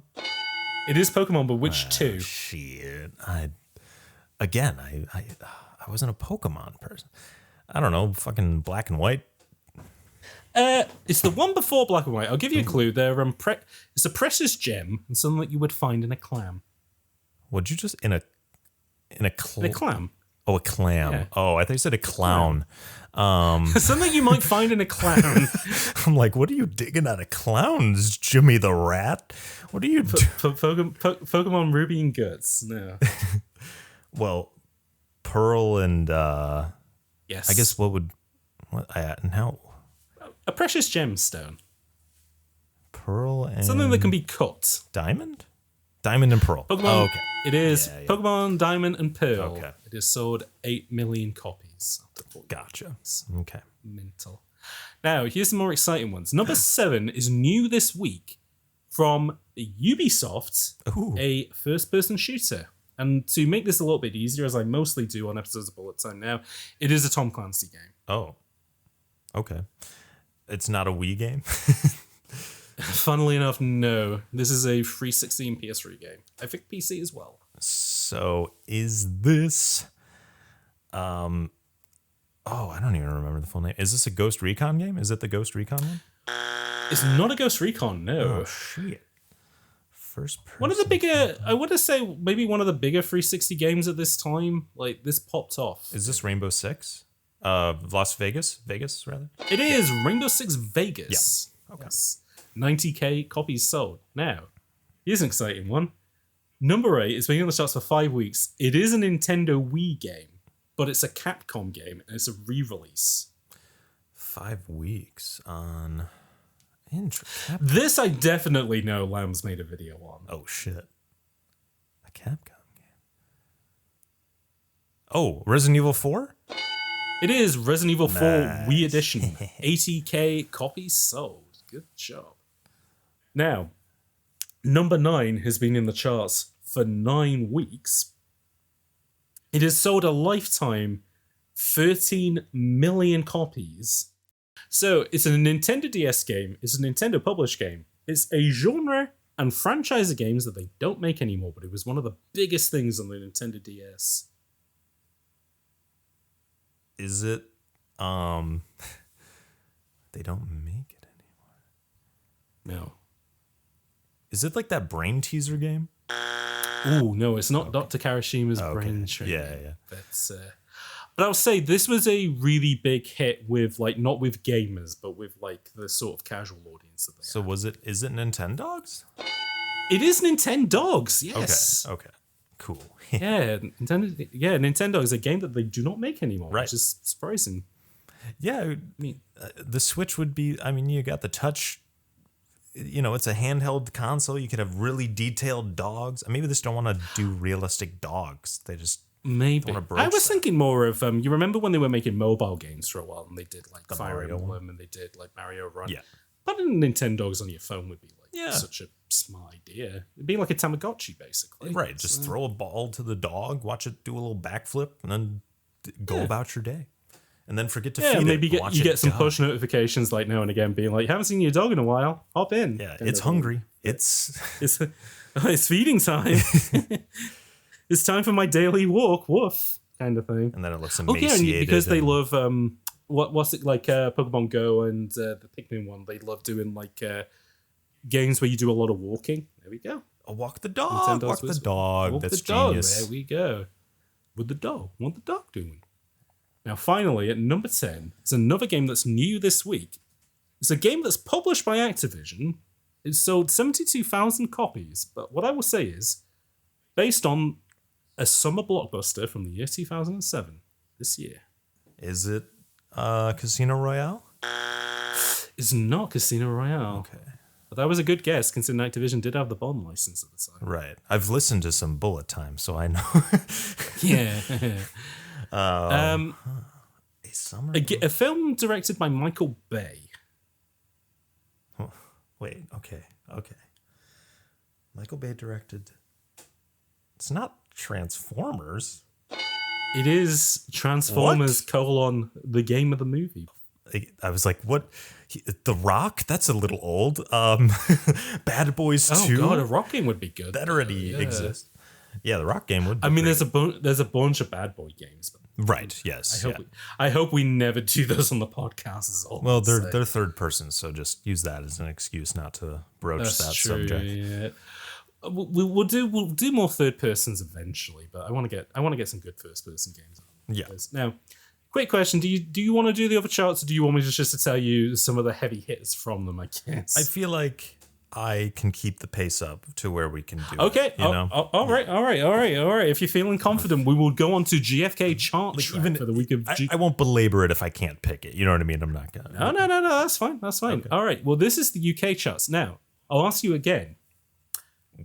Where, if you believe it did, where did The Darkness chart on the UK charts? Well, obviously the UK has breeded a deep distaste of the United States for the past 200 plus years. So they would never let something like New York do well on the charts. So I'm gonna say 7. You're gonna say number 7. Well, funnily enough, this went even higher in the charts. This came in at number 2. Okay. But unfortunately, it got beaten off by number one, which was also new this week. A film, a game of a film, the fifth film in a series from a book by a trans-exclusionary radical feminist. Oh, shit. Wait. So what? You said it's new? Yes. So what is the... So we've got Chamber of Secrets. We've got... Oh, that's the second one. Oh, the Philosopher's Stone is the first. So what's the third one? The fucking... So the third one is The Prisoner of Azkaban, which isn't this. This is the fifth one. Order of the Phoenix? Yeah. So new this week, Harry Potter and the Order of the Phoenix from EA Games. Challenge everything. They got those movies out quick. Yeah, no, they were doing them it was funny because I think I went into secondary school around the time that those films started coming out, and basically a year in secondary school for me would line up with another year for Harry Potter. So God damn. Yeah, I know. Me and him are like two peas in a pod, unfortunately. I had this idea some time ago where I was like, I wanted to sort of retell the narrative of Harry Potter through playing just the video games. I thought that would be fun. I like that idea. But I don't want to, I don't want to give Harry Potter any more spotlight. So the problem is that you were talking about third person shooters earlier. I would potentially like to get to maybe a point that we do one of the Deathly Hallows games, which not only were third person shooters, but Gears which is of War, fucking right? bizarre. Yeah, they were Gears of War cover shooters where you used wands, but they were also Kinect games. Oh my god. Yeah. I need to know what they're like, but obviously we'll get there when we get there. Yeah. As I said, second this week, new is The Darkness from Starbreeze and 2K. Good job there. Yeah, nice. Now, partially this was another reason why I wanted to ask you if you wanted to do these charts. So number 3, up from 13th place last week, is a game by Vicarious Visions and Activision. It's another film game, and it's a CG animated film from this year. Is it The Incredibles? Is not The Incredibles. Oh, that was no. maybe 2004 or something. You said it jumped from 13 Yeah, to 3? it went up from it went up 10 places from 13 to 3. What the fuck happened in a week that people were like, wait, we really want Wally. Well, it may have been potentially that this game came out earlier and then the film finally came out or something. I don't know. But is it Wally? Oh, it's not Wally. Okay, is it Pixar? It's not Pixar. Okay, no, well, it's, then I'll stop going down that rabbit hole. That's all right. It's their main competitor. Is it Shrek 3? It is Shrek the Third. There we go, Yes. the third, yeah. Yeah, but I was thinking, I was like, is he enough of a Shrek head that he will know that number 3 in the charts this week will be Shrek the Third? I mean, granted, 3GI never got to remaking Shrek the Third. Did they? No. Or is that still on the... I don't even know if Shrek 2 ever came out online. Oh no, it didn't, did it? Yeah, no, they showed it at Shrek Fest, at Shrek Fest, or in Milwaukee, the next day or whatever. But yeah. Well, there we go. That's Shrek. Are we going to get a new Shrek soon? I guess we'll have to wait and see. We better get a tie-in video game with this Shrek reboot. Oh god, yeah. No, I want PS5. I want Xbox Series X. I want Unreal Engine 5, real-time ray traced Shrek. God. Number 4 in the charts is new this week. Is a game that was guessed in the last charts. So all I will say is it's a Wii game by Capcom. Oh, Resident Evil 4. Okay. It is Resident Evil 4 Wii Edition for the Nintendo Wii. Okay. Now, number 5 is also new this week. Is a Nintendo DS game. When you were guessing Nintendogs earlier, this was one of the games that you incorrectly guessed, but it's correct here. Is it the Brain Teaser game? It is more brain training for Dr. Kawashima. I don't know. I will never remember that name. No, that's fine. But no, you got the brain training. So good job. Okay. But now, at number 6, down from first place last week. Oh, man. Is a simulation racing game. You don't want to tell me the console, do you? If I tell you the console, I'll give it away. So. Well, shit, I'll flip a fucking coin. All right. I'll do Gran Turismo 5. It's not Gran Turismo 5. It's the old one. Is it Forza Motorsport? It is a Forza Motorsport. But Sure. Which one? It is Forza Motorsport 2 by Microsoft and Tin 10. Good job. Sweet. Number 7 in the charts is new this week. It's another game that was guessed correctly on the last chart, so all I'll say is it's Ubisoft. Rainbow Six Vegas. It is Tom Clancy's Rainbow Six Vegas, at number 7 in the charts. Good job, them. Now, got some newer games. Number 8, down from 4th place last week, is from Eurocom and Disney, a game tie-in to one of the biggest films of the summer. Disney should be a clue with that. Right. You don't want to say the platform. I think it came to like 360 and PS3, I'm pretty sure. Okay. 2007. Bolt. Oh, I wish. It is not Bolt. Okay. Damn. Maybe Bolt's newer than 2007. Bolt might be 2010 or some shit. I can't remember if I told my Bolt story on the pod before. I'll save it for another time, but it's a pretty good one. Yeah, write that down for next. Yeah, right. When we do the next Darkness game, we'll talk about the next Bolt. But but this is the big Disney film of 2007, and I'll say it's the end of a trilogy. Oh my god! Is it a Disney animated film? Live action, if you Live can action. such a thing. Okay. That should narrow it down, though. That should, but Here's a joke answer. National Treasure 3. It is. No. I wish it was. That would be good. I'm surprised they didn't. Did they make a National Treasure video game at all? I don't know if they did. That is a shame. I wish they had. Yeah, we could have got a digital Nicolas Cage. I know. I don't think we have one. Yeah. Unfortunately, this game stars a digital. Pirates of the Caribbean. It's good actor. It is Pirates of the Caribbean, but which one? Well, shit. What are the titles of those goddamn names? Curse of the Black Pearl is the first one. The first one. Is Dead Man's Chest 2? I think so. And then the third one is same title as an Edgar Wright film. At World's End. It is Pirates of the Caribbean at World's End. Becoming Disney. Nice. Right. Down from 2nd place last week at number 9 is from 2K Games and 7 Studios. That won't help you, but what will help you is it is a movie game, and to make this a little bit easier, it's based on a Marvel Comics property. Is it Iron Man? It's not Iron Man. No, that's next year. Is it Captain America? It's not Captain America either. That's the year after Iron Man. Okay. This is like pre-MCU era. This epitomizes it as well, I would say. If it helps narrow it down, is one of the franchises that Fox had. They didn't really do a lot with them. They didn't do a lot.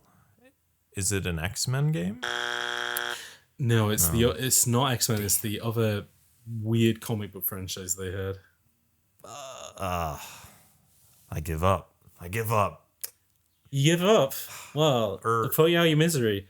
Number 9 this week is Fantastic Four. Come on, damn it. Rise of the Silver Surfer. How did I forget such art? How can you forget about comic books' most famous family, the Fan Four? God. And I saw that in theaters, I think. I think I also saw it in theaters, and there's only one bit that I can remember from it, which is when the army have captured the Silver Surfer, and the scientist says, "Well, on Earth we have these things called human rights. Fortunately, you're not human." Oh my god! Yeah, that feels like a trailer bit.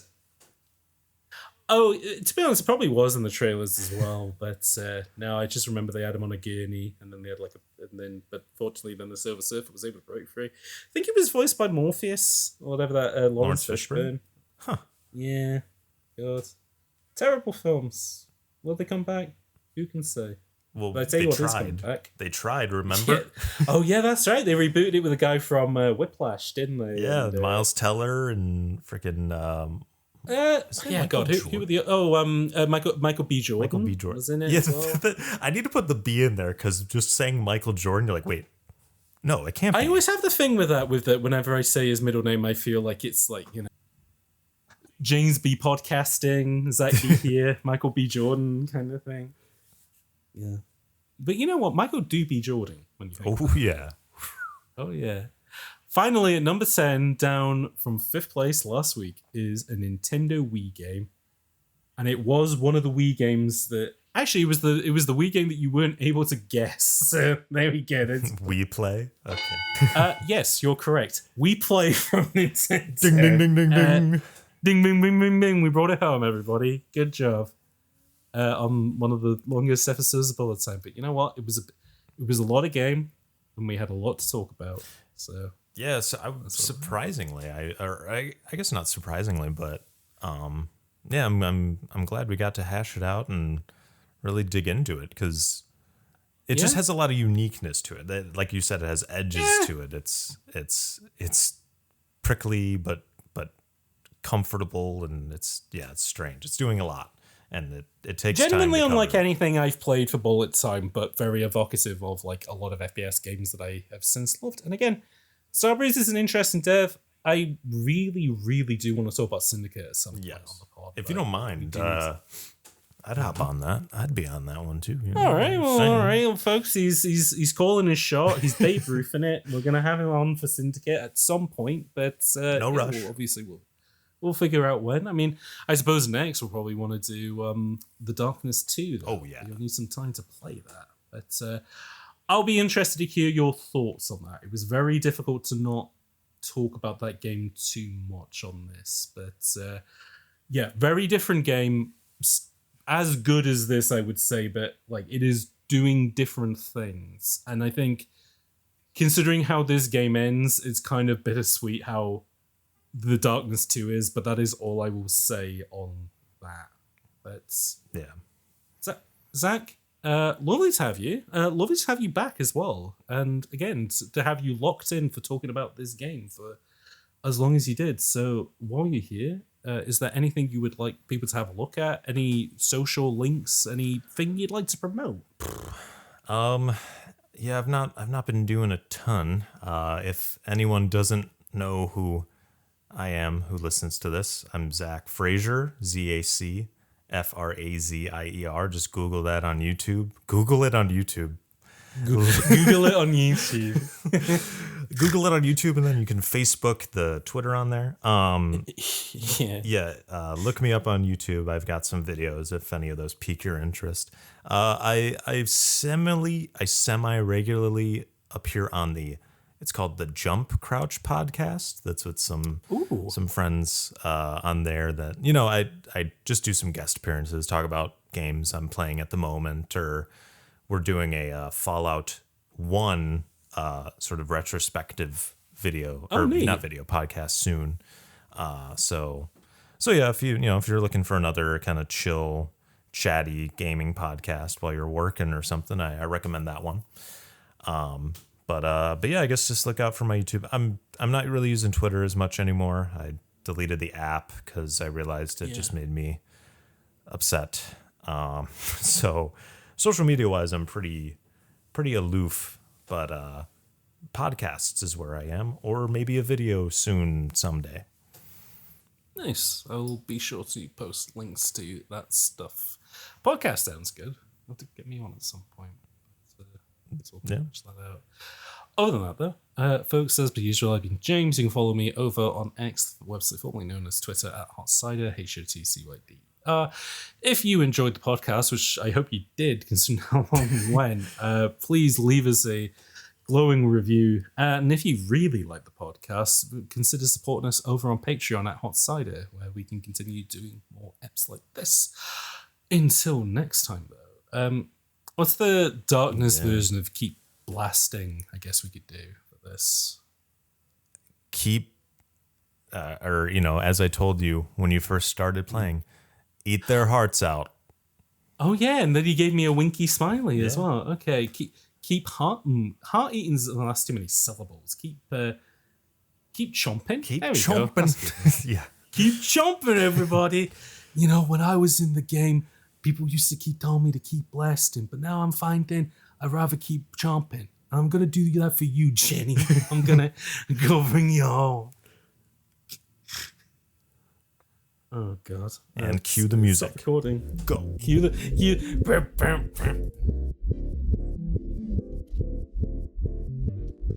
This podcast has been made possible by Dylan Robinson, Eric Hamilton Schneider, Jesse Garasha, Kevin from Pixellet, Mouse, Twyla27, Valerie B, VG, and the Hot Cider support tier. If you'd like to help with the production of episodes and gain access to extra content, consider supporting over at patreon.com/Hot Cider. That's HOTCYDER. A special thanks to Max Coburn for the Bullet Time theme tune.